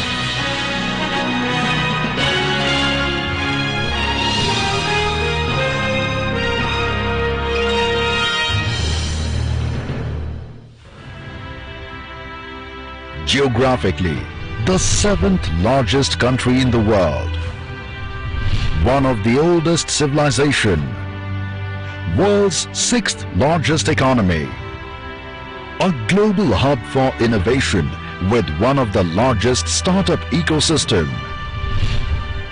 India, city of Mumbai on the western coast of Arabian Sea, among the most advanced and modern metropolises in the world, and the financial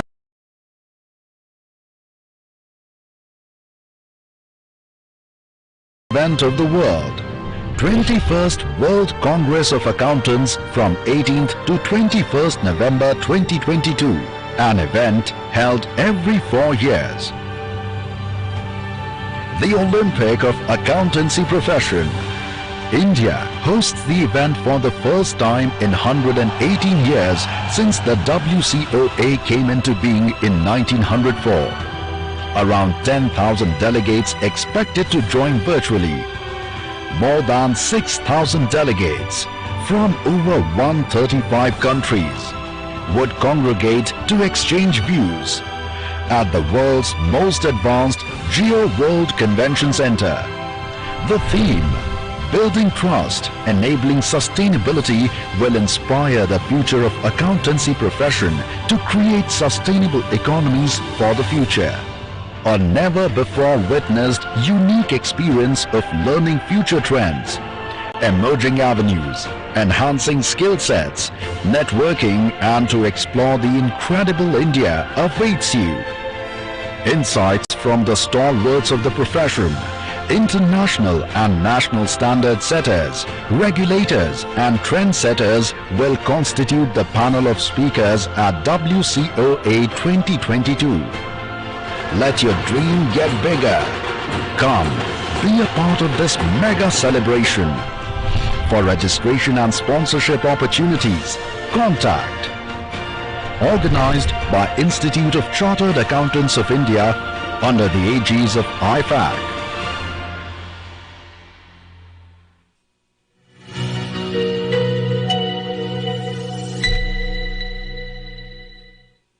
We all live in a complex world of money and finances, struggling to manage our income and expenses. To fill this knowledge gap, ICAI presents Vittiya Gyan Abhiyan, a financial and tax literacy portal. Learn from articles, videos, games, and activities that provide you concise information and financial stories in an entertaining way. I request all the students Use to please financial now take their seats. We're about to announce the results. All the students are requested to be seated.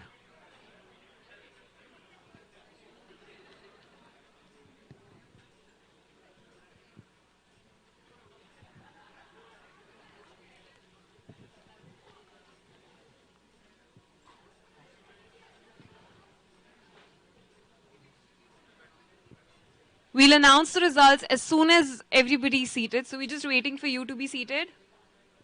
And make sure again that all your electronic gadgets are either on a silent mode or switched off mode.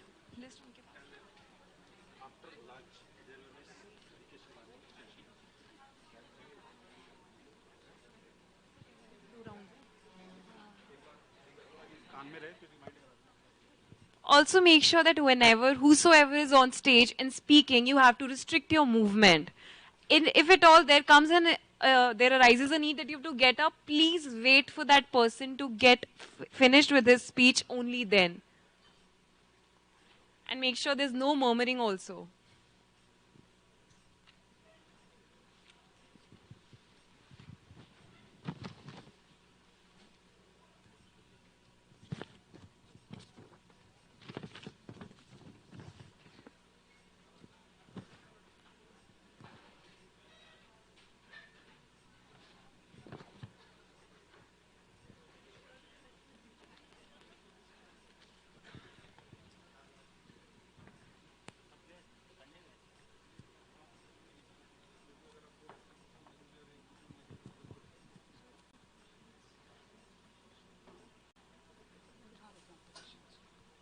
announce?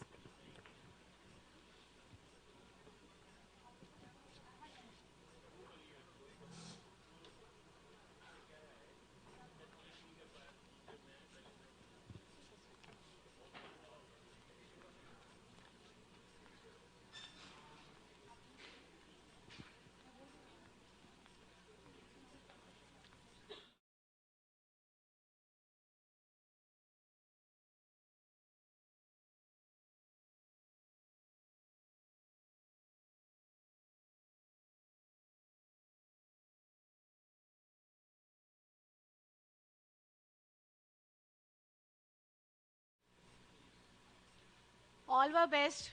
All have given their 100%. But still,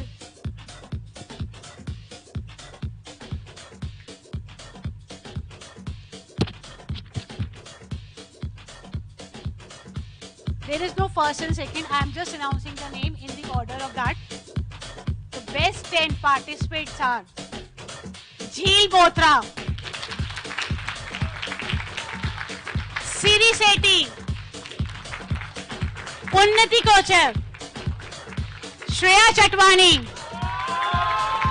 Harshit Arora, Sejal Gupta, Jayati Purwar, Vibhuti Sharma. So these are the top 10 contestants of round 2.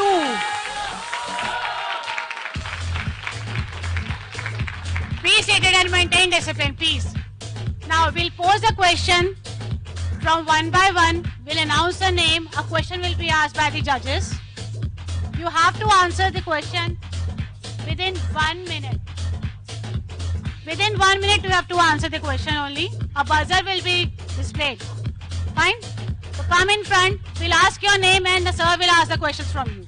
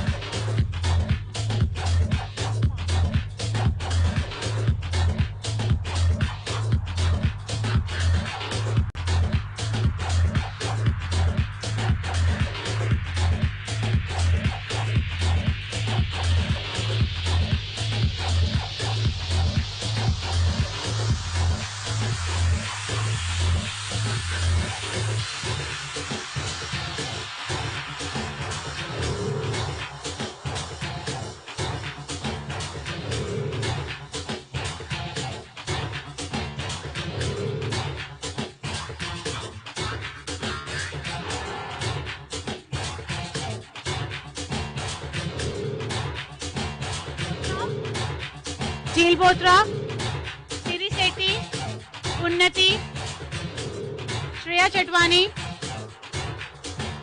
Insia Bano Safia,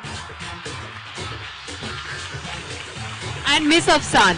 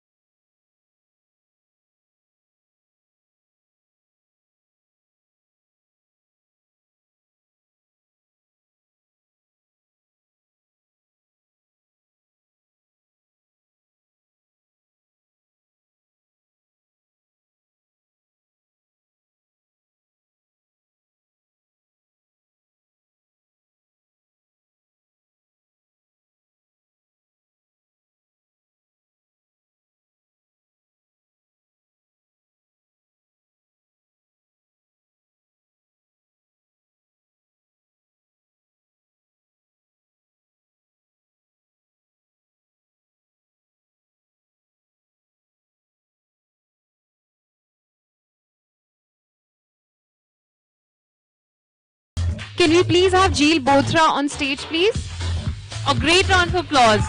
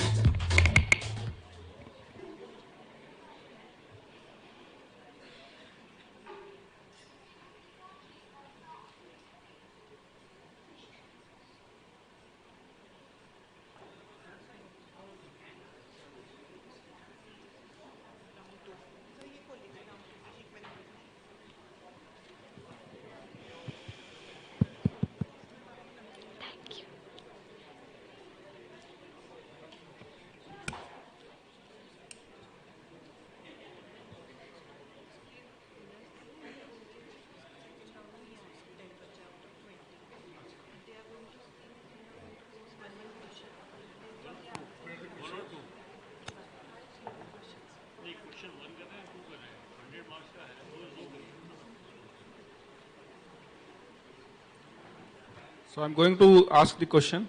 Yes, sir. This is based on your topic which you chose for the previous round. My first question is, name the hero who along with Bhagat Singh, Batukeshwar Das threw 2 bombs onto the floor of assembly on April 8, 1929. So it was Batukeshwar Singh and Bhagat Singh. There were 2 people. Okay. Now my next question is, which unsung freedom fighter do you resonate with and what do you like most about his ideology? So I resonate the most with the freedom fighter which did not fight for the British struggle, but it was the one who fought against casteism, and that was Nangeli that I talked about. She did not think about herself, and the way she sacrificed herself to bring independence to so many people is very inspiring, and I feel that if I would have been in her place, I would have done the same thing. So I resonate with her a lot. Okay, and what do you like most about her ideology? So the thing that she did was the most impressive one, that she cut one of her own breast and presented it to the officers as a tax. So that was the most impressive thing that she did.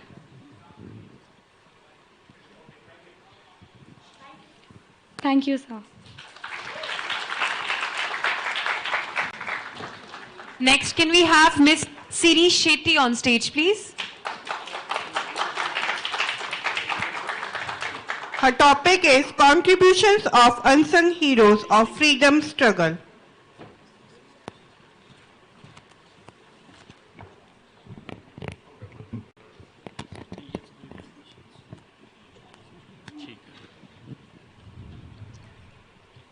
Welcome again. Thank you, sir.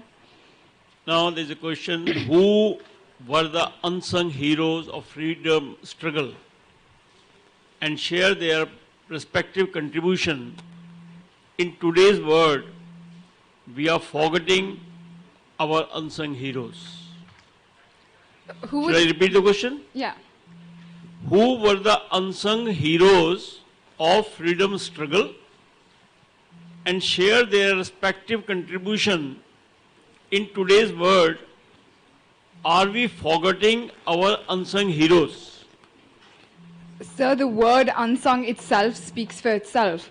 It means unappreciated. In a world of globalization and dynamism, we constantly think about moving forward. And the introspection of our past is just what I can merely say is a lesson that we have to learn mandatorily to pass our SSLC exams, not something that we choose to do on our own terms. For me, the unsung heroes would be individuals, like I said, such as Rani Ji, Akama in Kerala, Mira Alfonso in Uttar Pradesh fighting social evils.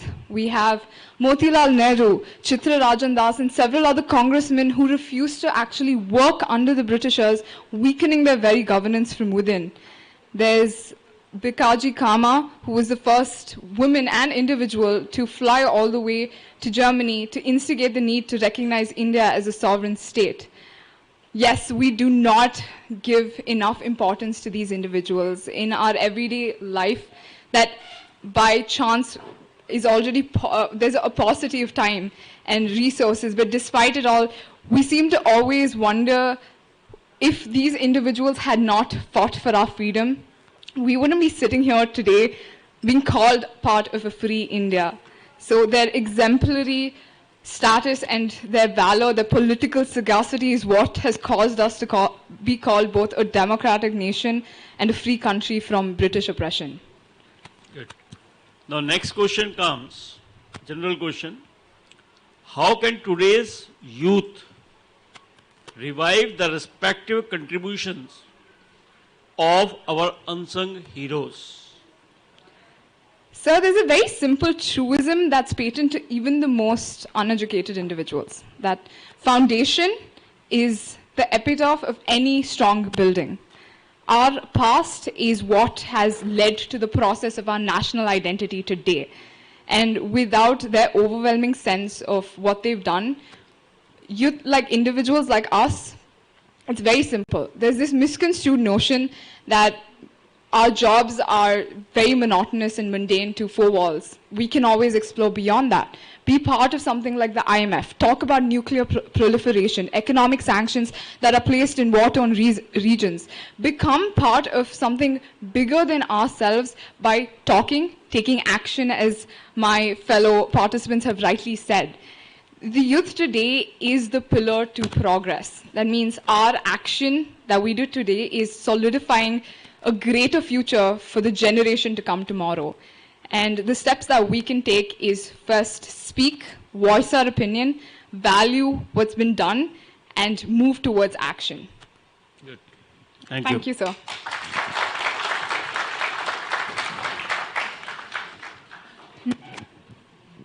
Next we have coming is Ms. Unnati Kotecha, and her topic was Atmanirbhar Bharat, the future road to independence.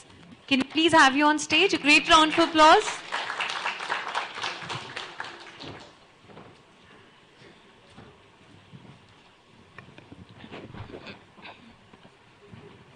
My question is, will Atmanirbhar Bharat mission make India self-reliant? What is your view on this? Obviously, sir, Atmanirbhar itself means self-reliant.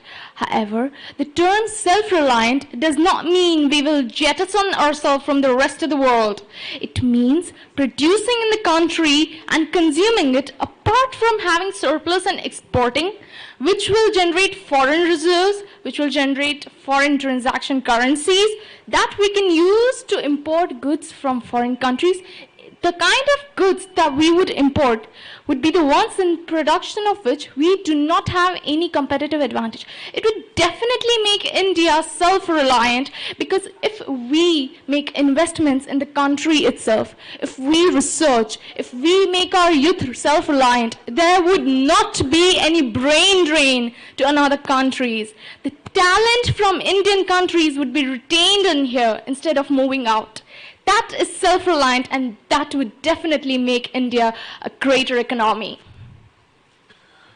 Please let me know the 5 pillars of Atmanirbhar Bharat. Yes, it's economy, quantum leaps, not incremental changes. The second one is investment. The third one is systems, technology systems. The fourth one is demography. The fifth one is demand. These are the 5 pillars of Atmanirbhar Bharat. Thank you. Thank you, sir.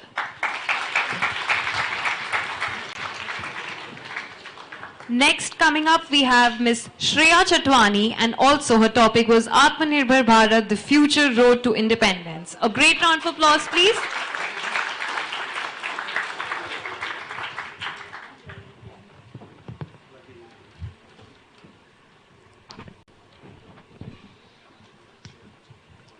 Yeah, my question to you is discuss some features of Pradhan Mantri Garib Kalyan package. Sorry, sir? Discuss some features of Pradhan Mantri Garib Kalyan package. Sir, if I talk about Pradhan Mantri Garib Kalyan package, then this is the package that is being given to rural people who does not have any choice, but they suffer through challenges.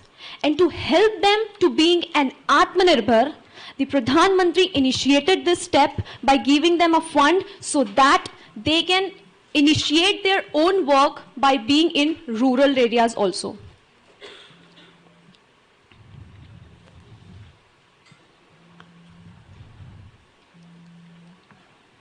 Okay, my second question is, what is the main purpose of Atmanirbhar Bharat? Sir, Atmanirbhar Bharat means self-dependent. Atmanirbhar Bharat. Bharat includes each and every individual of the society. Means each and every person should be dependent on himself only. It means right from child to old age, one should be capable enough to be dependent on oneself.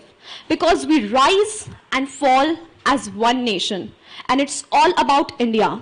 So I would like to say that inspire each and everybody of us and be self-reliant enough so that we can achieve the goal and the, if I say the vision of making India a bigger and important part of global economy so that we can transform our country from passive market to active manufacturing hub, right from rural area to urban area. Thank you, sir.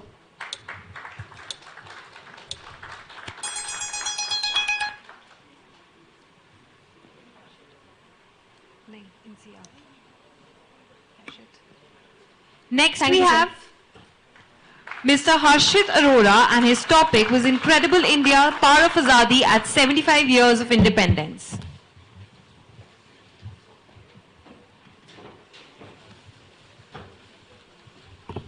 Welcome back. Thank you, sir. Discuss the area of focus under Prime Minister Gati Shakti National Master Plan. Okay. Gati Shakti. Yeah. So, in particular, the Gati Shakti plan or the master plan that the Honorable Prime Minister has had for our nation, I think Gati in itself means speed, right? And speed wouldn't just mean walking faster. I think what the Prime Minister thinks, other than the black and white what's on paper, I think what the Prime Minister tries to mean here is that our country needs speed. And if a leader like him is saying this, the speed won't just mean walking fast, it would mean walking together. And when we walk together as a nation of 1.25 billion people, then we make a difference. And I think the leader, when says it, I think he means it, because that is the Gati that India will have in the future ahead. Should I repeat the question? Yes, sir. Discuss the area of focus under Prime Minister Gati Shakti National Master Plan. So we are talking about a particular plan. All right. Are you aware? Yeah, as far as the exact plan is concerned, I'm sorry, sir, I'm not aware of the exact details. But obviously trying to put my thought to it, I was able to, put in what a leader would say when he says in terms of a big democracy like So us. giving a concept, not the plan. Okay, fine. No Basically, yes. Thank you. Now, next question I am asking you, very general now. Mm-hmm. What makes India incredible? Okay. Show your views. I think... Share your views, sorry. Yes, sir. Thank you so much for that beautiful question indeed. As I also mentioned in my speech, incredibility in India would mean for me the cohesiveness, the strength in each and every one of us as we become the bits and pieces of this whole artistry image and whole sight of like a beautiful painting that we are. I think India's incredibility is in the strength of each and every one of us, the individual struggles and the individual movements that we face every day.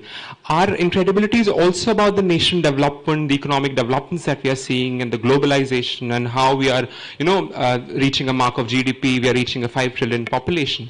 But I think the real incredibility lies in the people that we all are, in the society that we are creating, in the idea of, spirit of community. If I'm coming here with my friend and if I'm talking to them and I'm saying that, okay, you are in this particular stage of your career in CA, I'm in this particular stage of my career in CA, you have faced this, I've faced this, okay, I have empathy for you, I understand what you're going through. These are the little things that are going to make my India incredible, and I think this is what is the thing. Thank you. Thank you.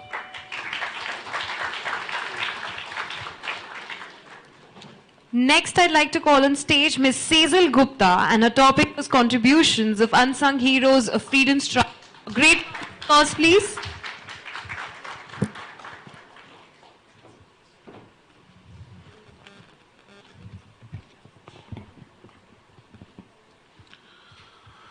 So, can you please let me the name of the freedom fighter who formed a female regiment called Rani of Jhansi Regiment, where she was appointed as a captain?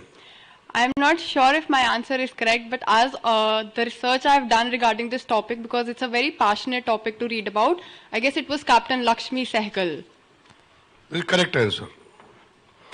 So, now the next question is, share the names of some brave women of our freedom struggle. Uda Devi, Usha Mehta, Lakshmi Sehgal, Suchita Kriplani, Sarojini Naidu, and I guess I can take the whole day and the list still won't end, because India births not just women but amazing men as well. Chaliye, thank you. Thank you.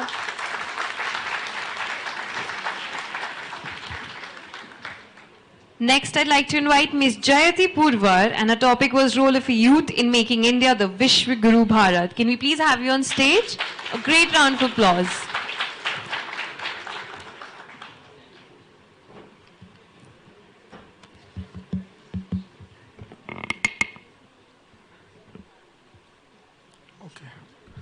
So my first question is, why India was known as Vishwa Guru?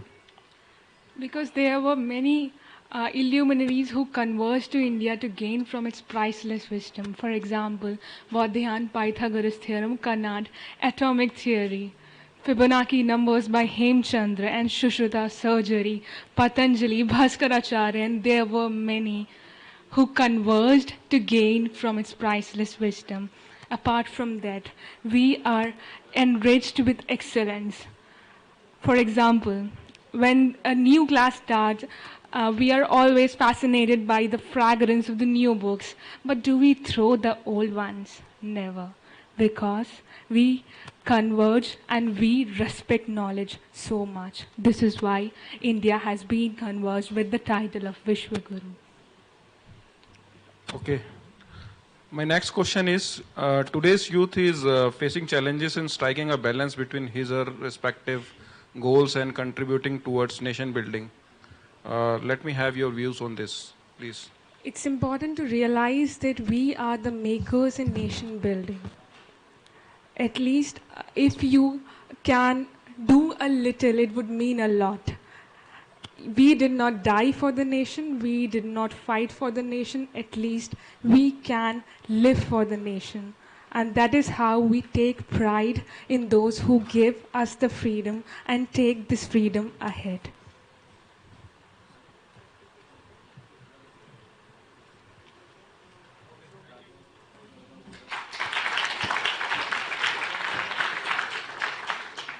Next, to invite Ms. Vibhuti Sharma on stage, and her topic was Incredible India, the power of Azadi at 75 years of independence. A great round of applause, please.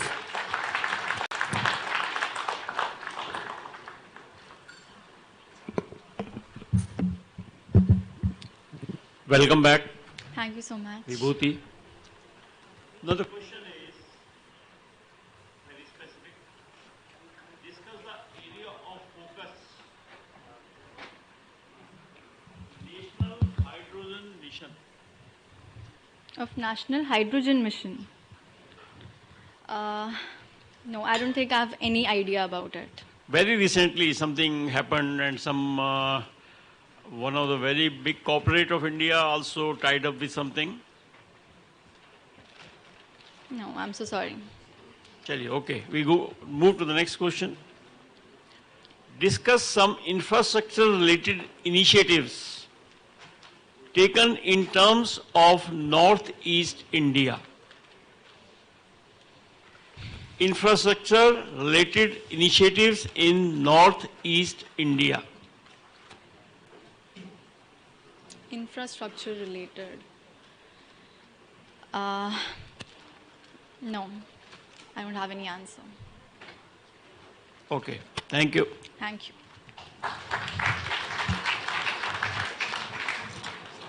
Next, I'd like to invite Ms. Insia Bano Saifi, and her topic was Role of Youth in Making India Vishwa Guru Bharat.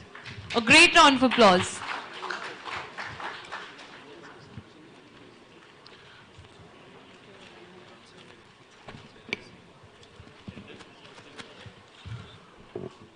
What is the vision of India for 2047? To become a Vishwa Guru. I sum it up all in this.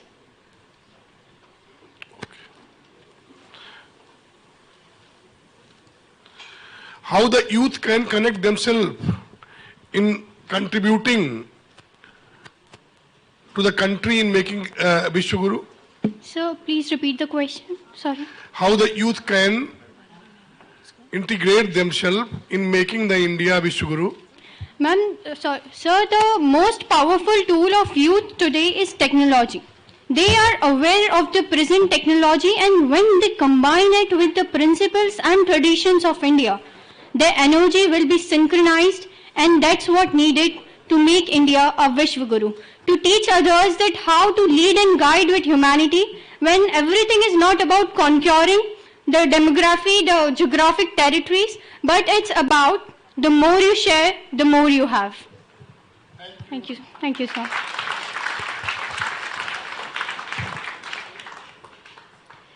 Next, I'd like to invite on stage Ms. Afsan, and her topic was Incredible India, the power of Azadi at 75 years of independence. A great round of applause, please.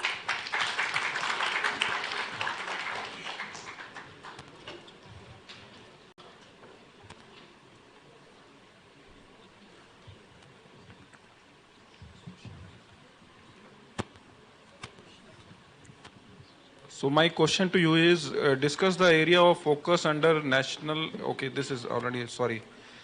What makes India incredible? Share your views, please. So the question is, what makes India incredible? And the answer is, India is incredible itself. What do I count and what do I leave? India is incredible because anything which the whole country faces, the whole world faces, India is there to find the solution for it. It is in the strength of the people that we ever care for the world, protecting ourselves, forgetting all the wars that ever happened in history.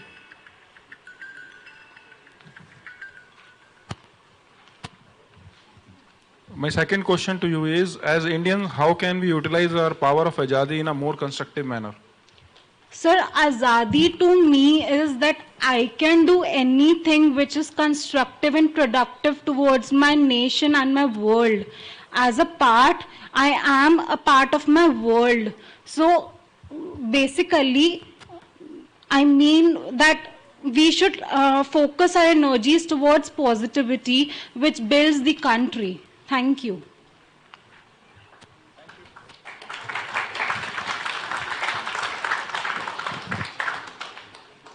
Now, before we proceed on to the next round and get our top 5 shortlisted participants, our results are being calculated. Congratulations to all 10 of you.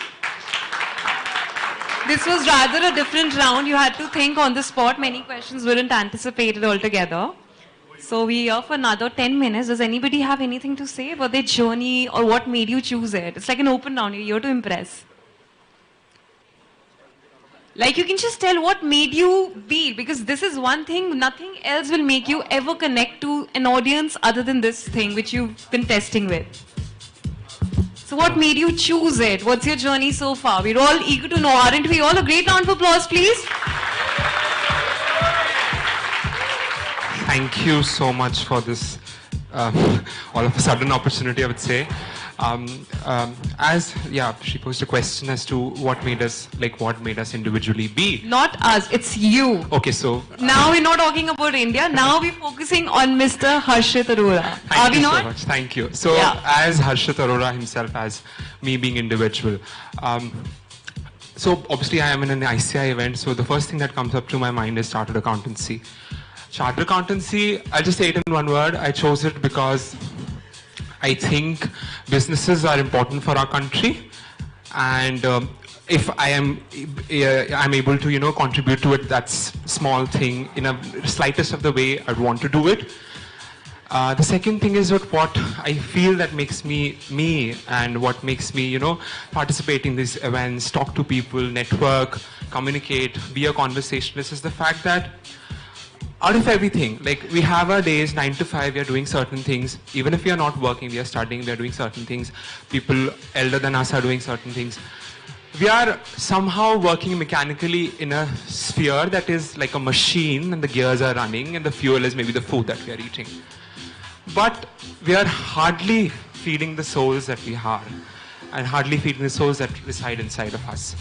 And for that I feel that humans are important, conversations are important, talking to somebody, listening to somebody, being empathetic to somebody is very important. And I've been saying it for like how many times I've been on stage, I'm saying the same things because that is something that I really feel is important, and I think that needs to be communicated on the fact that how tough the world is right now and how tough our society is right now, and being like mentally not in the right state of mind, being, I would quote, depressed, being anxious about the things that are going to come, about the things that have gone by, is very natural. But what are we doing as humans? One word. We now need one word, not a paragraph from you. What made you choose what you're doing here?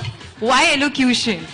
I'm getting the theory. Yeah. But let's just be who we are. Let's act like we're still students. Just give me 2 words, 3 words, chalo max. All right. What made you choose elocution? What makes you love speaking altogether? What is it? Why do you want to be on stage? Why do you want to win? Not for the world, not for the business. What makes you choose? Is it a difficult question? It is not a difficult question and it does not have a... I think एक sentence से ज़्यादा तो नहीं लगना चाहिए. You have one sentence. Now you have to just give me 5 beautiful words or whatever it is that made you choose this. All right. So the 5 words, as she's asking me to do it, is desire. Being liked, being more popular, probably. Can you give me agency, please? Desire, freedom, love, care, and confidence. Confidence is the word I was looking for, which came apparently in the last showcase. Thank you so much, everybody. Anybody else who's here? Okay. Achha, theek hai. Now I'm gonna give you a random word. Let's make it a little different. Now I don't want to know your journey because you're gonna tell me about the whole India. So let's just, what is empathy to you? I think it's the most important word of all, empathy in India, because we're not everybody is as fortunate and privileged. So give me 2-3 sentences of what empathy means to you, what it signifies to you. Empathy to me is to step into someone's shoes and understand the situation of that person. That's the slight difference between empathy and sympathy. One can be sympathetic towards anyone, but to step into someone's shoes and understand the situation is empathy. Thank you. That's nice. Acha, theek hai. Ab anybody from the audience who among their favorite contestants wants to ask koi, we don't live, are you understanding what I'm trying to say? So we've got 10. No, let's make it more fun. We're not going to give you direct answers. We've got 10 contestants here. This is our audience who are rooting for somebody or the other, right? So you get to choose one contestant and that one question you want to ask them. You have chosen the contestant and the question? Okay. Here we go. Let's see who's going to get grilled. B, you do not have to give very kind questions. You have to grill them. We need to see, yaar, har tarah se karo na. Yeah. But you have to be really, witty with your question. I need wittiness. I'm not that kind of person, sorry. Acha, theek hai, okay. I'll ask somebody else to be witty then. The question is for Shreya. Okay. Why did you choose to switch over not to stand on the podium and talk? So everyone are doing the same thing. So why do you want to do it that way? Actually, that was my comfort zone. So what you are trying to say was, why didn't I choose to remove the podium? Why didn't you choose to stand on the podium and talk when everyone was doing the same thing? Everyone was standing on the podium and speaking. Why didn't you do the same? I was standing on the podium. He's asking, why did you choose to be different than the others when everybody had just accustomed to being standing there on the podium? I was standing on the podium. Are you confusing the person? Are you confusing the person? Acha, you asked the wrong question. Ha. Now the result. Result of the second round. Any guess? Shiri Shetty, Unnati, Sejal, Jayati Purwar, MCA.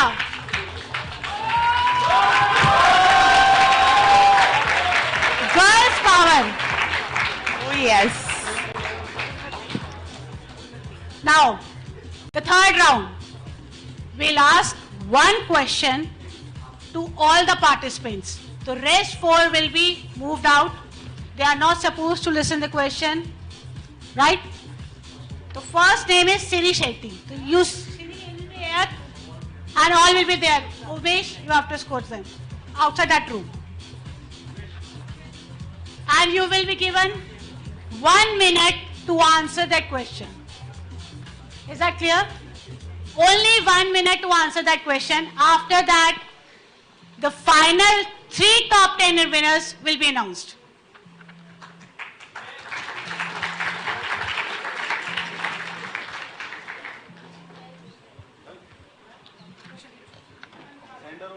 Yeah, please be on stage.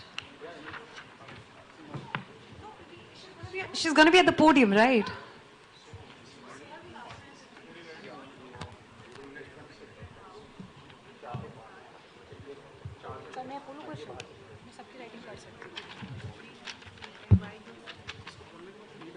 We can start.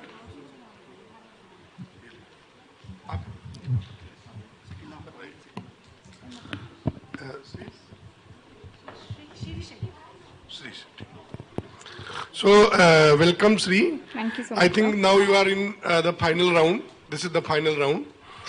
And this is a question which is indeed in interest of all.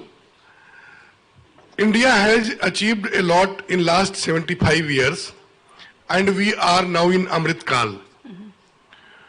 What do you think that India can give to the world in next 25 years? Name any 3 and why do you think so?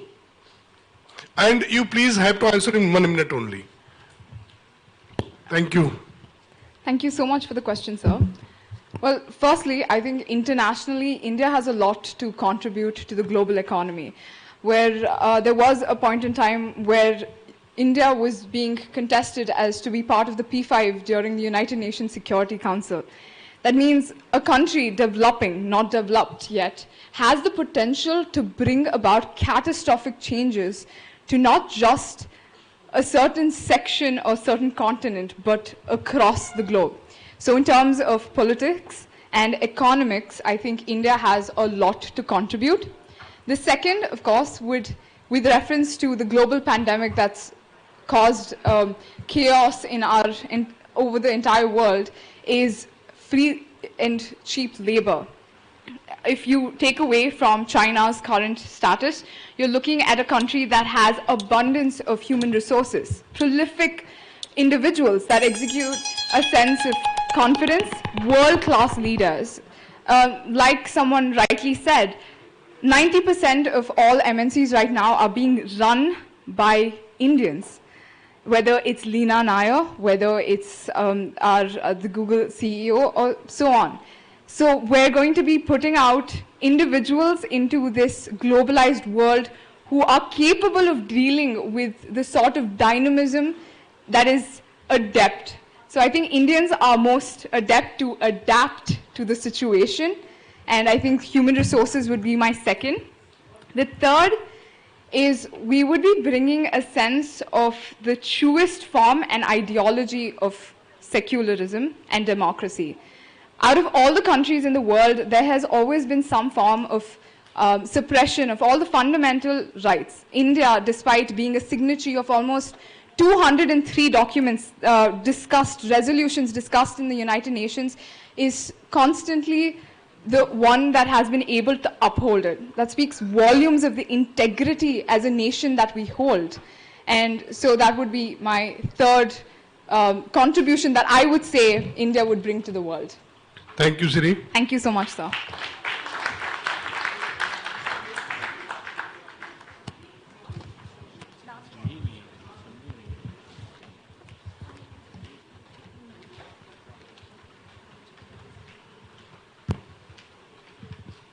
Next, can we have please Unnati on stage? A great round of applause and good luck to you, Unnati.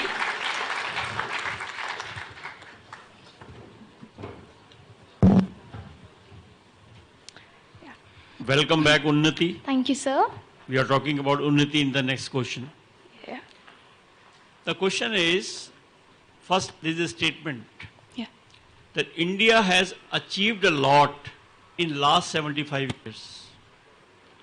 And we are now in Amrit Kal. The question is, what do you think that India can give to the whole world in next 25 years? Okay. Any three items? Okay. You please name with reason why. Thank you. The first thing that India can give to the rest of the world is talent, intellect. India has a pool of talents. People here are intellectually very much capable, but they suffer due to lack of resources, and that is why we witness brain drain. So the first thing that India can give to the rest of the world is talent. Through our talent, we can bring about changes. For example, we also have known about, say, many people who are, say, Sundar Pichai. These talents are what India has and can give to the rest of the world. And these people will lead the world. The second thing that India can give to the rest of the world is self-reliance. Because India's self-reliance will lead to higher productivity. India can lead the global supply chains. Import and export would be under its control. India is no doubt has a lot of population, 1.3 billion people. That is a lot, and it has a lot to offer to the rest of the world. The third thing that India can give to the... Do we have a time limit of 1 minute? Okay. The third thing that India can give to the rest of the world would be...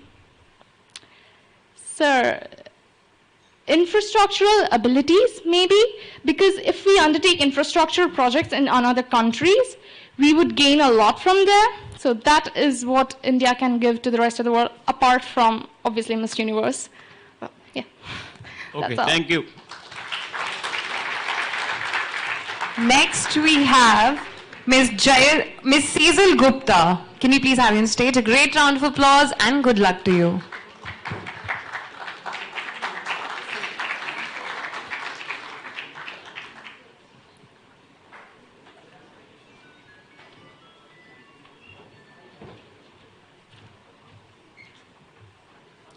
Welcome back, Cecil. How are you you so feeling, much, sir. first of all? So I'm so sorry, what? How are you feeling now? I'll be very honest, very nervous, but absolutely happy. Okay. So you only have 1 minute, so be specific to your answer. Okay, so my question is, India has achieved a lot in last 75 years. And we are now, as we are all saying, is we are into Amrit Kal of next 25 years. Okay. So what in the next 25 years India can give to the world? Okay, name any three and with your reasons, please. I'm not sure if I understand by what you mean by name three. Name any three items. Okay. Okay. And with reasons, please. To start with my answer, I would like to mention that in the coming 25 years, I personally believe, and I'm Sorry to intervene you. This is for knowledge of all the students sitting over here. This is live webcast and more than 10,000 students across India is seeing this.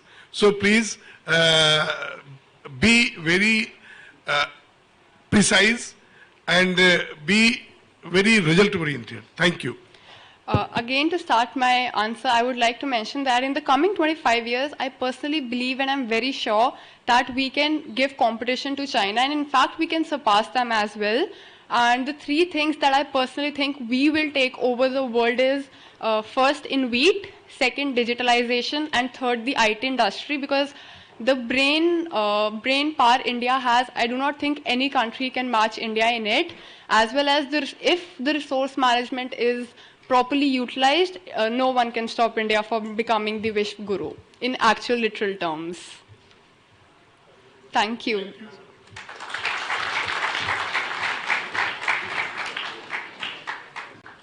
Next, I'd like to invite Ms. Jayati Purvar. Jayati, can we have you on stage?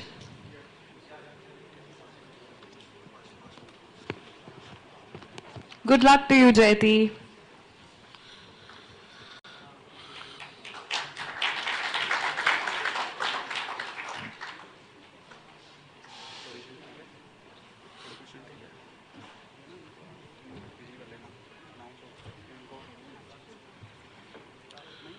So Jayati, this is final round, you know, and you have 1 minute to answer this question. And question is, this is basically a statement, thereafter there is question. India has achieved a lot in last 75 years, and now we are in Amrit Kal. What do you think that India can give to the world in next 25 years? Name any three, and why do you think so? And you have to answer in 1 minute only. Thank you. I believe there are 3 S. The first one is sustainability, the second one is support, and the third one is societal values. The first one, sustainability. The word, there is no planet B, means a lot. And we can give the world a new vision to be sustainable. The second one, support. We do not want the countries to follow us. We want them to come along and be a support system. Together we can grow and make the world a better place. The third one is societal values. While I was speaking, in the last I mentioned about there are assets and liabilities, and in this between there are cultural values, our capital. And that is exactly what India has to give the world. Its culture, its yoga, health, a way of living. Thank you.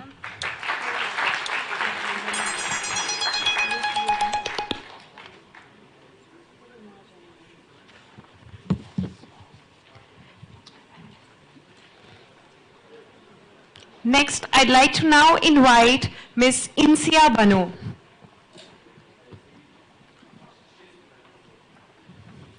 Good luck to you, Insia.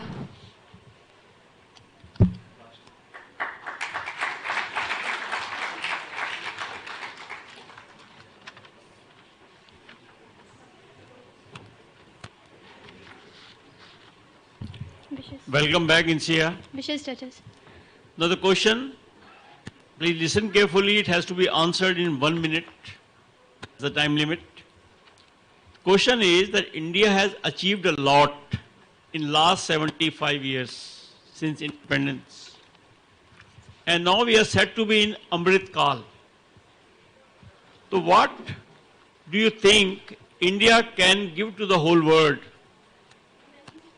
3 items you have to mention in the next 25 years with some reason. Okay. In the next 25 years, 3 items with reason. 1 minute. Thank you. So when the world is today aging, India is amazingly a young country. So the first thing that India gave is its youth population ready to change the world. Second, that India can give its traditions and cultures to the world. जहाँ पे राधा रानी की चुनरी कोई सलीमा बेगम सिलती है, India can teach the world how to live peacefully with diversity. Third, India can give the nation to the world, because if the world wants to achieve the major sustainability goals, the entire world is needed, and India can give itself to the world. Thank you. Thank you. Congratulations to all the top 5 contestants. Now it's just the fate is going to be decided, almost decided rather. Now, but I would request our Central Council member, CA Pramod Jain ji, to felicitate our jury members. CA Ashok Sharma ji. A great round of applause, please.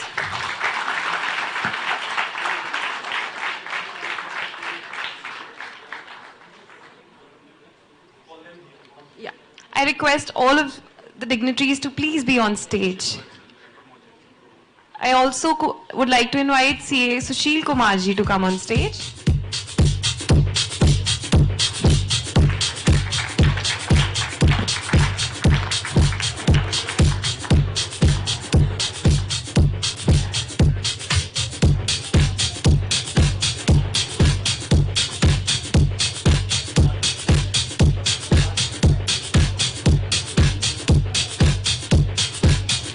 A great round of applause for our jury members for sparing us the time and judging us all.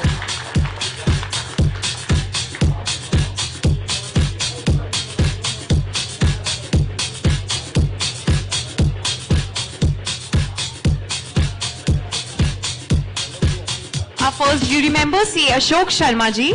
Can we? A great round of applause.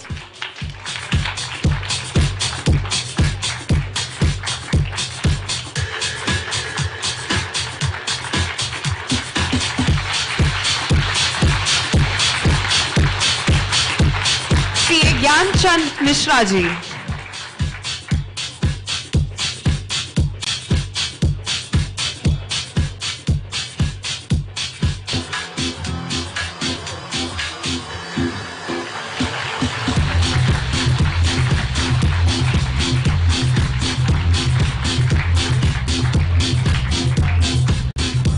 CA Dharmendra Kumar Gemini ji.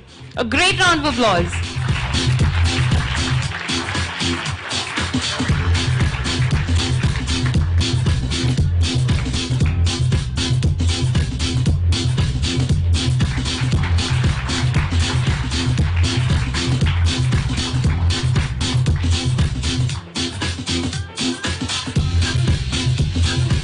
Once again, thank the jury members for gracing us with their presence and taking out the time from their busy schedules.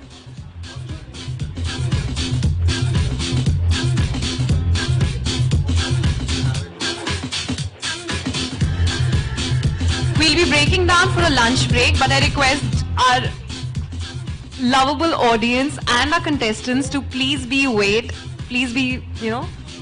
with us while we do our calculations, and also we're going to hold the results for a little longer to make you anticipate. So we're going to have the ceremony a little later. Meanwhile, you can have the lunch. Your rewards will be given shortly.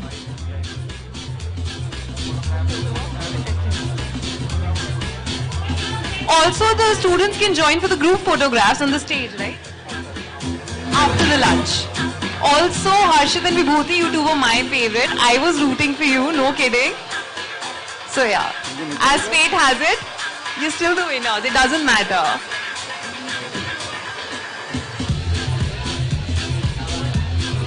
Also, the top 10, I request you to be on stage for a group photograph.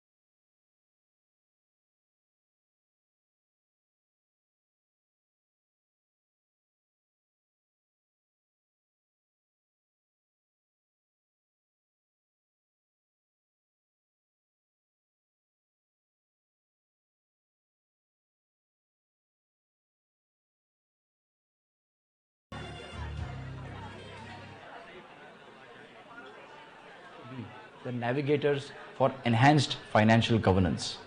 In the growth of the Indian economy, the chartered accountants have continued to play a stellar role.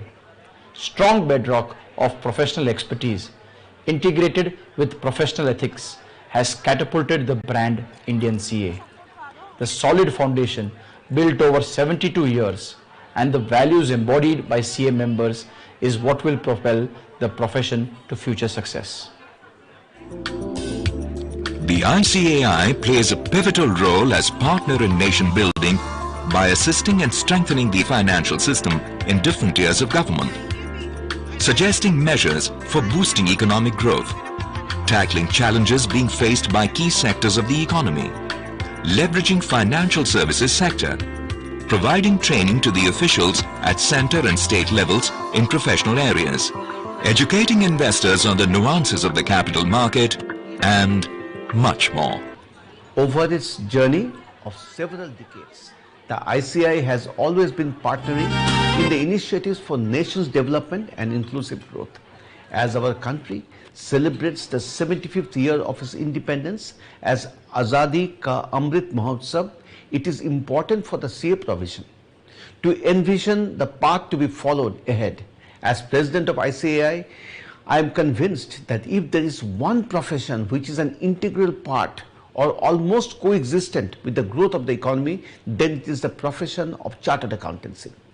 Today, we take pride in being recognized as a partner in nation building and pillars of economic growth.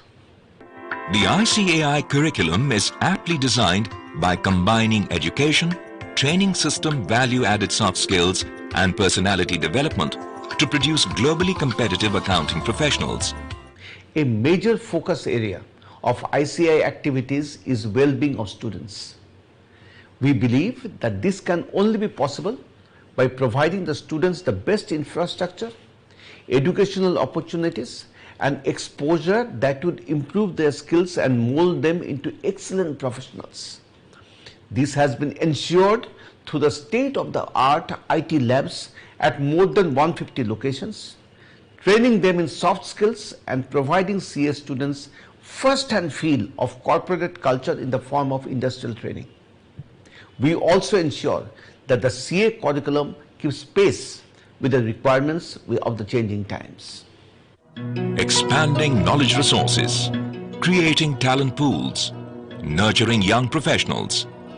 Over the years, the ICAI has played a pivotal role in formulating and implementing a host of academic initiatives aimed at keeping chartered accountants on the leading edge of business and industry.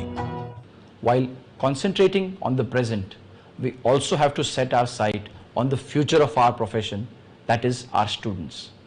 Our endeavors have been to align the Indian accountancy education with the emerging imperatives which are in line with best global practices. This will ensure that the future generations acquire multidimensional abilities to counter all sorts of challenges. An all-encompassing and experience-rich education combined with practical training, value-added soft skills and personality development is our priority. These intangible aspects are vital for a 21st century chartered accountant, whether in practice or in industry. ICAI has been making ongoing contribution to quality assurance through disciplinary, peer review and financial reporting review. These are aimed at ensuring and enhancing the quality of audit and assurance services offered by chartered accountants. Chartered accountants are multidimensional professionals who are looked up to for their sound ethical and professional values that are encouraged by the institute. The ICAI, being a regulator of the CA profession, also facilitates to help the members to improve themselves and conquer new frontiers.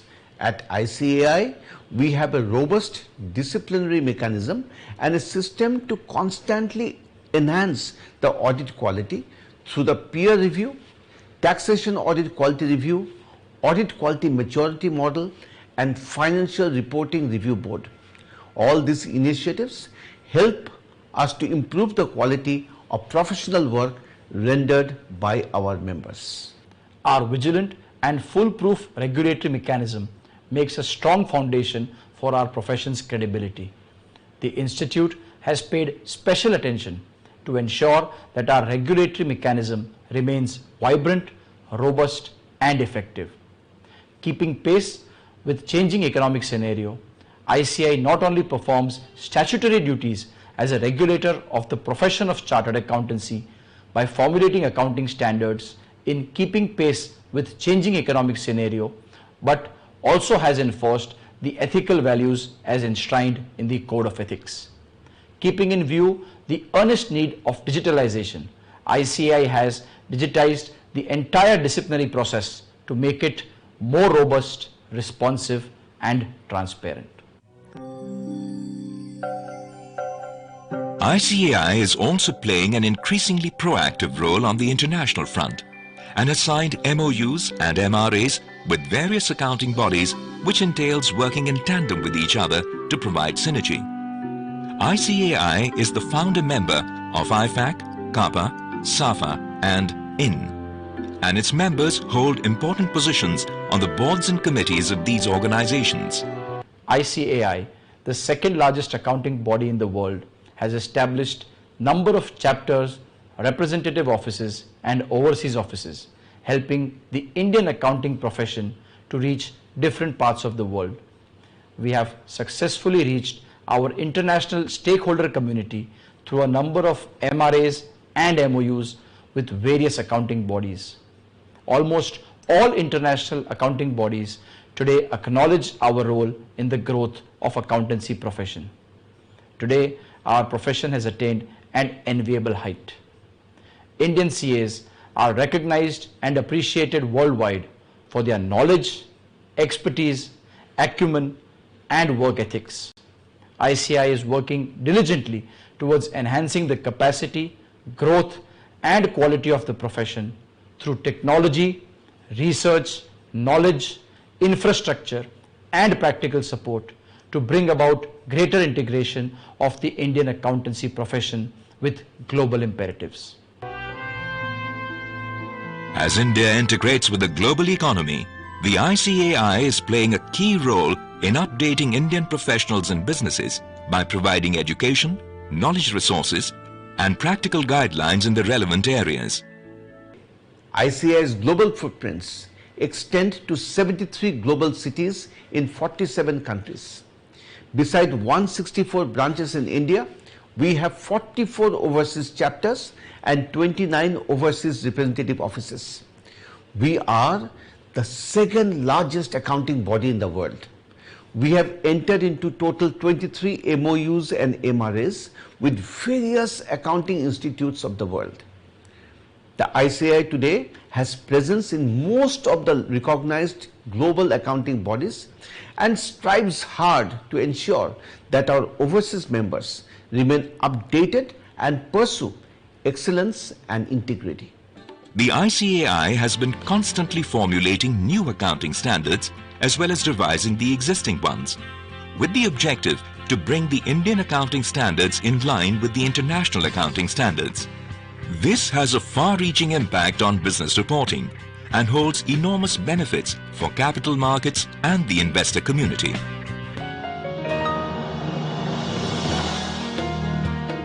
ICAI truly believes that women's participation is essential for the nation's development. They have the qualities of dedication, consistency, hard work and honesty, which are the need of the hour. Education is one of the most important means of empowering women with the knowledge, skills and self-confidence necessary to participate fully in the development process. ICAI offers equal opportunities to women, and this is evident from the fact that year after year, top positions in CA examinations are being secured by female students.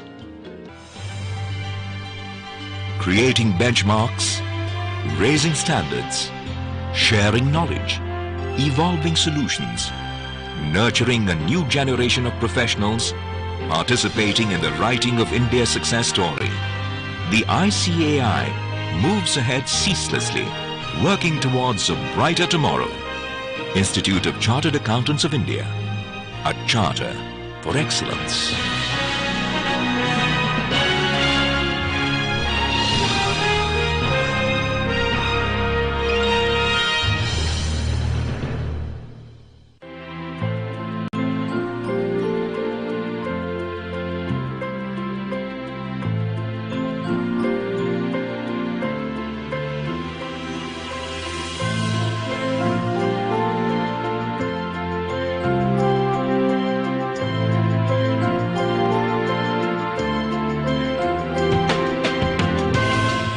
across sectors like infrastructure, real estate, information technology, telecom, healthcare and SME. A vibrant India continues to surge ahead, emerging as a market with enormous untapped potential and a destination for global investments. As an integral part of this growth story, the role of chartered accountants has expanded to a wider canvas, a role that is cross-functional, multidimensional and multifaceted. The cornerstone of this profession was laid in 1949 by an Act of Parliament with the establishment of a statutory body called the Institute of Chartered Accountants of India, or the ICAI. The Institute of Chartered Accountants of India, a statutory body set up by an Act of Parliament in 1949, has resolutely upheld the tradition of service before self, imparting world-class accountancy education and producing competent professionals in the service of nation. Today, the 4 letters of ICAI have truly become synonymous with independence, competence, accountability and integrity. We are extremely proud to be referred to as a partner in nation building and also as an important pillar of the economy. ICAI is the second largest accountancy body in the world and has presence in 47 countries. It has approximately 3,38,000 members and 7,13,000 active students. ICAI is guided by a vision to be the world's leading accounting body, a regulator and developer of trusted and independent professionals with world-class competencies in accounting, assurance, taxation, finance, and business advisory services. The alphabets CA are an embodiment of trust and integrity. CA professionals continue to be the navigators for enhanced financial governance. In the growth of the Indian economy, the chartered accountants have continued to play a stellar role. Strong bedrock of professional expertise integrated with professional ethics has catapulted the brand Indian CA. The solid foundation built over 72 years and the values embodied by CA members is what will propel the profession to future success. The ICAI plays a pivotal role as partner in nation building by assisting and strengthening the financial system in different tiers of government, suggesting measures for boosting economic growth, tackling challenges being faced by key sectors of the economy, leveraging financial services sector, providing training to the officials at center and state levels in professional areas, educating investors on the nuances of the capital market, and much more. Over its journey of several decades, the ICAI has always been partnering in the initiatives for nation's development and inclusive growth. As our country celebrates the 75th year of its independence as Azadi ka Amrit Mahotsav, it is important for the CA provision to envision the path to be followed ahead. As president of ICAI, I am convinced that if there is one profession which is an integral part or almost coexistent with the growth of the economy, then it is the profession of chartered accountancy. Today, we take pride in being recognized as a partner in nation building and pillars of economic growth. The ICAI curriculum is aptly designed by combining education, training system value-added soft skills and personality development to produce globally competitive accounting professionals. A major focus area of ICAI activities is well-being of students. We believe that this can only be possible by providing the students the best infrastructure, educational opportunities and exposure that would improve their skills and mold them into excellent professionals. This has been ensured through the state-of-the-art IT labs at more than 150 locations, training them in soft skills and providing CA students first-hand feel of corporate culture in the form of industrial training. We also ensure that the CA curriculum keeps pace with the requirements of the changing times. Expanding knowledge resources, creating talent pools, nurturing young professionals. Over the years, the ICAI has played a pivotal role in formulating and implementing a host of academic initiatives aimed at keeping chartered accountants on the leading edge of business and industry. While concentrating on the present, we also have to set our sight on the future of our profession, that is our students. Our endeavors have been to align the Indian accountancy education with the emerging imperatives which are in line with best global practices. This will ensure that the future generations acquire multidimensional abilities to counter all sorts of challenges. An all-encompassing and experience-rich education combined with practical training, value-added soft skills and personality development is our priority. These intangible aspects are vital for a 21st century chartered accountant, whether in practice or in industry. ICAI has been making ongoing contribution to quality assurance through disciplinary, peer review and financial reporting review. These are aimed at ensuring and enhancing the quality of audit and assurance services offered by chartered accountants. Chartered accountants are multidimensional professionals who are looked up to for their sound ethical and professional values that are encouraged by the institute. The ICAI, being a regulator of the CA profession, also facilitates to help the members to improve themselves and conquer new frontiers. At ICAI, we have a robust disciplinary mechanism and a system to constantly enhance the audit quality through the peer review, taxation audit quality review, audit quality maturity model and financial reporting review board. All these initiatives help us to improve the quality of professional work rendered by our members. Our vigilant and foolproof regulatory mechanism makes a strong foundation for our profession's credibility. The Institute has paid special attention to ensure that our regulatory mechanism remains vibrant, robust and effective.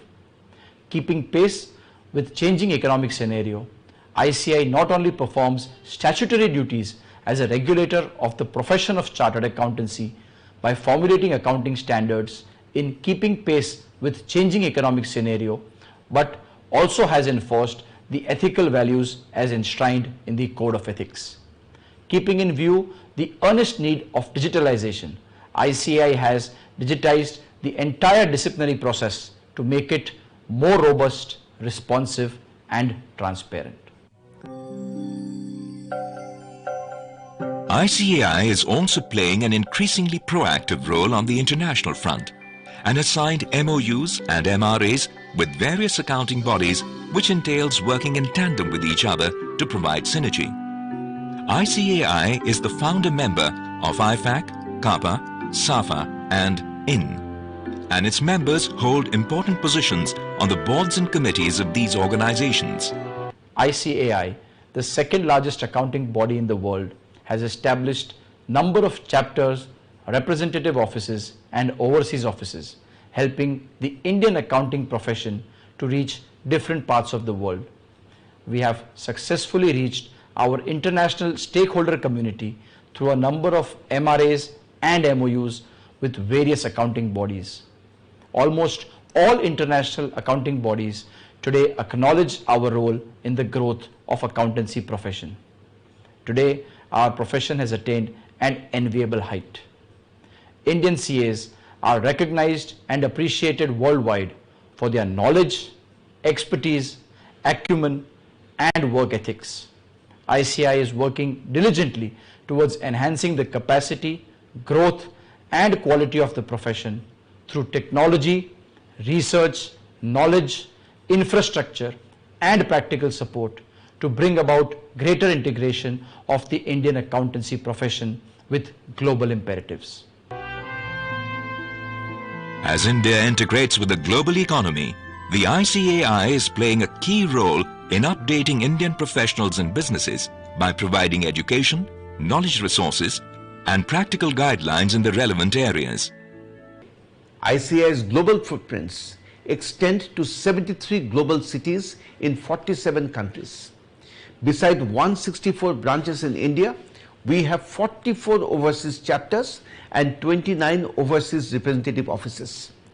We are the second largest accounting body in the world.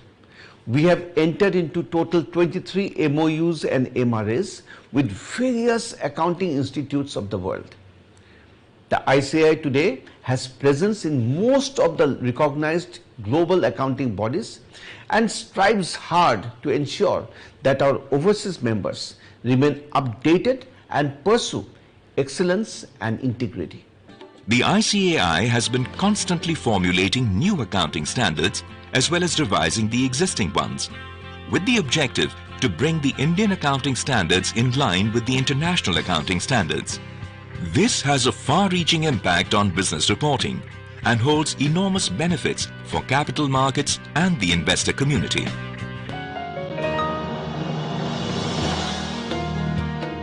ICAI truly believes that women's participation is essential for the nation's development. They have the qualities of dedication, consistency, hard work and honesty, which are the need of the hour. Education is one of the most important means of empowering women with the knowledge, skills and self-confidence necessary to participate fully in the development process.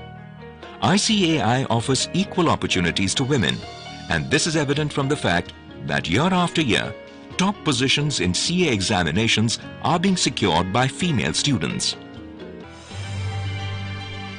Creating benchmarks, raising standards, sharing knowledge, evolving solutions, nurturing a new generation of professionals, participating in the writing of India's success story. The ICAI moves ahead ceaselessly, working towards a brighter tomorrow. Institute of Chartered Accountants of India, a charter for excellence.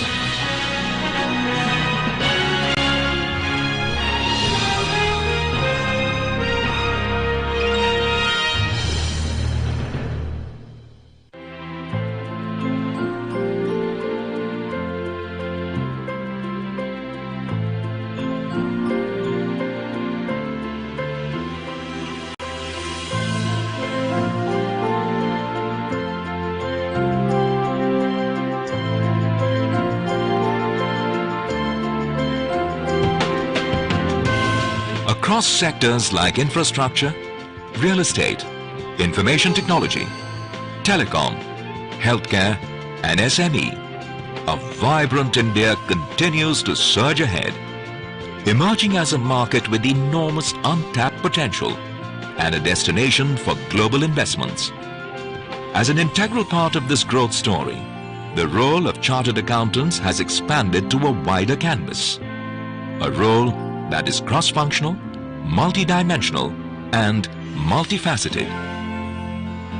The cornerstone of this profession was laid in 1949 by an Act of Parliament with the establishment of a statutory body called the Institute of Chartered Accountants of India, or the ICAI. The Institute of Chartered Accountants of India, a statutory body set up by an Act of Parliament in 1949, has resolutely upheld the tradition of service before self, imparting world-class accountancy education and producing competent professionals in the service of nation. Today, the full letters of ICAI have truly become synonymous with independence, competence, accountability and integrity. We are extremely proud to be referred to as a partner in nation building and also as an important pillar of the economy. ICAI is the second largest accountancy body in the world and has presence in 47 countries. It has approximately 3,38,000 members and 7,13,000 active students. ICAI is guided by a vision to be the world's leading accounting body, a regulator and developer of trusted and independent professionals with world-class competencies in accounting, assurance, taxation, finance, and business advisory services. The alphabets CA are an embodiment of trust and integrity. CA professionals continue to be the navigators for enhanced financial governance. In the growth of the Indian economy, the chartered accountants have continued to play a stellar role. Strong bedrock of professional expertise integrated with professional ethics has catapulted the brand Indian CA. The solid foundation built over 72 years, and the values embodied by CA members is what will propel the profession to future success. The ICAI plays a pivotal role as partner in nation building by assisting and strengthening the financial system in different tiers of government, suggesting measures for boosting economic growth, tackling challenges being faced by key sectors of the economy, leveraging financial services sector, providing training to the officials at center and state levels in professional areas, educating investors on the nuances of the capital market, and much more. Over its journey of several decades, the ICAI has always been partnering in the initiatives for nation's development and inclusive growth.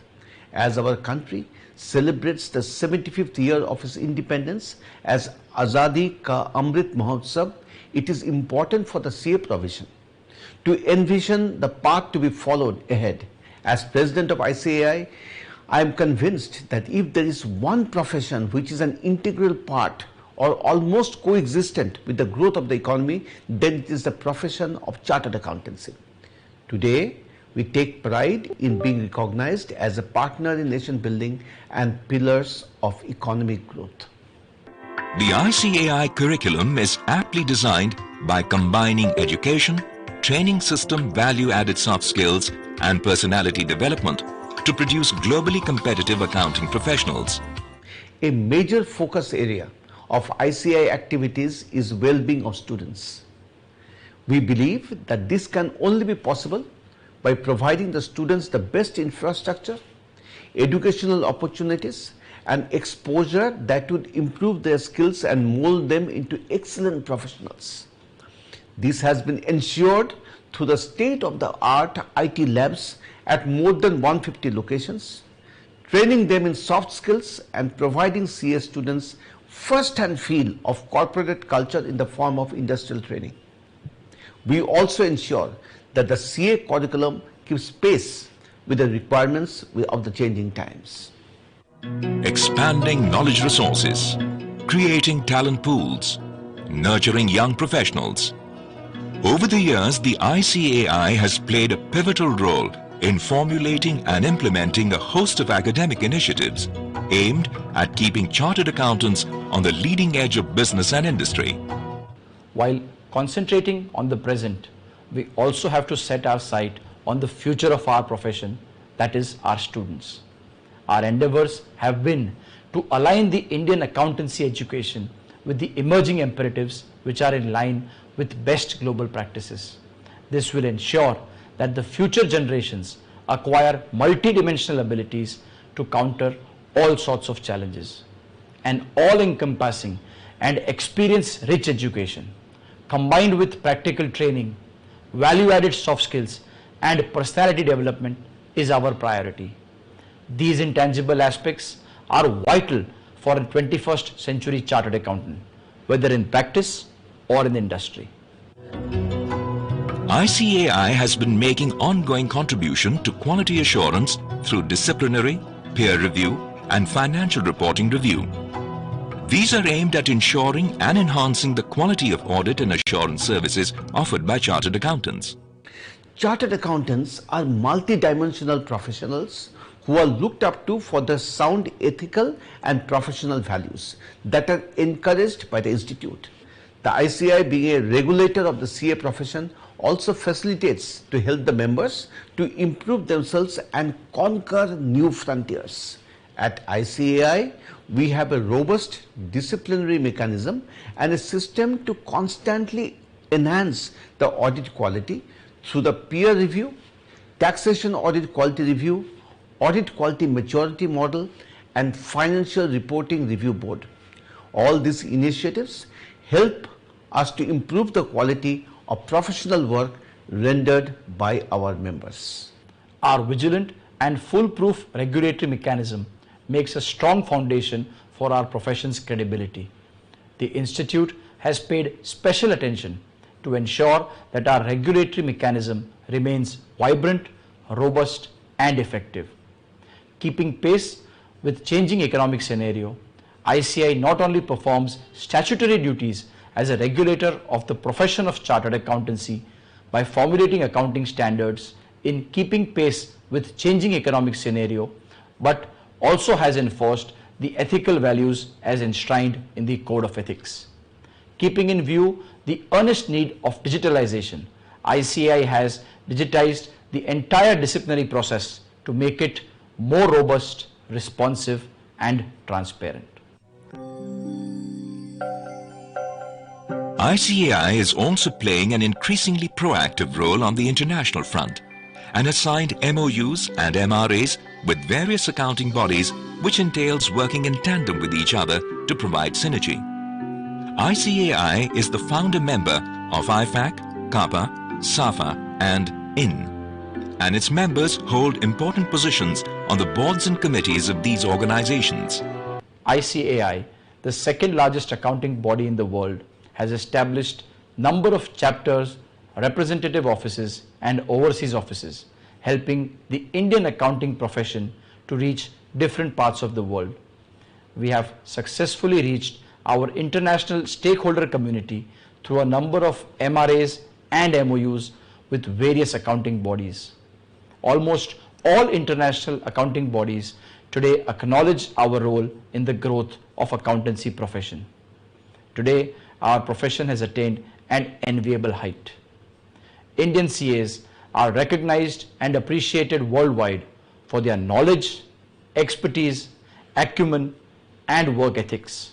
ICAI is working diligently towards enhancing the capacity, growth and quality of the profession through technology, research, knowledge, infrastructure and practical support to bring about greater integration of the Indian accountancy profession with global imperatives. As India integrates with the global economy, the ICAI is playing a key role in updating Indian professionals and businesses by providing education, knowledge resources, and practical guidelines in the relevant areas. ICAI's global footprints extend to 73 global cities in 40. In its glorious journey of independence, India has reached a momentous milestone of 75 years. The journey of independent India, which started in 1947, as a fledgling nation has grown to become the world's sixth largest economy, poised to touch $5 trillion GDP mark soon. The Institute of Chartered Accountants of India takes pride on the contribution it has made immensely. Established in 1949 to aid the economic growth of the nation and to regulate the accounting profession in India, ICAI has emerged as a world-class accounting body with more than 3.5 lakh members. Working under the jurisdiction of Ministry of Corporate Affairs, Government of India, ICAI has always remained an integral part of Indian economy, taking India to the path of fastest growing economy in the world. As ICAI, along with the entire country, is celebrating Azadi ka Amrit Mahotsav, commemorating 75 years of India's independence, ICAI's journey of evolution and achievement goes hand in hand with that of independent India. During more than 7 decades of its existence, the Institute has been in constant dialogue with various ministries in the central and the state governments for providing technical advice and necessary inputs on matter of economic relevance and support government in fostering economic reforms in the country. Many members of ICAI are contributing to the various committees of government like boards of public sector undertakings and nationalized banks. ICAI has also remained an expert and independent advisor on company law, fiscal and other matters to various government bodies. As a committed and continued true partner in nation building, ICAI has always been proactively supporting all endeavors of the government as a part of its role in aiding towards better governance. Towards this, for the first time in the year 1964, ICAI submitted a pre-budget memorandum to the Finance Ministry. Since then, it has been regularly providing inputs in this regard. ICAI started rendering free advisory service to SMEs and small taxpayers on maintenance of accounts, tax paying and other financial matters. This gave impetus to the industrial growth in the country, apart from enhancing the financial literacy of business community and citizens at large. ICAI contribution was once again acknowledged in the year 2009 when the then President of India conferred recognition of excellence on ICAI for making valuable contribution in upholding the corporate governance norms of India Inc. In the year 2014, Honorable Prime Minister Shri Narendra Modi nominated ICAI as one of the ambassadors of the Swachh Bharat Abhiyan, which set the beginning of India's transformation as never before. In the year 2016, partnering government in propagating schemes, ICAI jointly with Ministry of Finance and Ministry of Commerce and Industry organized programs at more than 470 locations across the country to create awareness and maximize the potential of the Income Declaration Scheme 2016. The program was attended by more than 42,000 citizens. A historic moment came for the nation and the institute when Honorable Prime Minister Shri Narendra Modi announced the GST from ICAI platform on July 1, 2017. Being well placed in financial knowledge and tax expertise, ICAI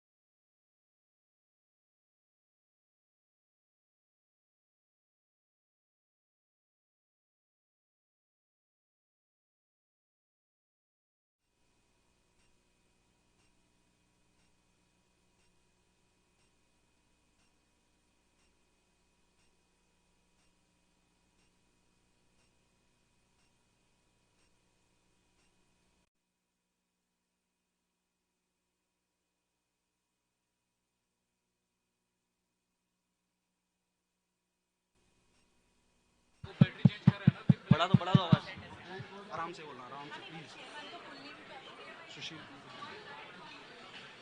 All the students and participants to please be seated fast. We'll start the program within 5 minutes. All the participants and the students are requested to be seated fast within 5 minutes. First 3 rows are reserved, then 4th rows is for the participants. First 3 rows are reserved and the 4th row is for the participant this side.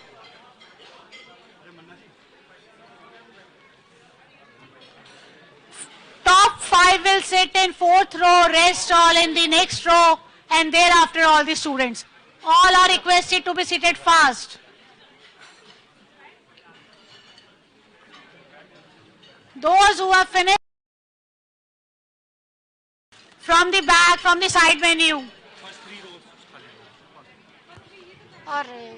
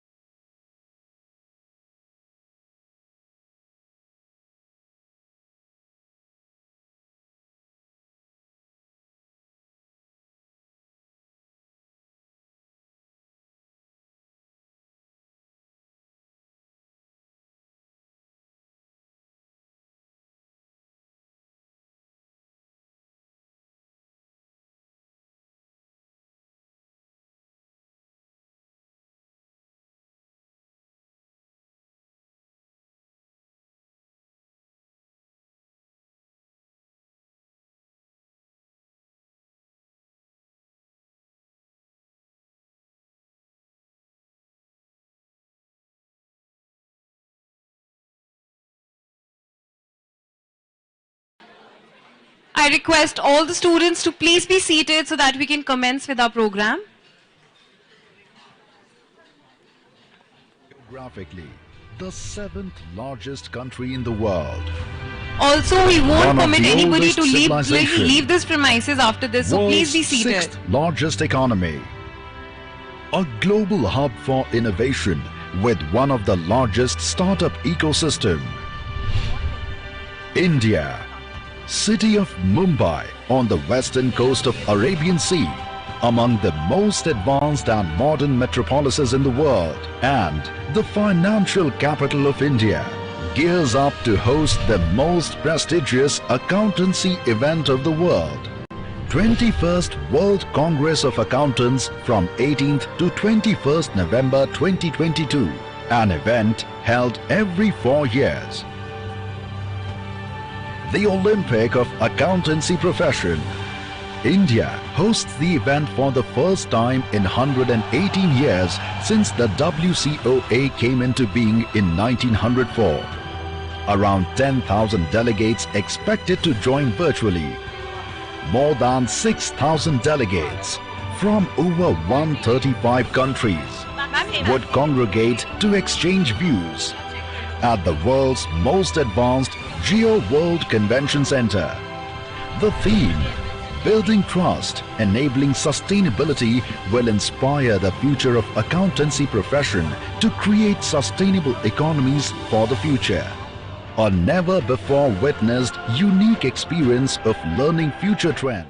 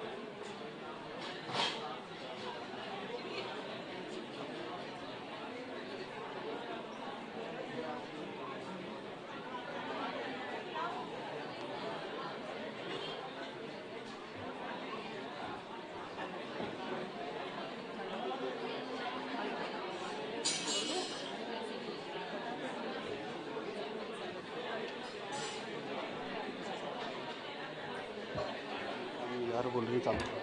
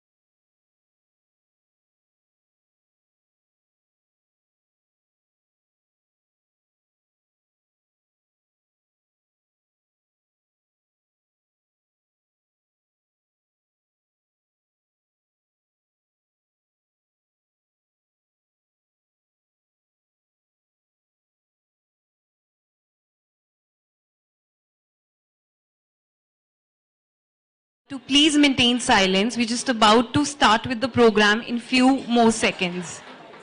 And make sure that your mobiles are either on a silent mode or a switched off mode. And make sure there are no movements while somebody is on stage speaking and conversing with you.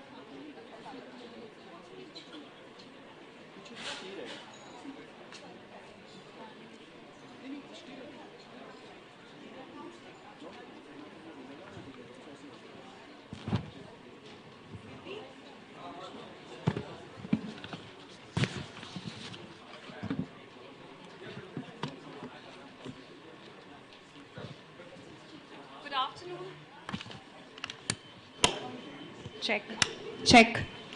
Good afternoon to all once again, the dignitaries, to all the dignitaries, members, students and our invited guests.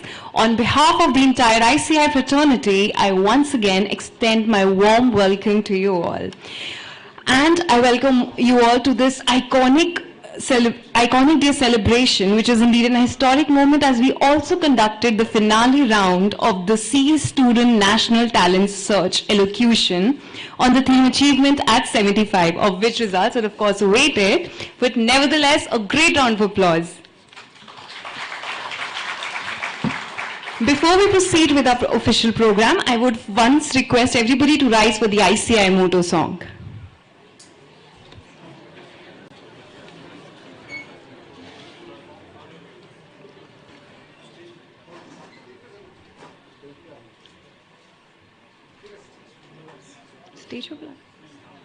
I request our dignitaries to please be on stage.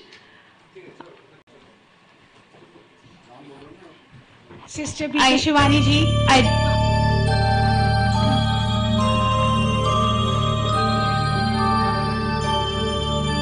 Yaesha sukteshu jagrati.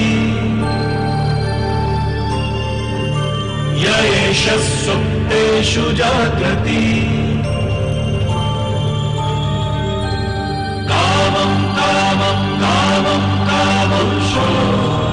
Pusho nirvimanah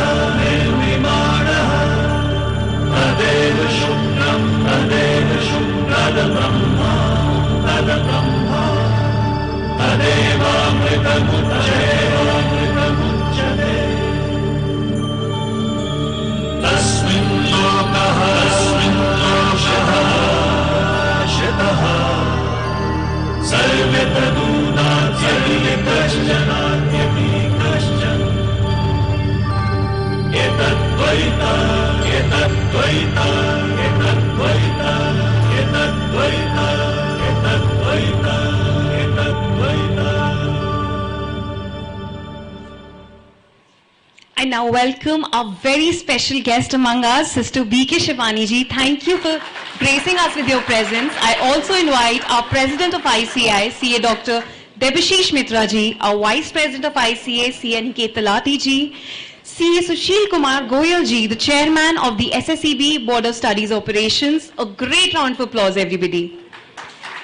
I would now request our President of ICAI, CA Dr. Debashish Mitra ji, to present a bouquet and shawl to our guest, Sister B.K. Shivani ji.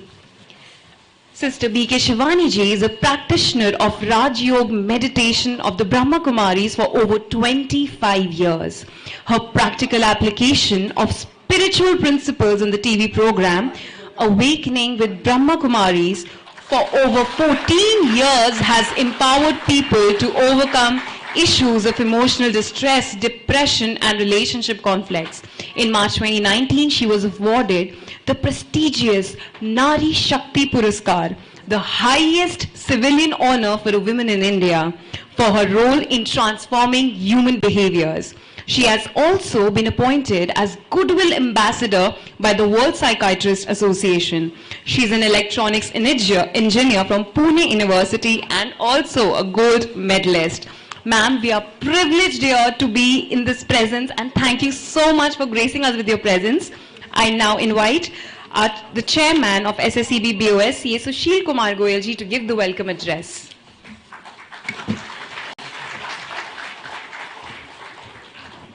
Honorable President ICAI, CA Dr. Devasis Mitra, Honorable Vice President, CA Aniket Talati,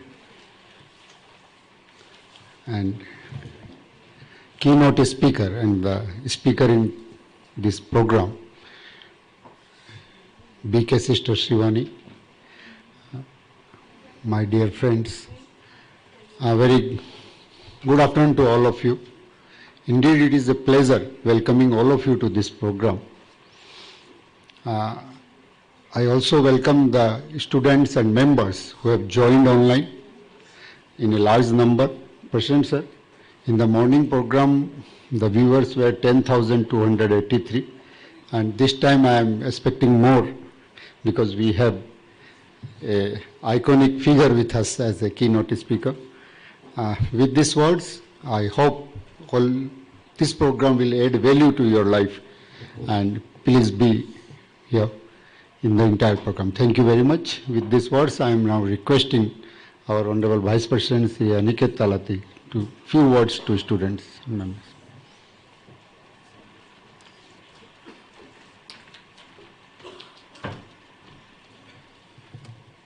Thank you very much, Sushilji.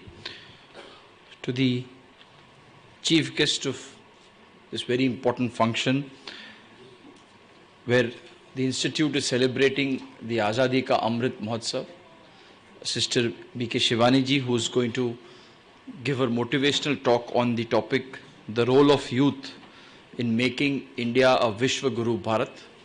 I think we have the right audience.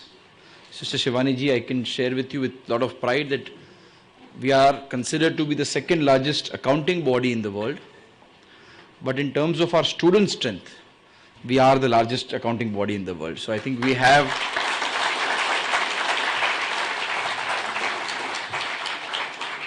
a great strength of student membership in our profession. And when we are celebrating the Azadi Ka Amrit Mahotsav, like I said in the morning, we are looking back at the 75 glorious years and also looking at the Amrit Kal, that is the upcoming 25 years in 2047 when India celebrates 100 years of independence. Respected President Sir, Dr. Debashish Mitra ji, Sushil ji, Pramod Jain ji, and everybody else who's present here, I think it's a wonderful opportunity that SSCB, that is the Board of Studies Operations, has invited a speaker who is not only renowned and respected, but let me share with you friends, during the COVID pandemic, at the very beginning of the pandemic, when a lot of us did not know what is going to be the future. I'm sure some of you had examination, maybe intermediate foundation. Exams will happen, will not happen. Our members were concerned what will happen to the financial statements, audits will happen, will not happen, returns will get filed, whether businesses move on, and a lot of stress which was being experienced both at the student level and at the membership level. At that time, I was Vice Chairman of the Banking Finance Committee, and we had the privilege of having Sister BK Shivani ji there address all our members, students, and at that time, more than 40 to 50,000 people had viewed the entire discussion. And let me tell you, Sister Shivani, that it calmed the nerves of a lot of our members in terms of what you were able to deliver, the address that you gave, and of course, the guidance that was provided. And today, thankfully, that COVID pandemic period has receded and we are looking at these physical gatherings and not virtually meeting each other. And what is going to be now important, once that we have overcome such a huge, once in a lifetime pandemic and an extreme situation, is how do we look forward? And I'm sure that the guidance that will be provided by Honorable President Sir, as well as Sister B.K. Shivani ji, will guide all of you, our dear students, who are a very, very important part of the ICAI, and show you the vision and the path of how you cannot only look at academic excellence, but will also have to look at all-round development, not just of yourself, in your inner self, within yourself, the situation around you, but also when you qualify as professionals, your very important role towards society at large. With these words, I once again compliment the Student Skill Enrichment Board, which is truly enriching the skills of students in this very important year where we are celebrating Azadi ka Amrit Mahotsav. I wish all of you once again a very happy Azadi ki Amrit Mahotsav. Jai Hind, Jai ICAI. Thank you. Thank you, Vice President Sir. Now I am requesting our Honorable President Sir to address all of you.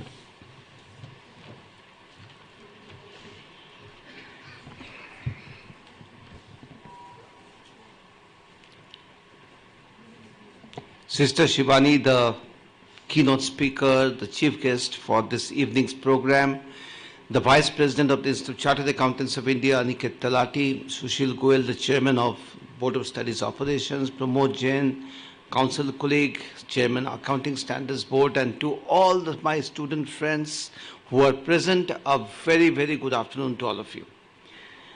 It is my great pleasure to be seated along with sister here, because, I have heard her speak, and many times, how she has influenced me is, every day I wake up in the morning, I say that, did I meditate? And if I don't do that, I think that something is missing. Now, you see, because of the tough schedule that I and Vice President we maintain, sometimes we miss meditating. And you see, let me tell you, and she will tell you this, that if you meditate, if you are with God, if you are spiritual, it makes your life that much better. 100%. You see, there is no doubt about that. I'm committed to that line of thought. And you see, with her speaking to the students, I think the students will benefit very, very immensely. Sister, you see, we were formed way back on 1st of July 1949. We are an institute which has been functioning, serving the cause of the nation since that time. Over a period of time, we have grown to, as the Vice President said, as the second largest accounting body in the world. We have a membership strength of over 350,000, student strength of over 750,000. And let me tell you, and you'll be happy to note that in our student strength, 44%, about 44% are ladies. So that is how we are. Yesterday, there was a program in Vigyan Bhavan in which I was asked that how do you visualize the Institute of Chartered Accountants of India 25 years later? And instantly I said that I visualize the institute as innovative, very important, modern, forward-looking, the largest accounting body in the world, not only in numbers, but also because of the quality of value-added services that it provides. And the last part I said is, being recognized for his commitment to nation building. That was the last point which I said. And that is what, we want to be as we go ahead. And in this path, when we have people like Sister Shivani come and speak to us, I think the path that we want to take becomes clearer. And this is not only for the members, even for the students. So you see, I congratulate the Board of Studies Operations for having got sister here. And I'm sure that those of us, and she is telling me about 11,000 are attending this program. I urge all this 11,000 and more to listen to every word that she says, because I've heard her speak before, and take full advantage, understand, enjoy, and make it whatever she says, especially the spiritual, the meditation part of it, make it part of your life. I welcome you, Sister Mist, once more, and I wish all of you a very happy learning. Thank you very much. Thank you, President sir. So with this, we complete the inaugural session. Now, sister will be on the stage and we all be with the parties as sitting in the audience. So, office to please arrange. Yeah, please. And I am really thankful to President and Vice President for physically being here. And I am recognizing the presence of Gyan Misra ji, our Central Council member. Please, sir. Thank you, sir.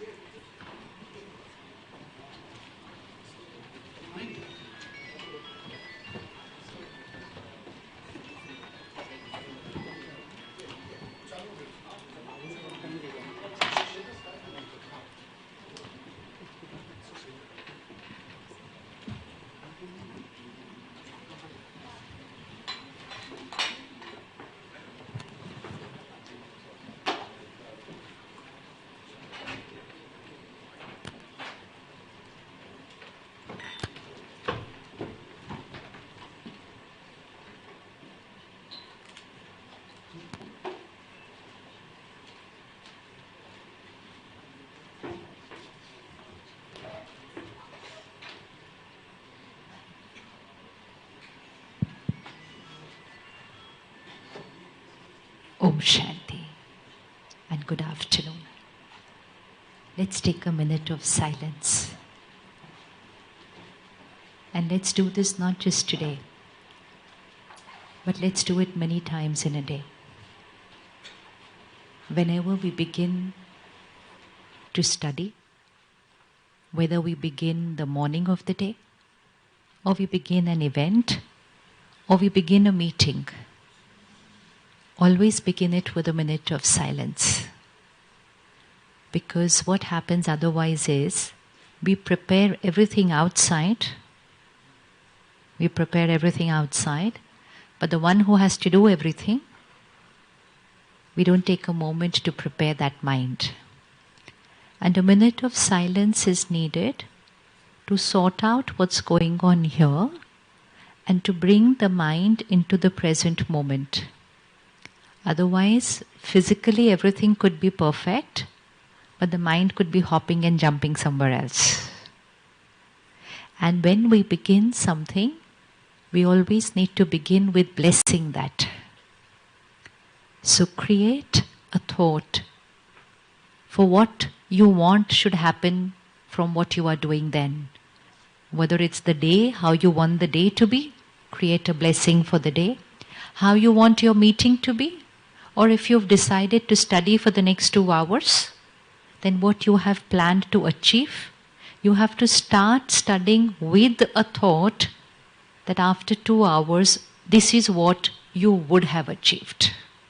So basically giving an instruction to the mind and strengthening the mind to be prepared for what the mind is going to do in the next couple of hours.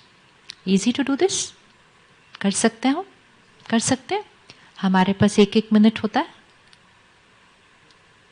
क्योंकि आजकल एक tag word है ना हम सबके साथ. वो tag word क्या है? टाइम नहीं है? अच्छा, टाइम नहीं है. आप सबके पास टाइम है? है? है? अगर है कहेंगे तो बहुत आ जाएगा, और अगर नहीं है कहेंगे जितना है वो भी खत्म हो जाएगा. It's all about how I think about what I have. It doesn't depend on what I have. It depends on how I think about what I have. So do we have time? A little bit or lots? Kitna lots? It's an attitude. It's not about the number of hours we have. It is all about attitude. So take a minute of silence, bring yourself to the center and create a thought. I am a powerful being. I am a powerful being. Calm and stable always. हमेशा शांत, स्थिर. I'm always happy. You can say these thoughts within. I'm always happy. I'm confident. I'm fearless.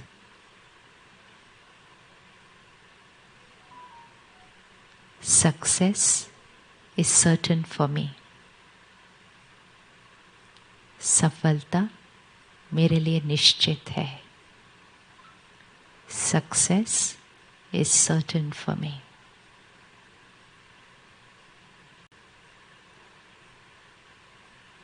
Now, as we are creating this thought, I am powerful, I am happy, I am fearless, I am calm and stable. There is an energy that is getting created inside us. That energy strengthens the mind. That energy also vibrates to the body. Okay, अब ये बताइए. Just check, okay, what energy flows through your body. What energy flows through the brain which is going to study. If I create a thought, I am calm and stable, तो कैसी energy create होगी? कैसी energy create होगी? Positive. If I create a thought I am stressed, तो कैसी energy create होगी?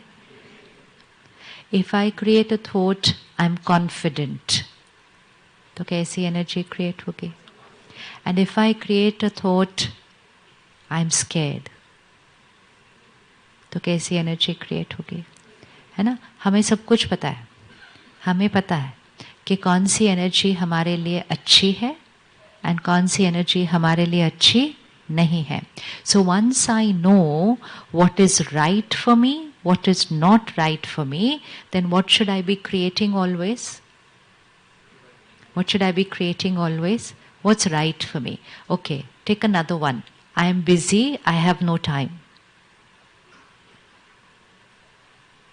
And दूसरा है I am easy, I have lot of time.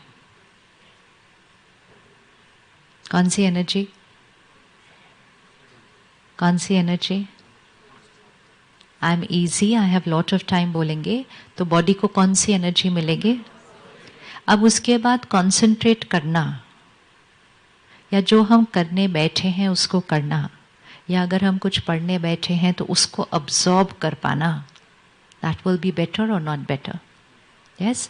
But throughout the day we keep saying, I'm stressed, I'm busy, I don't have time. भागते रहते हैं हम सारा दिन. And ऐसे भागते भागते भागते हम पढ़ने भी बैठ जाते हैं. ये blotting paper है. This blotting paper has to absorb what I'm studying. But for that my mind will need to be very, very stable. It does not depend on how many hours I study or I work.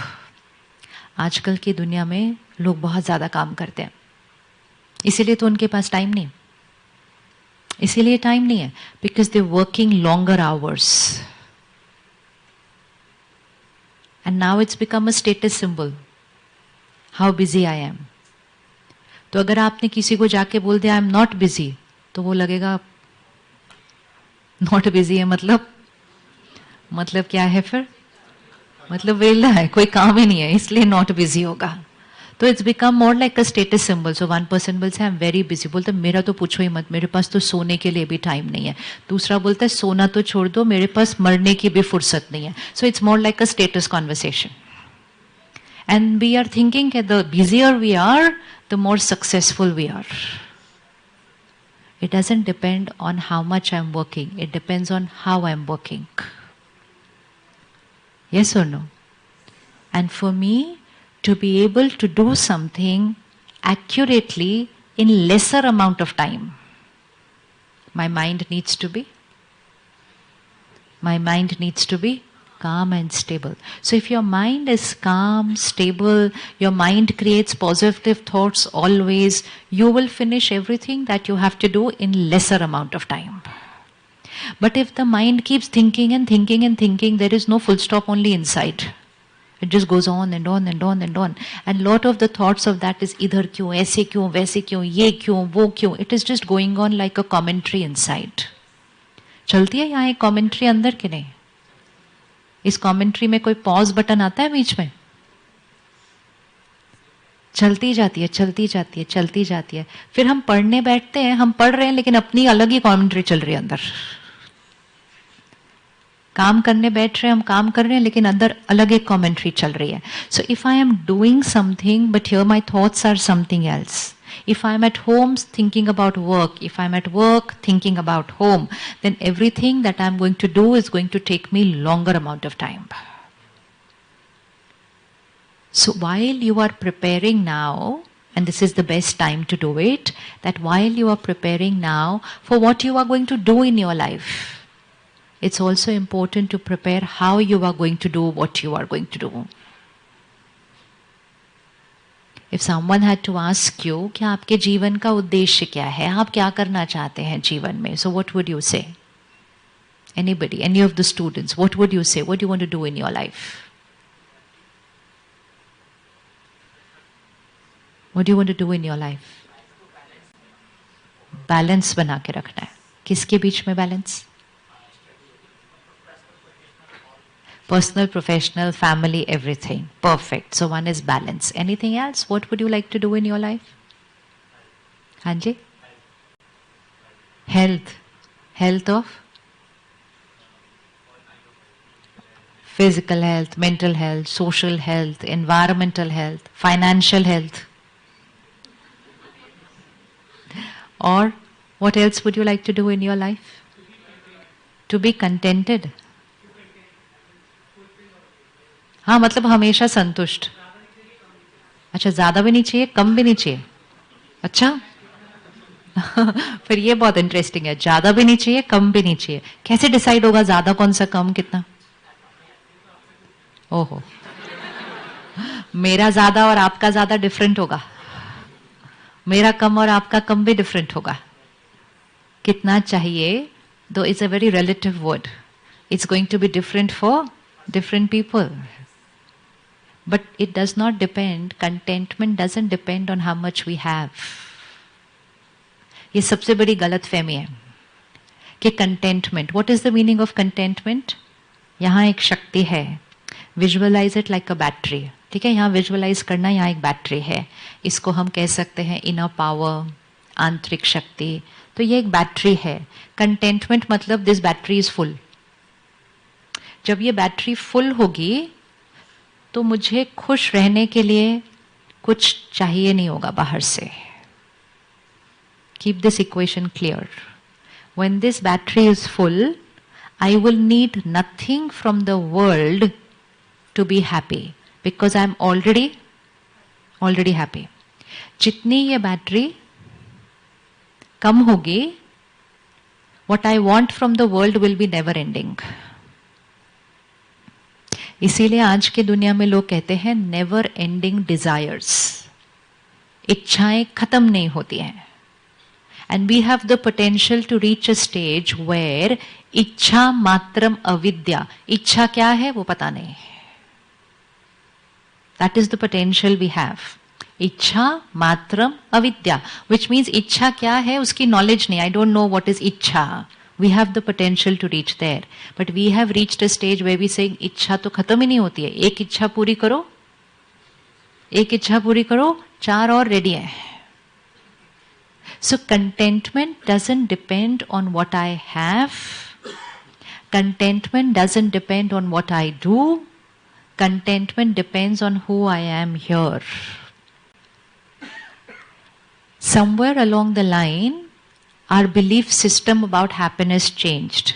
And it is very important to clear that belief system this year, especially when we're talking about independence. Independence. Swatantra. Swarajya. Right? Independence. Swarajya. If we take the word Swarajya, Swa or Rajya. Swa matlab? Self. I. Rajya. Swa, Rajya. Swa, I. Rajya. Rajya, self-rule. How many of you feel that I can rule myself? Which means I'm a master over myself.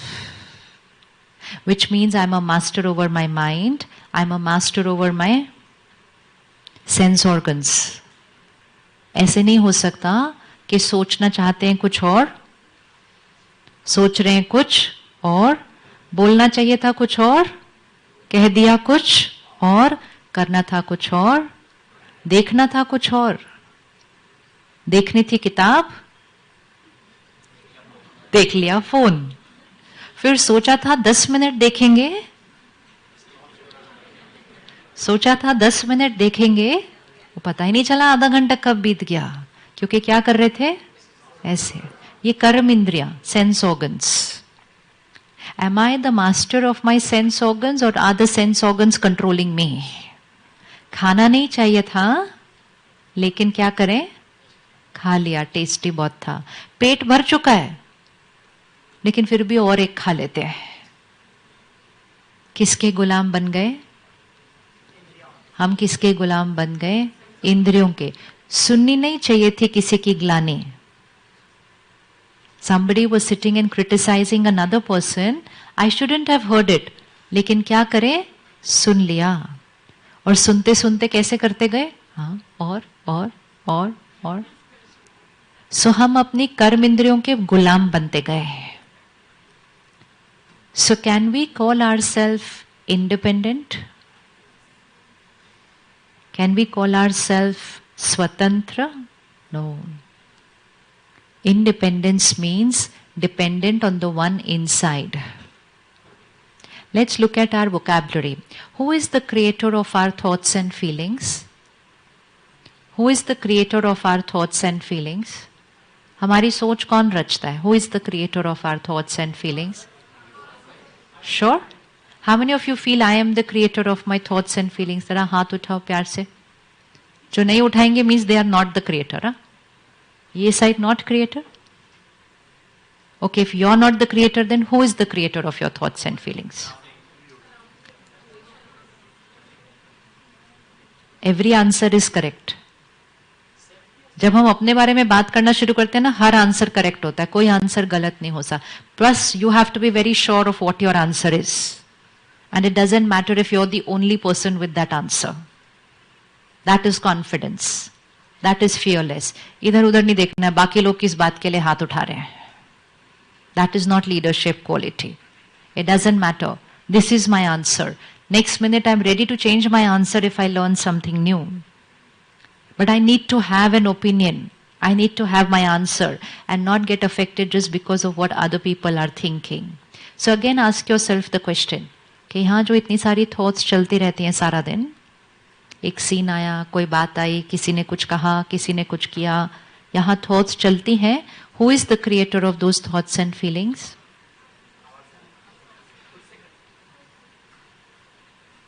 Who is the creator of those thoughts and feelings? I myself? Okay, 3 options. 1, I myself. So I am the creator of that thought and feeling. Second, situation. Situation or that other person. And third, I plus situation. ये आपने answer change कर लिया इतनी जल्दी? हाँ? Option change हो गए? अच्छा, चलो फिर से ऑप्शन सुनने ध्यान से. A, I am the creator. 2. Situations, people, people's behavior. 3. I and situation.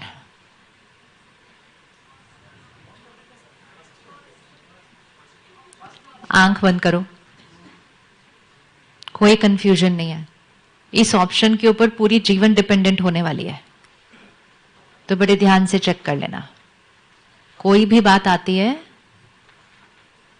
कोई भी बात आती है, कल के दिन को चेक कर लें. बातें आई होंगी, situations after situations after situations, and I create a thought, I have a feeling, then I speak a word, then I come into behavior. This is thought, feeling, word, behavior. Look at yourself. Now ask yourself, who created that thought and feeling? I, situation, or I and situation?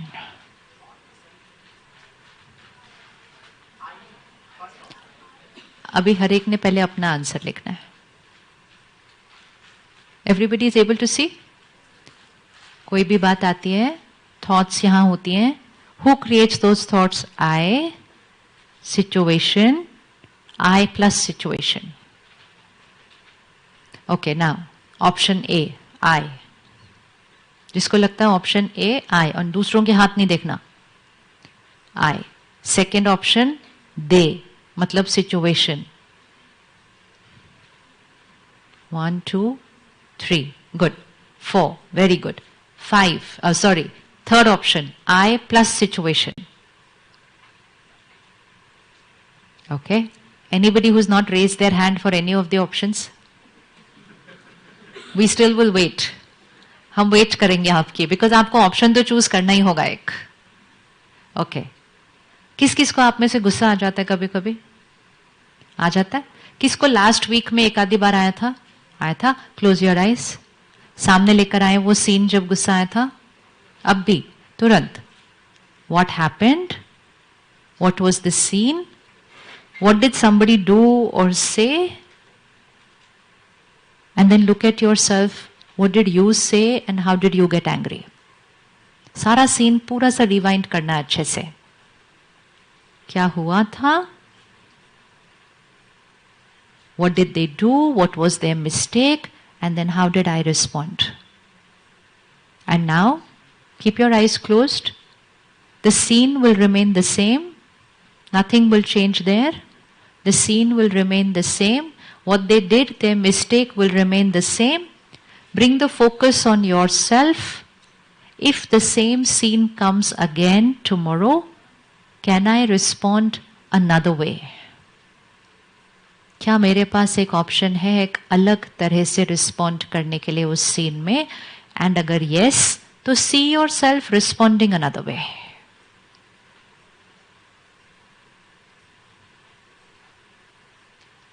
And if you're able to see yourself responding another way, just raise your hand. कि मुझे कुछ दिखाई दे रहा है. I could have done this another way. Good. Now, open your eyes. What could have been the other way that I could have responded? क्या हम कर सकते थे different? क्योंकि situation change नहीं हो रही. Situation change नहीं हो रही है. सामने वाला व्यक्ति की गलती, that is not changing. But do you think that I can change the way I responded to that situation? हाँ, क्विकली रिएक्ट नहीं करना. मतलब क्या करना? काम रहना. उसी बात को किस तरह से बोलना? Anybody this side? Any other option? How could we have responded?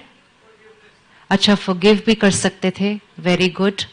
Now, looking at this situation, response, situation remains the same, response changed, that means response is created by, situation remained the same, response can be changed, that means response is created by. चलिए अब बताइए answer. That means response is created by ourselves. If the response was created by the situation also, then I cannot change the response. then I cannot change the response, because for me to change the response, what also has to change? The situation, but the situation is not going to change. This is called independence. Independence means, आजकल हमारी vocabulary पता है कैसी है? अगर अभी आपसे कोई पूछे कि वो वाला जो सीन था, उसमें गुस्सा आपको किसकी वजह से आया, तो उंगली कहाँ जाती है? हम तो यहां तक कह देते हैं, मैंने नहीं गुस्सा किया, हाँ दिलाया. Exactly. See the vocabulary? This is the vocabulary of dependence. मैंने नहीं गुस्सा किया, उन्होंने गुस्सा दिलाया. वो इरिटेटिंग है, उन्होंने मेरी इंसल्ट की, उन्होंने मुझे डिसरिस्पेक्ट किया, उन्होंने मुझे हर्ट किया. स्ट्रेस्ड किसकी वजह से है? एग्जाम की वजह से स्ट्रेस है. ट्रैफिक में भी अटक जाते हैं तो ट्रैफिक की वजह से स्ट्रेस है. मतलब सब कुछ जो यहां हो रहा है वो किसकी वजह से है? खुश भी किसकी वजह से है? So what all is created here? Happiness, anger, peace, love, stress, long list of feelings. But all our feelings we are saying today are being created because of. So I am happy because, I am sad because, I am upset because, I am irritated because, I am angry because, everything is here. If everything is getting created by situations and people, then I am not independent. फिर मैं गुलाम. किसका गुलाम? आजकल हम अपने phone के गुलाम हैं. आपको किस किस को लगता है मैं अपने फोन का गुलाम? उठा लो हाथ.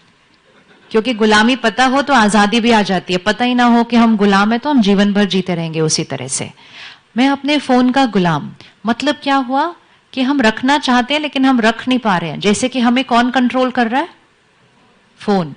कई लोग कहते हैं सुबह की चाय के बिना मेरा दिन नहीं शुरू हो सकता ठीक से. चाय के कप का गुलाम. अगर चाय नहीं पीऊं तो मेरा सर दर्द होने लगता है. चाय के कप का गुलाम. उन्होंने एक ऐसा वर्ड बोल दिया, मेरा पूरा दिन खराब हो गया. उनका गुलाम. एंड हम कह रहे हैं आजादी. हम कह रहे हैं आत्मनिर्भर. आत्मनिर्भर अर्थात मैं आत्मा, किसी और पर निर्भर नहीं हूं, सिर्फ खुद पर निर्भर. आत्मनिर्भर is the word. Self reliant. Self-reliant not only in what we are going to do, but self-reliant also in who we are. तो मुझे गुस्सा कोई और दिला सकता है या हम गुस्सा क्रिएट करते हैं? श्योर हो जाओ, ऐसे नहीं है आज बोलने पे कल अलग. हम खुद करते हैं या कोई और दिलाता है? और जब हम करते हैं तो इस बैटरी का क्या हालचाल होता होगा? इस बैटरी का क्या होता है? Now look at all the feelings and emotions which charge this battery and look at those emotions and behaviour जिसकी वजह से ये बैटरी क्या होती है? अगर हम चाहते हैं सक्सेसफुल होना, अगर हम चाहते हैं हम ऑलवेज हैप्पी हो, अगर हम चाहते हैं कि हम हमेशा हेल्दी हो, अगर हम चाहते हैं कि हमारे रिश्ते बहुत प्यारे हों, तो ये बैटरी कैसी होनी चाहिए? बैटरी कैसे होनी चाहिए? और अगर बैटरी चार्ज होनी चाहिए हमें इंडिपेंडेंट होना पड़ेगा. तो सबसे पहली चीज आज एक गुलामी को छोड़ना है. You are ready? इससे आपकी कंसंट्रेशन बहुत हाई चली जाएगी, क्योंकि you will become the master of your mind and the master of your life. You will not live like a victim dependent on the world to be happy. This is called emotional health. One is physical health, the other is mental health. इस समय mental health issues बहुत fast बढ़ रहे हैं. लगता है आपको ऐसा? है ना? जब हम आपकी एज पे थे, हमें डिप्रेशन क्या है वो ही नहीं पता था. So we are not talking history. ये इतिहास नहीं है, ये अभी अभी की बात है. हम इतने भी बुजुर्ग नहीं हैं. लेकिन जब हम स्कूल कॉलेज में थे तो डिप्रेशन तो दूर, स्ट्रेस भी कोई वर्ड नहीं था. वो सिर्फ फिजिक्स में ही होता था. We didn't walk around in school saying, I am stressed, you are stressed, we are all stressed, stress is normal. ऐसी कोई vocabulary नहीं थी. हमारे लिए एक ही word था, थोड़ा सा, वो था थोड़ा सा tension. वो भी साल में 2 दिन ही होता था, एग्जाम के 1 दिन पहले और रिजल्ट के 1 दिन पहले. बाकी साल तो वो भी नहीं.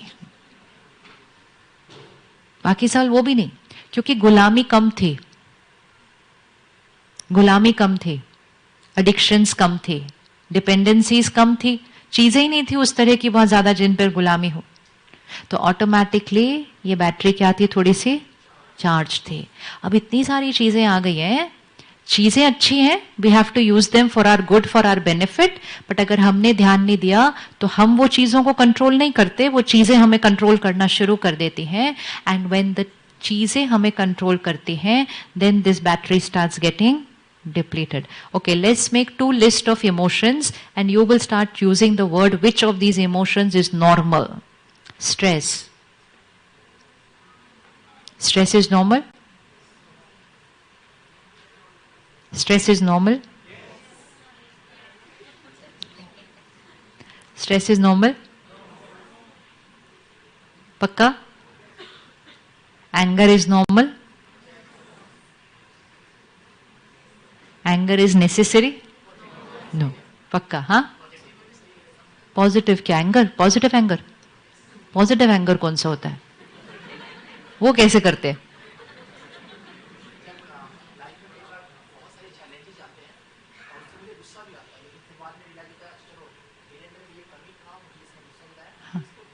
हाँ, वेरी गुड. तो पॉजिटिव एंगर तो नहीं है ना ये.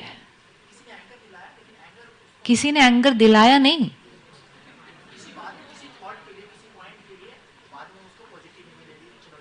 बट किसी ने एंगर दिलाया नहीं. हाँ, वेरी गुड. सी, बहुत फर्क है दोनों लाइनों में. इन दोनों लाइनों में कुछ फर्क.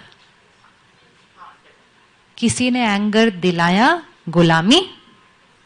मैंने ये खुद से किया, आजादी. किसी ने एंगर दिलाया, दुनिया आप सारे अच्छे हो जाओ ताकि मैं खुश रहूं. The world needs to be right for me to be happy. Dependent on the world. मैंने क्रिएट किया, सिर्फ एक को ठीक होने की जरूरत है. इंडिपेंडेंस. हम अपने बारे में बात करेंगे क्योंकि उनके माइंड में उस टाइम क्या चला वो हमें पता नहीं है. उन्होंने उस सिचुएशन को पॉजिटिव वे में यूज किया, लेकिन जिसने गुस्सा किया था उसका कुछ पॉजिटिव नहीं हुआ था. जिसके ऊपर गुस्सा हुआ उसने उनको पॉजिटिव में लिया, लेकिन जिसने क्रिएट किया था, anger, stress, anxiety, fear, worry, any of the negative emotions can never be positive or create positive result. और ये बैटरी इतनी डिस्चार्ज होती जाती है, टिप टिप टिप टिप ऐसे करके, फिर वो डिप्रेशन का रूप लेती है. जैसे फोन की बैटरी है, हमें पता होता है वो कहाँ है. 100% चार्ज है, 80% चार्ज है, 50% चार्ज है, हमें पता होता है. और पता होता है तो जब कम हो रही होती है हम उसको चार्ज कर लेते हैं. यहां की बैटरी दिख रही है कितनी परसेंटेज चार्ज है? दिख रही है कितनी परसेंटेज चार्ज है? नहीं दिख रही है. इसलिए पता ही नहीं चलता कब कम हो जाती है. And suddenly we are feeling low. And suddenly हम कहते हैं इनको क्या हो गया, ये इतने चुप चुप क्यों हो गए हैं, ये किसी से बात क्यों नहीं कर रहे, इनका कुछ करने का मन क्यों नहीं कर रहा, इनका पढ़ने का मन क्यों नहीं कर रहा. पता ही नहीं चला कब बैटरी नीचे, क्योंकि यहां कोई फिगर लिखा नहीं हुआ. So it's important, 1, to charge the battery every day. Very important to charge this battery every day. And second, to take care during the day that we are creating only those emotions which will keep the battery charged, not discharged. और battery को इतना charge रखें कि आपके पास वो power हो कि आप दूसरे की भी बैटरी को चार्ज कर सको. और अगर हमारी बैटरी डिस्चार्ज होगी तो हम जिन जिन से जुड़ेंगे उनको भी डिस्चार्ज कर देंगे. डिस्चार्ज बैटरी के साथ अगर एक बैटरी को कनेक्ट करो तो क्या हो जाता है? तो ध्यान रखना है. जब तो 2 इक्वेशंस हैं. 1, who is the creator of the emotion? I. Second, which is the right emotion to create? अब अगर मेरे माइंड ने कहा, क्योंकि दुनिया ने कहा, सो मेरे माइंड ने कहा गुस्सा करना तो नॉर्मल है और गुस्से से क्या होता है, काम भी जल्दी जल्दी हो जाते हैं. So then I programmed it over here that anger is normal. Anger is necessary. Anger is needed to get work done. I fit it over here. तो जब भी कुछ ऐसा होता है which is not my way, I use anger. And I'm using a negative emotion. It is a disturbing energy. My mind is not at ease. It shifts from ease. It becomes a dis-ease. It is a dis-ease. अभी आप calm and stable हैं? जोर से गुस्सा कर दीजिए. Your mind will shift from its position of ease. It is an emotional dis-ease. And अगर हम रोज इमोशनल डिस-ईज क्रिएट करेंगे तब जाकर हम सडनली फिजिकल डिस-ईज क्रिएट कर देंगे और एक मेंटल डिस-ईज क्रिएट कर देंगे. If I want to prevent a physical disease and if I want to prevent a mental disease, I will have to start taking care of my emotional health. तो stress normal नहीं है, calm and stability normal है. Stress is given by a simple formula, pressure divided by resilience. Pressure normal है. जैसे आपका exam, वो pressure है. लेकिन एग्जाम स्ट्रेस नहीं है, एग्जाम प्रेशर है. दो बातों में फर्क. एग्जाम आज हम कहते हैं एग्जाम है तो स्ट्रेस तो होगा ही. क्यों होगा ही? It is going to depend on person to person. Person to person, different people will create different amount of stress depending on the denominator. Exam सबका same है. Exam सबका same है. Put this equation here. Stress is equal to pressure divided by resilience. Resilience मतलब आंतरिक शक्ति उस pressure को कोप करने की. छोटी सी लिस्ट बनाइए प्रेशर्स की. जीवन में क्या प्रेशर्स होते हैं? 1. Anything. Say it loud. Pressures of life. Job. Family pressure नहीं है. फैमिली. अच्छा, family putting pressure is pressure. Okay, good. Okay, agreed. So family putting pressure is pressure. Fine. So family is putting pressure, so that is pressure. Yes. What else? Workload.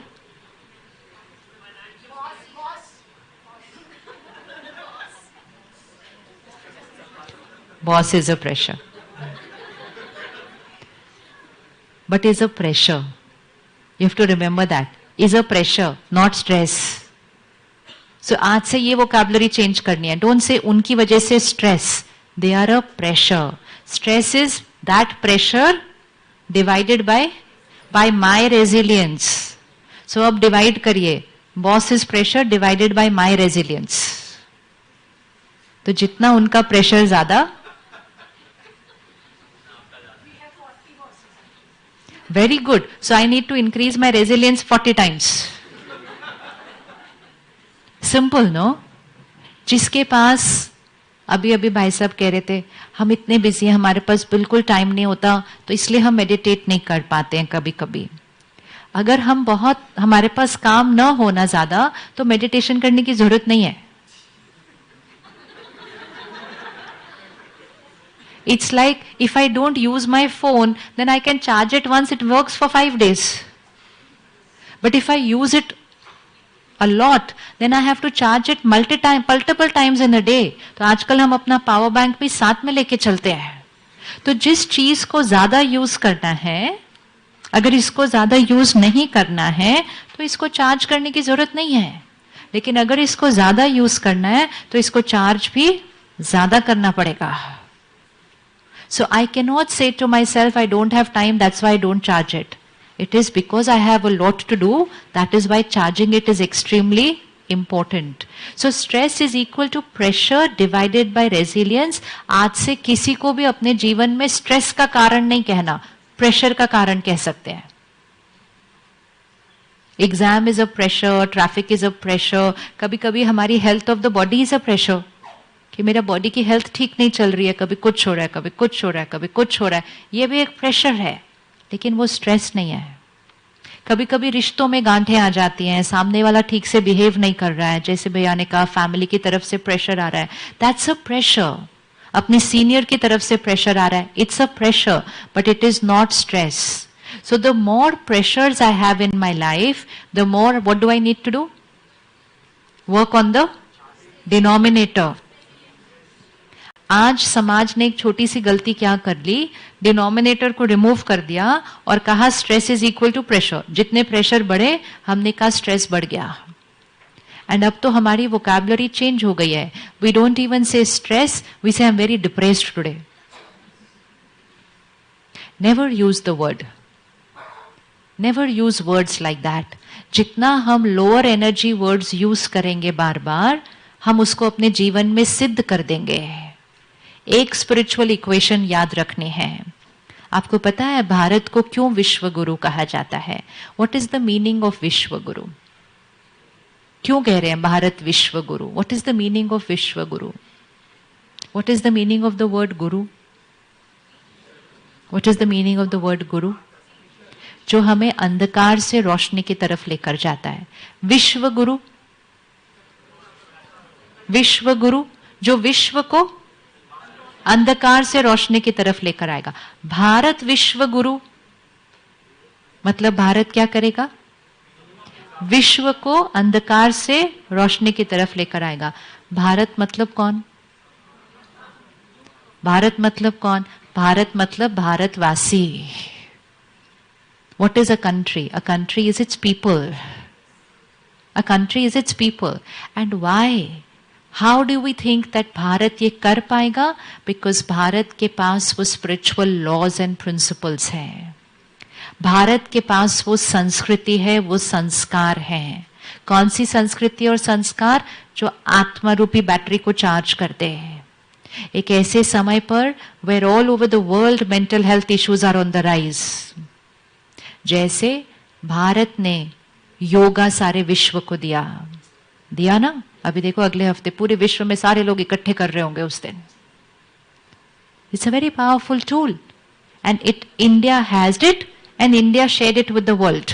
Similarly, India has all the spiritual tools which we can share with the world to make ourselves emotionally strong.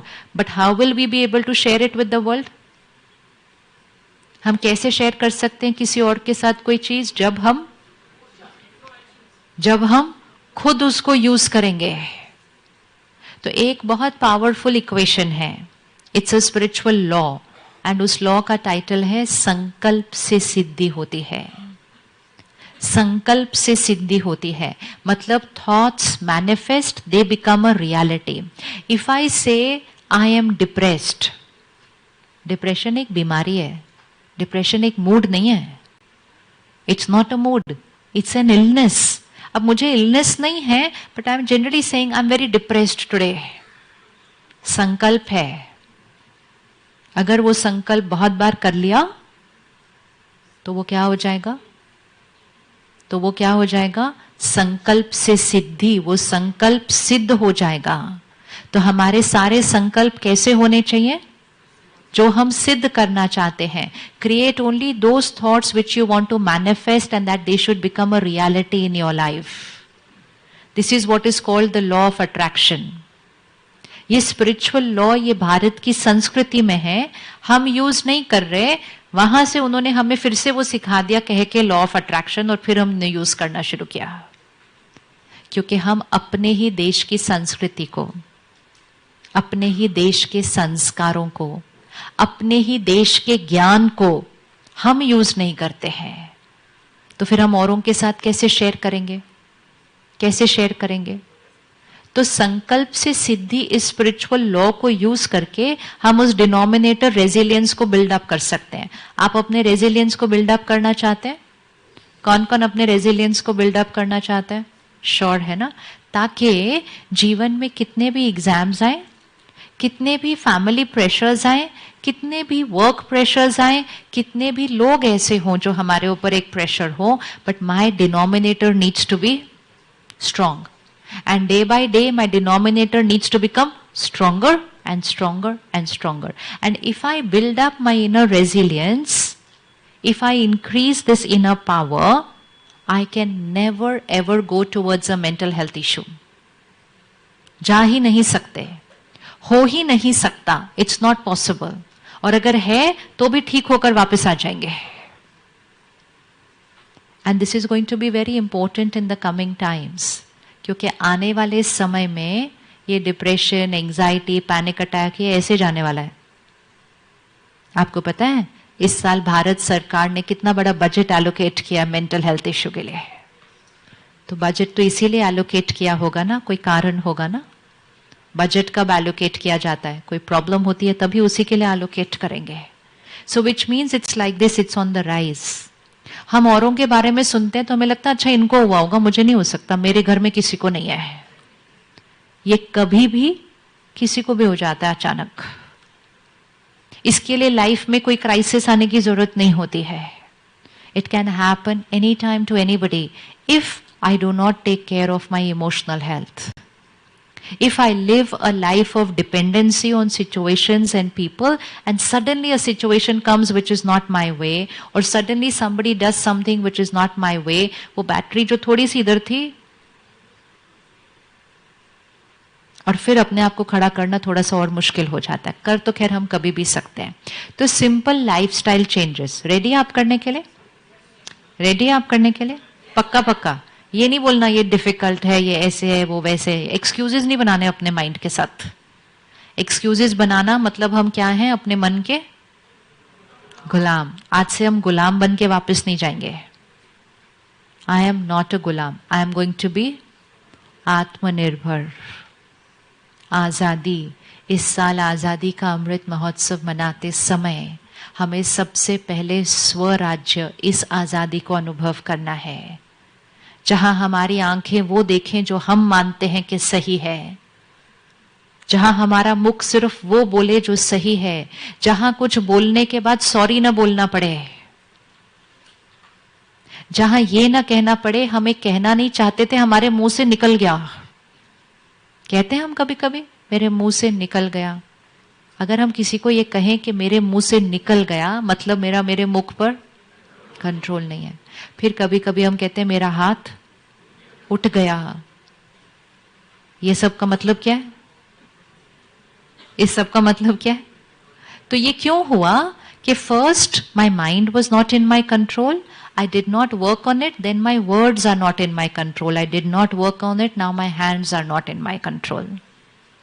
सड़क पर देखें, छोटी सी एक टक्कर होती है, छोटी सी एक टक्कर होती है, गाड़ी की, स्कूटर की, साइकिल की, छोटी सी टक्कर है, कोई बड़ी बात ही नहीं है कुछ भी। लेकिन कभी कभी वहीं खड़े खड़े कितना कुछ हो जाता है। कभी कभी तो ऐसा कुछ हो जाता है कि दो परिवारों का भाग्य बदल जाता है। वो कोई सोच के नहीं आए थे कि उन्होंने सड़क पर ऐसा कुछ कर देना है, लेकिन उस समय they lost control over them own selves. इसीलिए स्वराज्य बहुत जरूरी है, स्वराज्य बहुत जरूरी है। तो चलिए अब ये नोट करते जाना है यहाँ पे, सिंपल लाइफस्टाइल हैबिट्स जिससे आई विल रीगेन दैट स्वराज्य, which means this battery will start getting charged, and when this battery is charged I am always contented. आपकी संतुष्टता इस पर नहीं डिपेंड करती कि आप जीवन में क्या करते हैं, आप जीवन में कितना कमाते हैं। हम कैसे कमाते हैं, हम कैसे काम करते हैं, उस पे हमारी संतुष्टता डिपेंड करती है। The world is living through a very big wrong equation, believing that how much they achieve they will be happy. So they've reached a stage where they've achieved everything they wanted. बहुत लोग हैं आज, they have achieved everything that they wanted, but they're still looking for only one thing remaining. Right? आपको लगता है ऐसा हो रहा है दुनिया के अंदर? हाँ, तो which means गलती कहाँ हो गई? गलती ये हो गई कि what we were achieving, we thought this will give me happiness. Achievement होती है, बहुत इंपॉर्टेंट होती है, लेकिन वो अचीवमेंट होती है, वो हैप्पीनेस नहीं होती है।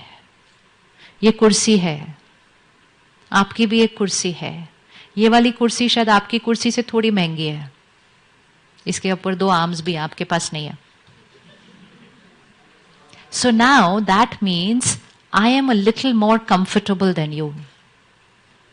I am a little richer than you. Does that mean I am a little more happier than you?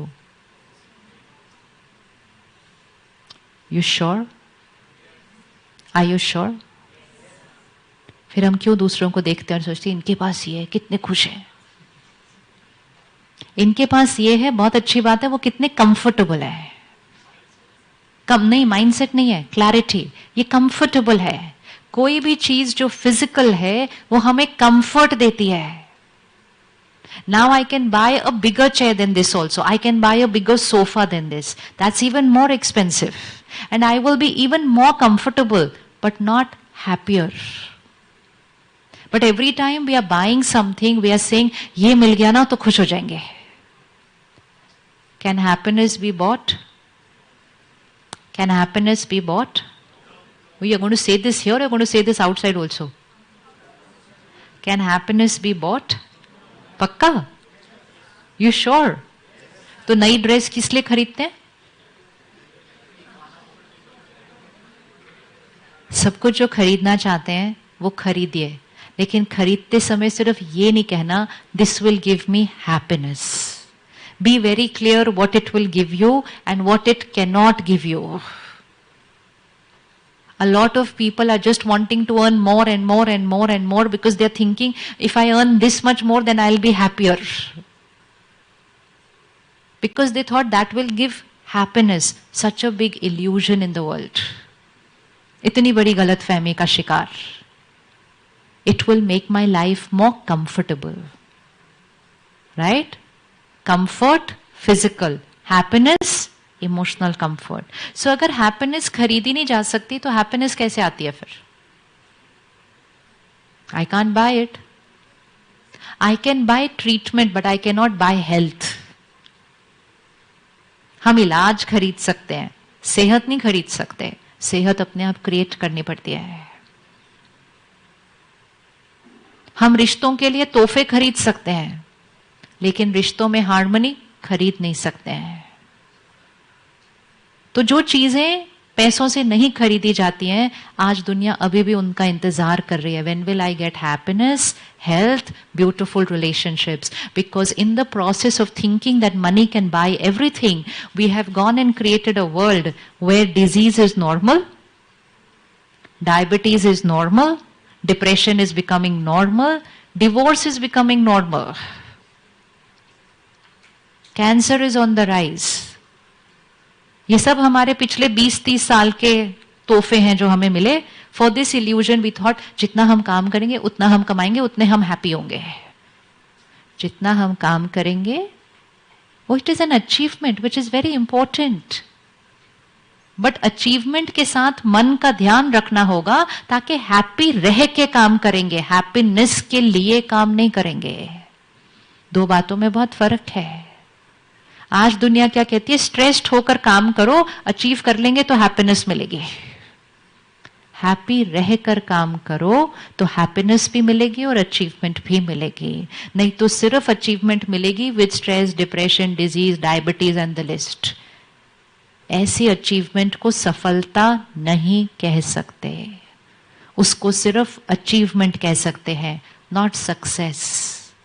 Success would be happiness, health, beautiful relationships and achievement. Achieve कर लिया लेकिन स्वास्थ्य नहीं है, अचीव कर लिया लेकिन परिवार ही जुड़ा हुआ नहीं है, तो ऐसी अचीवमेंट को सफलता कैसे कह सकते हैं? कैसे कह सकते हैं? सो बहुत इंपॉर्टेंट है, बी वेरी क्लियर कि यहां की जो चीजें हैं ये पैसों से नहीं खरीदी जा सकती है. ये हमारी सोच से बनती है, हमारे संस्कारों से बनती है. तो जीवन में आप जो भी कर रहे हैं, दो चीजों को अपनी प्रायोरिटी रखिएगा. दो चीजों को प्रायोरिटी रखिएगा. और आपके प्रोफेशन में तो बहुत, हर प्रोफेशन में बहुत इंपॉर्टेंट है, आपके प्रोफेशन में बहुत ही इंपॉर्टेंट है.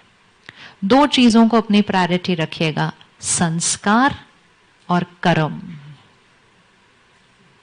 संस्कार और कर्म. आप वो वाले प्रोफेशन में हैं जहां आप लोगों के भी कर्म ठीक कर सकते हैं. हाँ, ठीक कर सकते हैं बहुतों के कर्म. लेकिन अगर अपने कर्मों पे ध्यान नहीं रखा तो बहुतों को दूसरे कर्म करने की परमिशन भी दे देते हैं.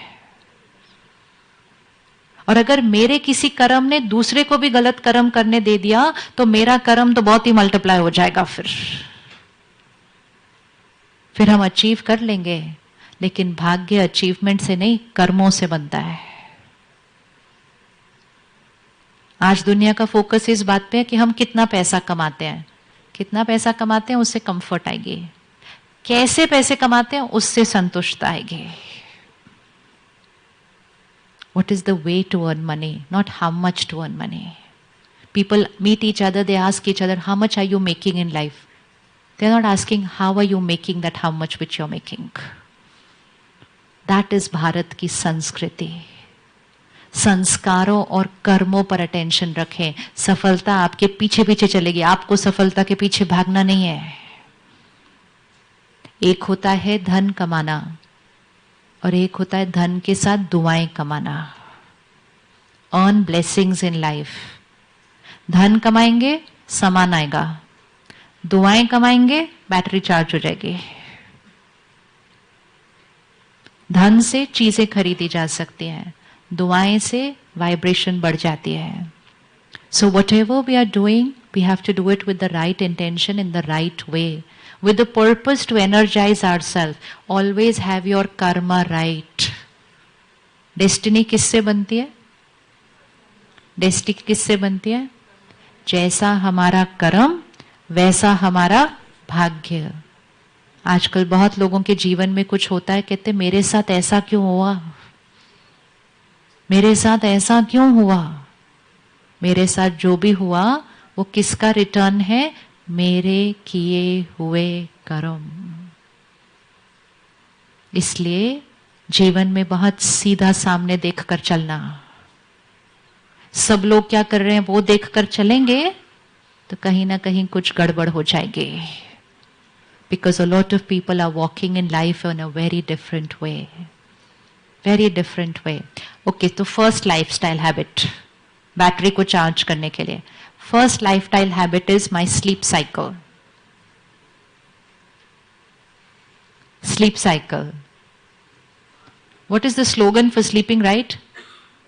Early to bed makes a person. Late to bed, late to rise will make a person. पूरा करो ना उसको भी अब अच्छे से. Late to bed, late to rise will make a person unhealthy, unwealthy, and then not wise.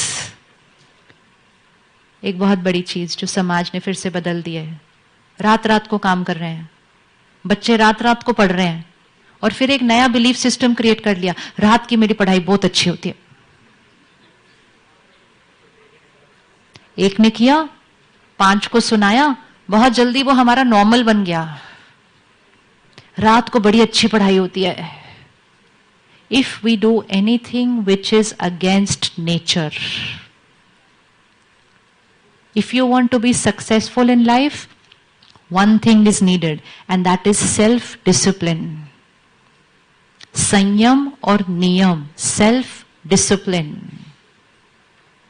A lot of mental health issues, a lot of anxiety, panic attacks and the list is because of wrong sleep cycle.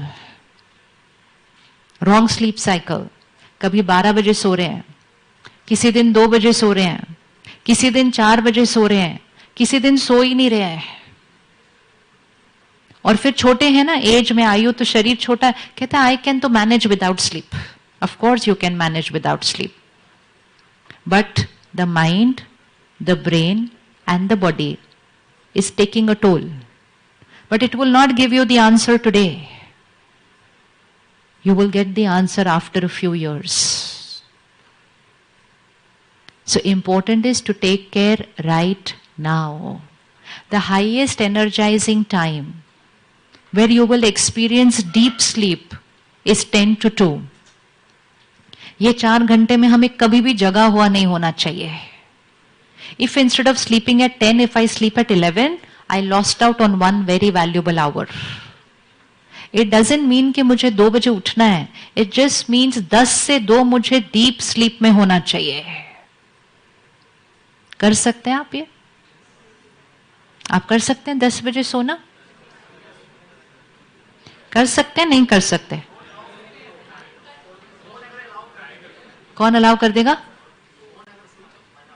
अच्छा, phone किसका phone है? Phone भी किसका है? हमारा है। आज लिख लीजिएगा ये लाइफस्टाइल हैबिट्स, और अगर आज भी इनको चेंज नहीं करेंगे तो 5 साल के बाद जाकर अगर कोई भी इशू होगा ना तो इस लाइफस्टाइल पर वापस आइएगा। If you want to go ahead of everybody around you, you only need to do one thing now. Get your lifestyle right. किसी भी डॉक्टर के पास चले जाइए, डॉक्टर साहब ये सारी बीमारियां क्यों हैं? कहते हैं लाइफस्टाइल। यंग एज में इतनी बीमारियां को हो रही हैं, कहते हैं लाइफस्टाइल। ये मेंटल हेल्थ इश्यूज भी जो है ना वो बहुत सारे लाइफस्टाइल की वजह से ही है। तो जो लाइफस्टाइल इतनी सारी प्रॉब्लम्स क्रिएट कर रहा है, अगर हम उस लाइफस्टाइल को ठीक कर लें तो won't we be ahead automatically? होंगे या नहीं होंगे हम अपने आप? So get first thing right, let's sleep by 10 PM। आजकल विदेश से आकर वर्कशॉप्स करा रहे हैं हमारे देश में the 5 AM leadership club, and लोग वर्कशॉप अटेंड कर रहे हैं सीखने के लिए कि सुबह 5 बजे कैसे उठना है। नहीं, अच्छी बात है, it's a very good intention, लेकिन आप 5 बजे सुबह तभी उठ सकेंगे अगर आप रात को टाइम पर सोए होंगे। So the art is not in waking up, the art is in going to sleep right. अगर आप लेट सोएं और जल्दी उठें तो कितने दिन जल्दी उठेंगे? That will also take a toll on you. वो भी नहीं आप कर सकते over a period of time. So सबसे इंपॉर्टेंट चीज, भारत की संस्कृति में 4 से 5 बजे के समय को क्या कहा जाता है? ब्रह्म मुहूर्त। आप सबको पता है ये बात? Very good. आप जगे हुए होते हैं उस टाइम पे? ब्रह्म मुहूर्त का मीनिंग क्या है? ब्रह्म मुहूर्त, अमृत वेला। अमृत वेला मतलब 24 घंटे में का वो समय जो अमृत के समान है। ब्रह्म मुहूर्त मतलब 24 घंटे में का मुहूर्त समय है, और उसी मुहूर्त समय में हम में से मेजॉरिटी सोए हुए हैं। तो मुहूर्त के समय को गवा दिया ना। तो लीडरशिप क्वालिटी, लीडरशिप मतलब स्वराज्य, उसके लिए ब्रह्म मुहूर्त के समय पर जगा हुआ होना चाहिए। और ब्रह्म मुहूर्त के समय पर जगे हुए होने के लिए 10 बजे सोना पड़ेगा। इसीलिए उठने पर नहीं वर्क करना है, सोने पे वर्क करना है। अब दूसरी चीज, अगर हम सही सोते हैं, डीप स्लीप एक्सपीरियंस करते हैं, तो हम कम घंटे में जल्दी उठ सकते हैं। आजकल बहुत सारे डॉक्टर्स हमें कहते हैं 8 बजे सोना, 8 घंटे सोना चाहिए, 9 घंटे सोना चाहिए। इतना घंटे सोने की जरूरत नहीं है। इतना घंटे हमें सोना पड़ता है क्योंकि हमारी लाइफस्टाइल ठीक नहीं है। अब आप में से कौन कौन अपनी नींद को कम करना चाहते हैं? थोड़ा देखा? बिकॉज हम अननेसेसरी टाइम वेस्ट करते हैं ज्यादा सोने में। We don't need to sleep more. दो चीजें हैं जो जितना कम करना चाहो उतना कम कर सकते हो, और जितना बढ़ाना चाहो उतना बढ़ा सकते हो। एक है खाना और दूसरे है नींद। एक है खाना, दूसरा है नींद। अब अगर आप कम घंटे सोना चाहते हो, बट हर पॉइंट पक्का करके लिखना ठीक से, रॉन्ग नहीं होना चाहिए कुछ भी। सबसे पहली चीज उसके लिए आपका डिनर जल्दी होना चाहिए, और आपका डिनर लाइट होना चाहिए, क्योंकि हमारी बॉडी को अपना खाना डाइजेस्ट करने में कितना टाइम लगता है? 2 से 3 घंटे। अगर हमने सोने से पहले खाने को डाइजेस्ट कर लिया तो नींद में डाइजेशन की जरूरत नहीं पड़ेगी, ऑटोमेटिकली हमने 2 घंटे सेव कर दिया है। इसीलिए अगर डीप स्लीप एक्सपीरियंस करनी है, क्योंकि आजकल बहुत लोग डीप स्लीप नहीं एक्सपीरियंस कर रहे हैं। अगर आप देखेंगे तो ट्रेन में, फ्लाइट्स में लोग दिन में भी सो रहे हैं। दिन में बैठे बैठे नींद आ जाती है। जिसको बैठे बैठे ऐसे ही नींद आ जाए मतलब we are sleep deprived. Sleep deprived की कंसंट्रेशन और एफिशिएंसी कैसी होगी? तो इसलिए 10 बजे सोने के लिए 7 o'clock तक cut off dinner and a lighter dinner. अपने रात के भोजन को थोड़ा सा हल्का रखें, जल्दी कर लें। 3 घंटा पहले कर लिया, आपका डाइजेशन पूरा हो गया सोने से पहले। उस 7 बजे के बाद आप कुछ ना खाइए, ये जो हमें आजकल आदत पड़ गई है ना, हर एक आधे घंटे के बाद, ये भी कर्म इंद्रियों के गुलाम है हम। चलते फिरते जो दिख गया उसको मुंह में डालते रहते हैं। संयम और नियम अपनी कर्म इंद्रियों पर, संयम और नियम अपनी कर्म इंद्रियों पर, कि ये समय पर ही हम खाते हैं और ये ही खाते हैं और इतना ही खाते हैं। This is lifestyle. खा लिया, फिर उसके बाद और थोड़ा खा लिया, फिर ये दिखा तो और खा लिया, फिर चाय पी ली, फिर कोई और आया कहता फिर पी लो, कहते चल फिर पी लेते हैं। तो फिर अपने आप को हमने क्या बना दिया? हमने अपने आप को क्या बना दिया? जितना बॉडी के अंदर, जितना हमारे शरीर के अंदर टॉक्सिन्स अक्यूमुलेटेड होंगे, उतना हमारी कंसंट्रेशन पावर, हमारी क्लैरिटी, हमारी इंट्यूशन पावर, जितना यहां टॉक्सिन उतना यहां टॉक्सिन, और जितना यहां टॉक्सिन उतना यहां टॉक्सिन। इसीलिए डॉक्टर भी कहते हैं the mind and the gut is connected, मतलब पेट और मन का कनेक्शन होता है। इसीलिए आप देखो जब स्ट्रेस होता है ना, सबसे पहले पेट पर ही असर पड़ता है। एग्जाम से पहले यहाँ कुछ गुड़ ऐसे होने लगता है, नौशिया होने लगता है, acidity, always it affects the stomach, because it is the mind and the stomach connection. और जब स्टमक अपसेट होता है तो भी माइंड पर डिस्टर्बेंस आती है। तो अगर आप अपने माइंड को बहुत क्लीन, क्लियर, सॉर्टेड रखना चाहते हैं, अपनी डाइट को सॉर्ट आउट कर दीजिए। जंक फूड से कंसंट्रेशन तक असर जाएगा, एकाग्रता तक असर जाएगा। एग्जाम्स का टाइम चल रहा है और आप बाहर से ऑर्डर करके खा रहे हैं, हेवी खाना खा रहे हैं, किसने बनाया वो नहीं पता, प्रॉफिट कमाने के इंटेंशन से कम बनाया है, और आपने एग्जाम से जस्ट पहले खा लिया, तो आपने बनाने वाले के मन की इमोशनल इन्फेक्शन को कैच कर लिया। आपको स्ट्रेस नहीं था, खाना खाने के बाद हो जाएगा, क्योंकि जो बना रहा था हो सकता है वो किसी बात से परेशान हो, क्योंकि आपको पता ही नहीं आपने किसके बने हुए हाथ का खाना खाया है। इसीलिए बचपन से कहा जाता था जैसा अन्न, ये भारत की संस्कृति है।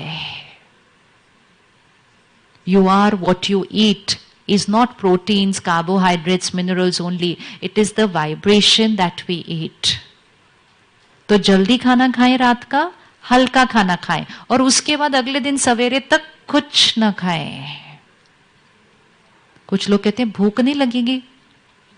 संयम और नियम से कर्म इंद्रियों पर इतनी जीत पाते हैं कि अगले दिन शाम तक भी नहीं खाएंगे तो कुछ नहीं लगेगा। It is an addiction to keep eating like this. चलते फिरते कुछ मीठा, फिर चॉकलेट, फिर सॉफ्ट, कुछ ना कुछ डालते रहते हैं हम अपने मुंह के अंदर ऐसे। और जितना डालते रहेंगे तो फिर 2 दिन तो अजीब लगेगा ही जब नहीं डालेंगे, लेकिन 2-3 दिन ही लगते हैं। उसके बाद आप सिर्फ तब खाएंगे जब आप सही समझते हैं, आपकी इंद्रियां आपको खींचेगी नहीं। कर सकते हैं एक्सपेरिमेंट करके देखना है। सेकेंड चीज, आप पढ़ रहे हैं रात तक, अब आपका सोने का समय हो गया, तो आपने सोचा ये थोड़ा सा टाइम मेरा अपना है, अब मैं फ्री हो गई, पढ़ाई बंद कर दी है, किताबें बंद कर दी है, अब फोन और मैं, because now this is my time, this is my D stressing time.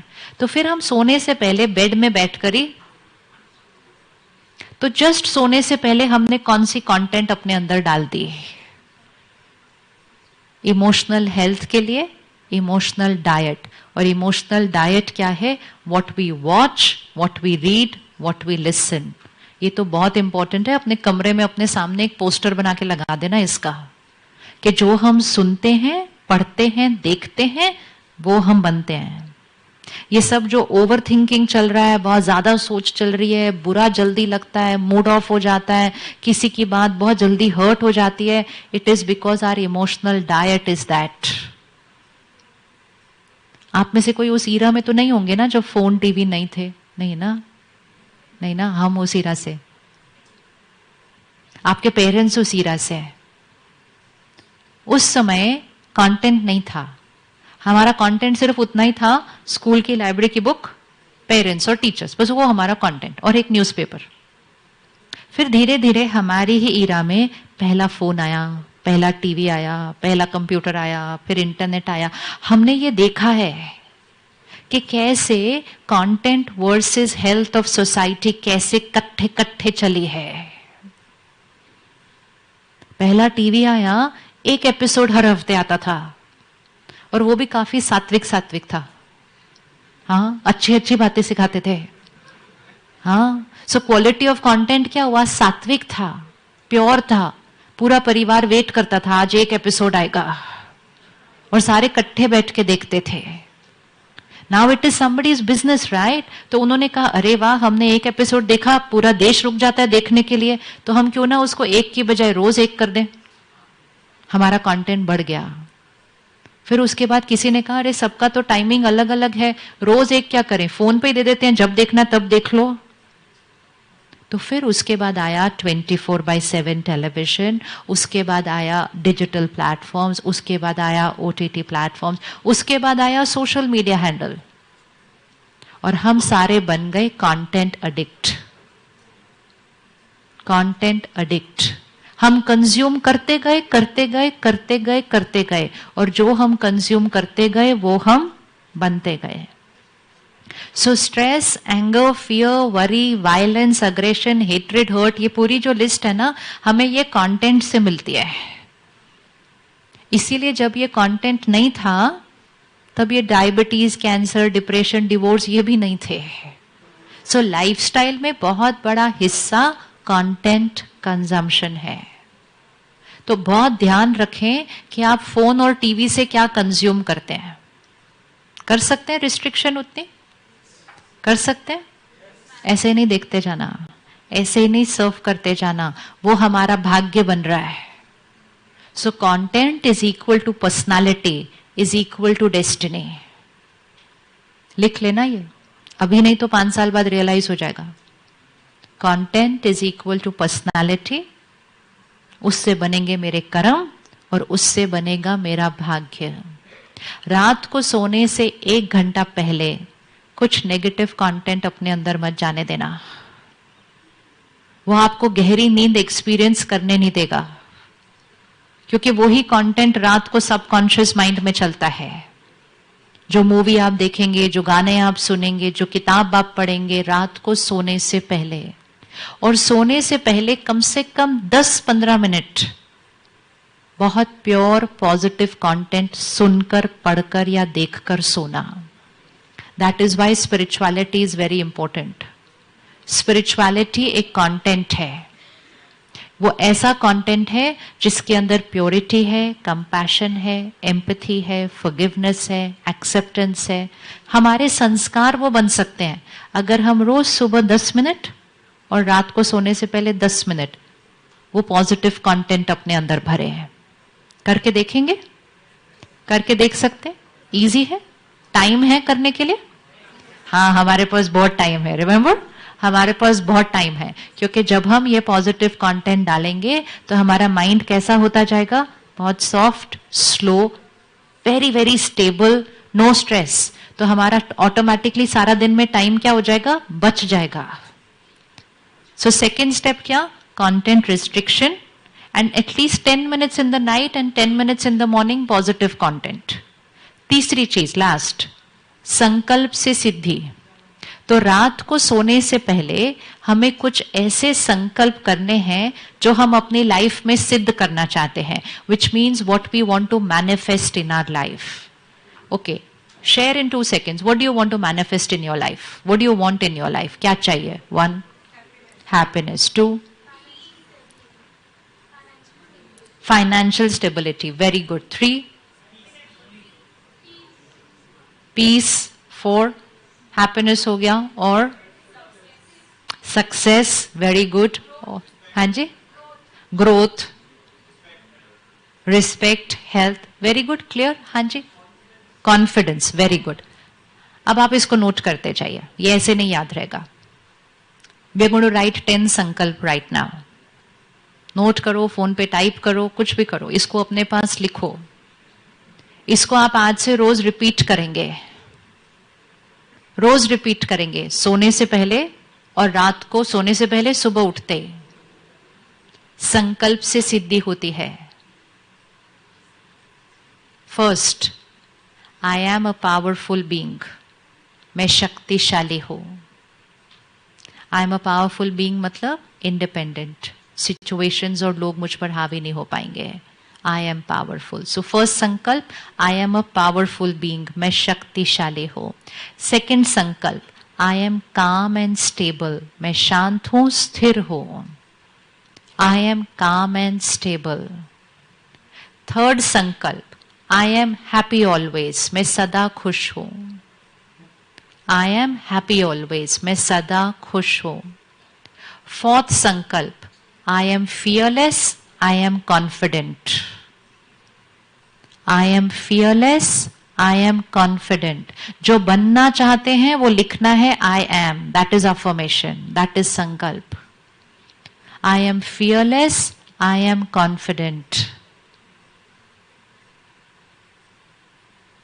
My concentration is highest. I am focused.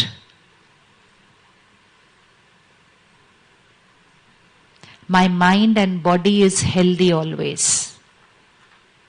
My mind and body is healthy always. मेरा मन और शरीर हमेशा स्वस्थ है.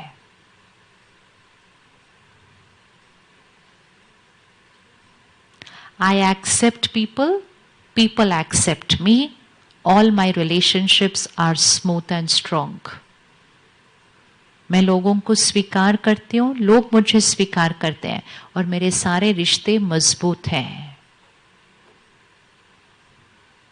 अपने करियर के लिए एक संकल्प डालिए, वो आपको डालना है. जो आप अचीव करना चाहते हैं आपको लिखना है I have already achieved this. Yes, it works. करके देखना, करके देखना है. Whatever you want to achieve, you write, I have already achieved that. Success is certain for me. सफलता मेरे लिए निश्चित है. सक्सेस चाहिए नहीं, success is certain for me. सफलता मेरे लिए निश्चित है. परमात्मा की शक्तियों का सुरक्षा कवच मेरे चारों तरफ है. God's power and blessings is a divine circle of protection around me. God's power and blessings is a divine circle of protection around me. It's very simple. अब इसके करना कैसे ये देख लेना है. These are basic sankalp. You can add any sankalp to this that you want to manifest in your life. Financial security, I am financially secure always.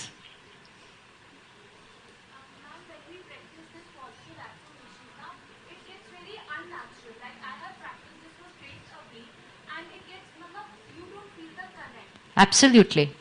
Because आप इसलिए कनेक्ट नहीं फील करेंगे क्योंकि वो सच नहीं है अभी.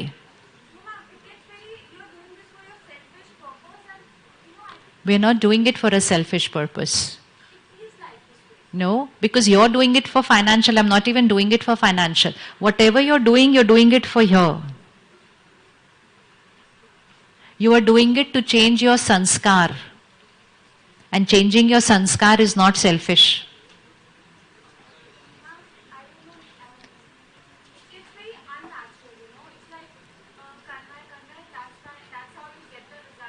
What is the result? The result is what kind of a person I am becoming.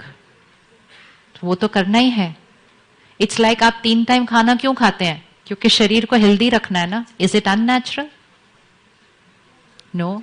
अगर नहीं खाएंगे तो शरीर क्या हो जाएगा? 4 दिन, 8 दिन, 10 दिन नहीं खाएंगे तो शरीर क्या हो जाएगा? So is it selfish to eat? No. So is it selfish to think how to think? No. It's important because otherwise it's going haywire. No, I'm telling you, nothing to be sorry at all. You're perfect in what you're saying. But why are we doing it? Why are we doing it? Why are we creating the sankalp? Because the sankalp will manifest. Sankalp se siddhi hogi. And if we don't create a sankalp, unaware, we are creating the wrong sankalp. Now we are creating a sankalp, I am powerful. And सारा दिन में हम संकल्प create कर देते हैं, मेरे से नहीं होता ये.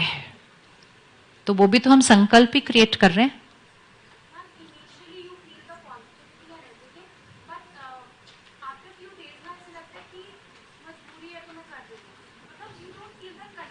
then you have to create the connect.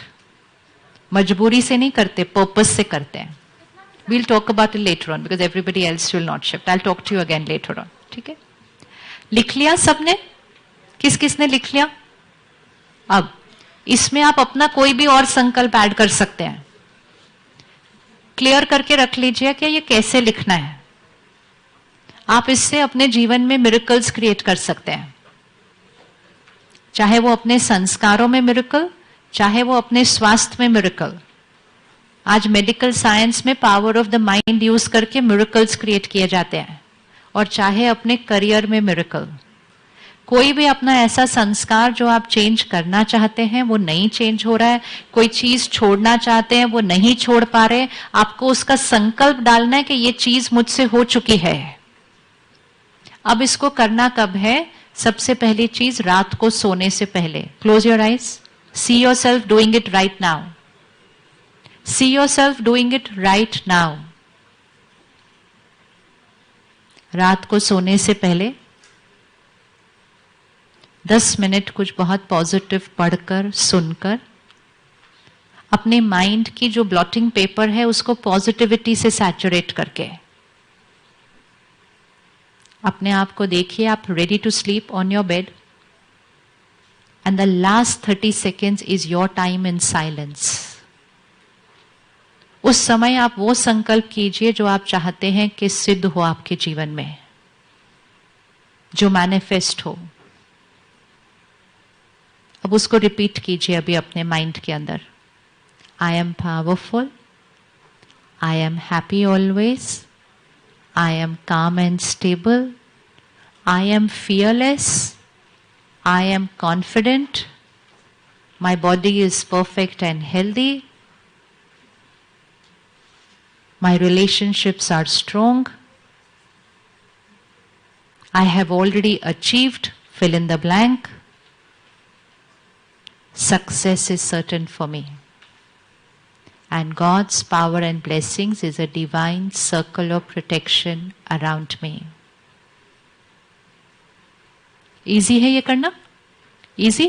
Now, ये last thoughts आप अपने ऊपर रखकर इसके बाद फोन नहीं देखना. इसके बाद फोन नहीं देखना. Don't change what is the last layer of content going into the subconscious mind. फिर आप सो जाते हैं. सुबह उठते ही first thought 30 seconds you repeat your sankalp. Because these are the two times where the subconscious mind is active. Just before going to sleep and just after you wake up. कर सकते हैं ये दोनों times? Yes. और सुबह के पहले घंटे के अंदर 10 minutes positive content अपने अंदर भरिए. कुछ भी आप चूज कीजिए. बट स्पिरिचुअलिटी कंटेंट है जो इस बैटरी को क्या करेगा? एनर्जाइज. और फिर धीरे धीरे हम मेडिटेशन करना भी सीखेंगे. ये संकल्प करना भी एक मेडिटेशन की फर्स्ट स्टेप होती है.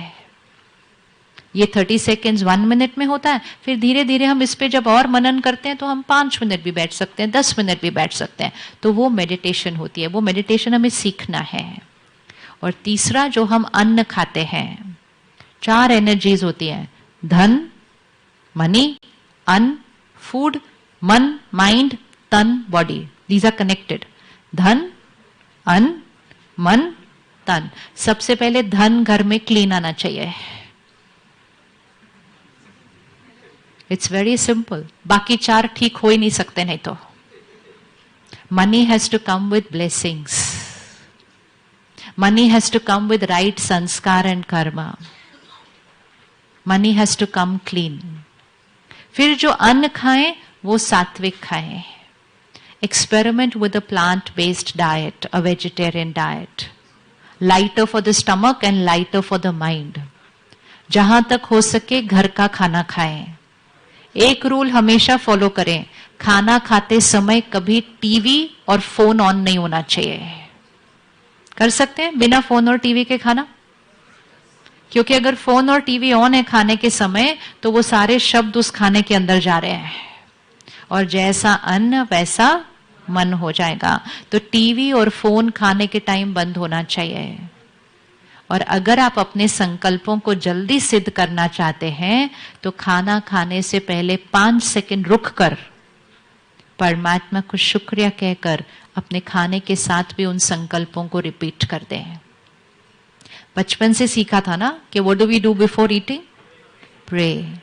सो pray means connect to the divine, say gratitude, and then radiate your positive thoughts into your food. Let the food absorb those sankalp which you want to become.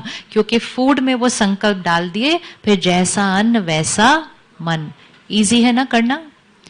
कोई 3 महीने इसको करे, 3 महीने इसको करो और फिर देखो कि आपके थॉट्स के अंदर चेंज आना शुरू हो जाता है। और नहीं करो और वही कंटेंट देखते रहो और वही टॉक्सिक तरह से जीवन को जीते रहो तो अचीवर तो बन जाएंगे।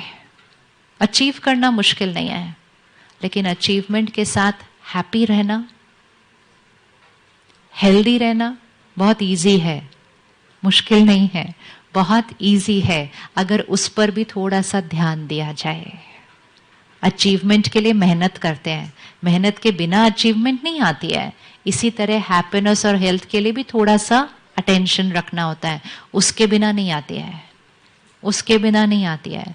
तो आज से स्वतंत्र स्वराज्य, स्वतंत्र स्वराज्य, किसी भी चीज का हम गुलाम नहीं। अपने फोन को 2 घंटा दूर रखिए, बार बार मन करेगा उठकर जाकर देखने का, मैं इसका गुलाम नहीं। जितना टाइम खुद फिक्स कीजिए, 15 मिनट कीजिए, 1 घंटा, जो टाइम आपको फिक्स करना है, लेकिन उस टाइम में हारना नहीं। क्योंकि कहावत है मन जीते जग जीते हैं। अगर मन से हारे तो हार जाते हैं और मन से जीते तो जीवन में जीत निश्चित है। तो वो मन से जीत को तो क्रिएट करना पड़ता है ना, अपने आप तो नहीं आ जाएगा। अपने आप तो गुलामी आती है, स्वराज्य अपने आप नहीं आता। उसके लिए थोड़ा सा अपने ऊपर अटेंशन रख के उसको क्रिएट करना है। So sit back again, 1 minute silence and अपनी लाइफस्टाइल को देख लीजिए।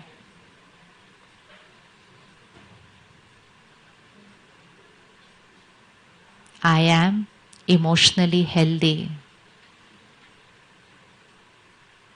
I am emotionally fit. मैं आत्मनिर्भर हूँ, self reliant. My every thought, every word, every behavior is my choice, irrespective of situation and people.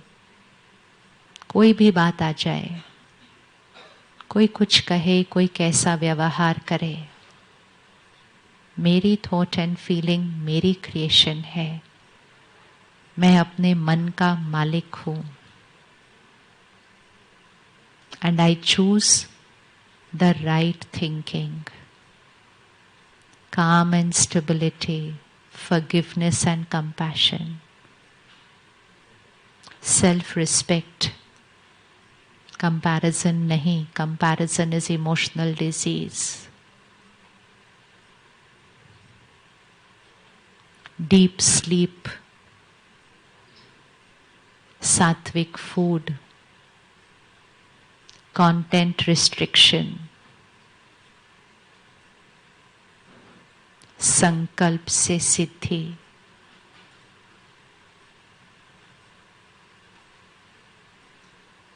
संयम और नियम, अनुशासन, self discipline.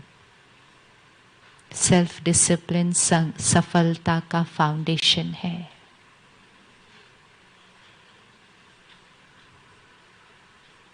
Happiness, health, harmony and then achievement is success.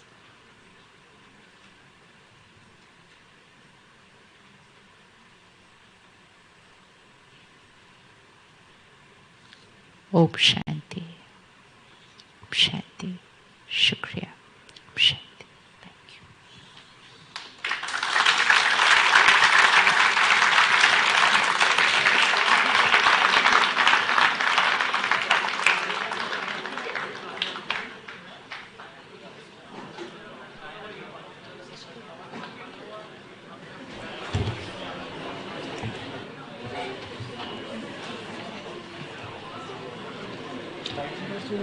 On behalf of everybody present here and even those who chose to join us virtually, I want to thank you for this motivational session on the topic of the role of youth in making India the Vishwa Guru Bharat, and especially emphasizing on the fact that sab cheez to baad mein, pehle it's the urges that we have to win over, these urges which lead us to all the bad decision making. It's the lifestyle choices. So I think it was an enlightenment for all of us who are here. We gained so much of wisdom and inspiration from you. Thank you so much for gracing us with your time. Now, this program was basically held to recognize the talent of our students, which would enhance not just their confidence, but also will boost their careers. And now we have the winners ready with us. I would request ma'am to declare the winner's name. Ma'am, over to you. Now I request our chairman CA Sushil Kumar Goyalji and our central council member CA Sanjeev Shingalji come on the dais to present our awards to the winners.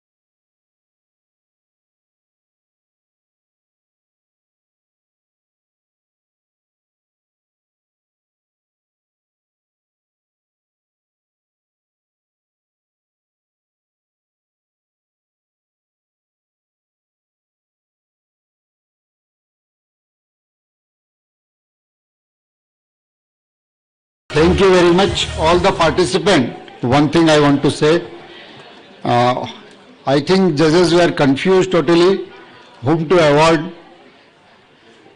All were best, I can say, and wishing all of you very bright future. In the morning I was saying, whatever you are doing at this age will give you age in your life. So thank you participants, thank you audience, all the participants online. Our next program is practical training classes that we organize on Sunday, 10:30 a.m. to 1 p.m.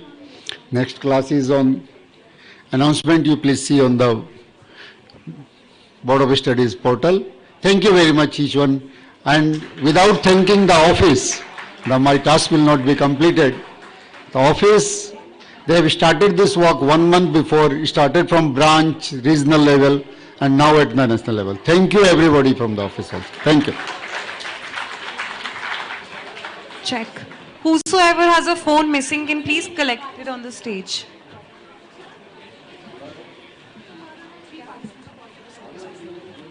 Team participants? Acha, top 3. Also, I request the top 3 contestants, the winners of this competition, to please come on stage for a picture with the sir.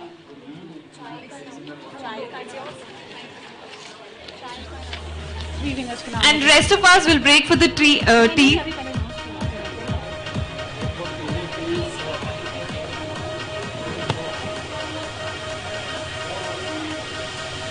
I request our winners to please come on stage for a picture.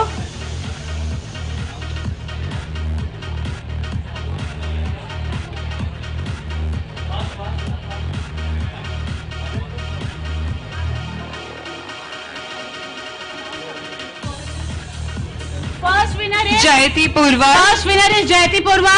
Second is Insigne Bano Saifi, and the third one is Sejal Gupta. Please come on the dais and have your photograph.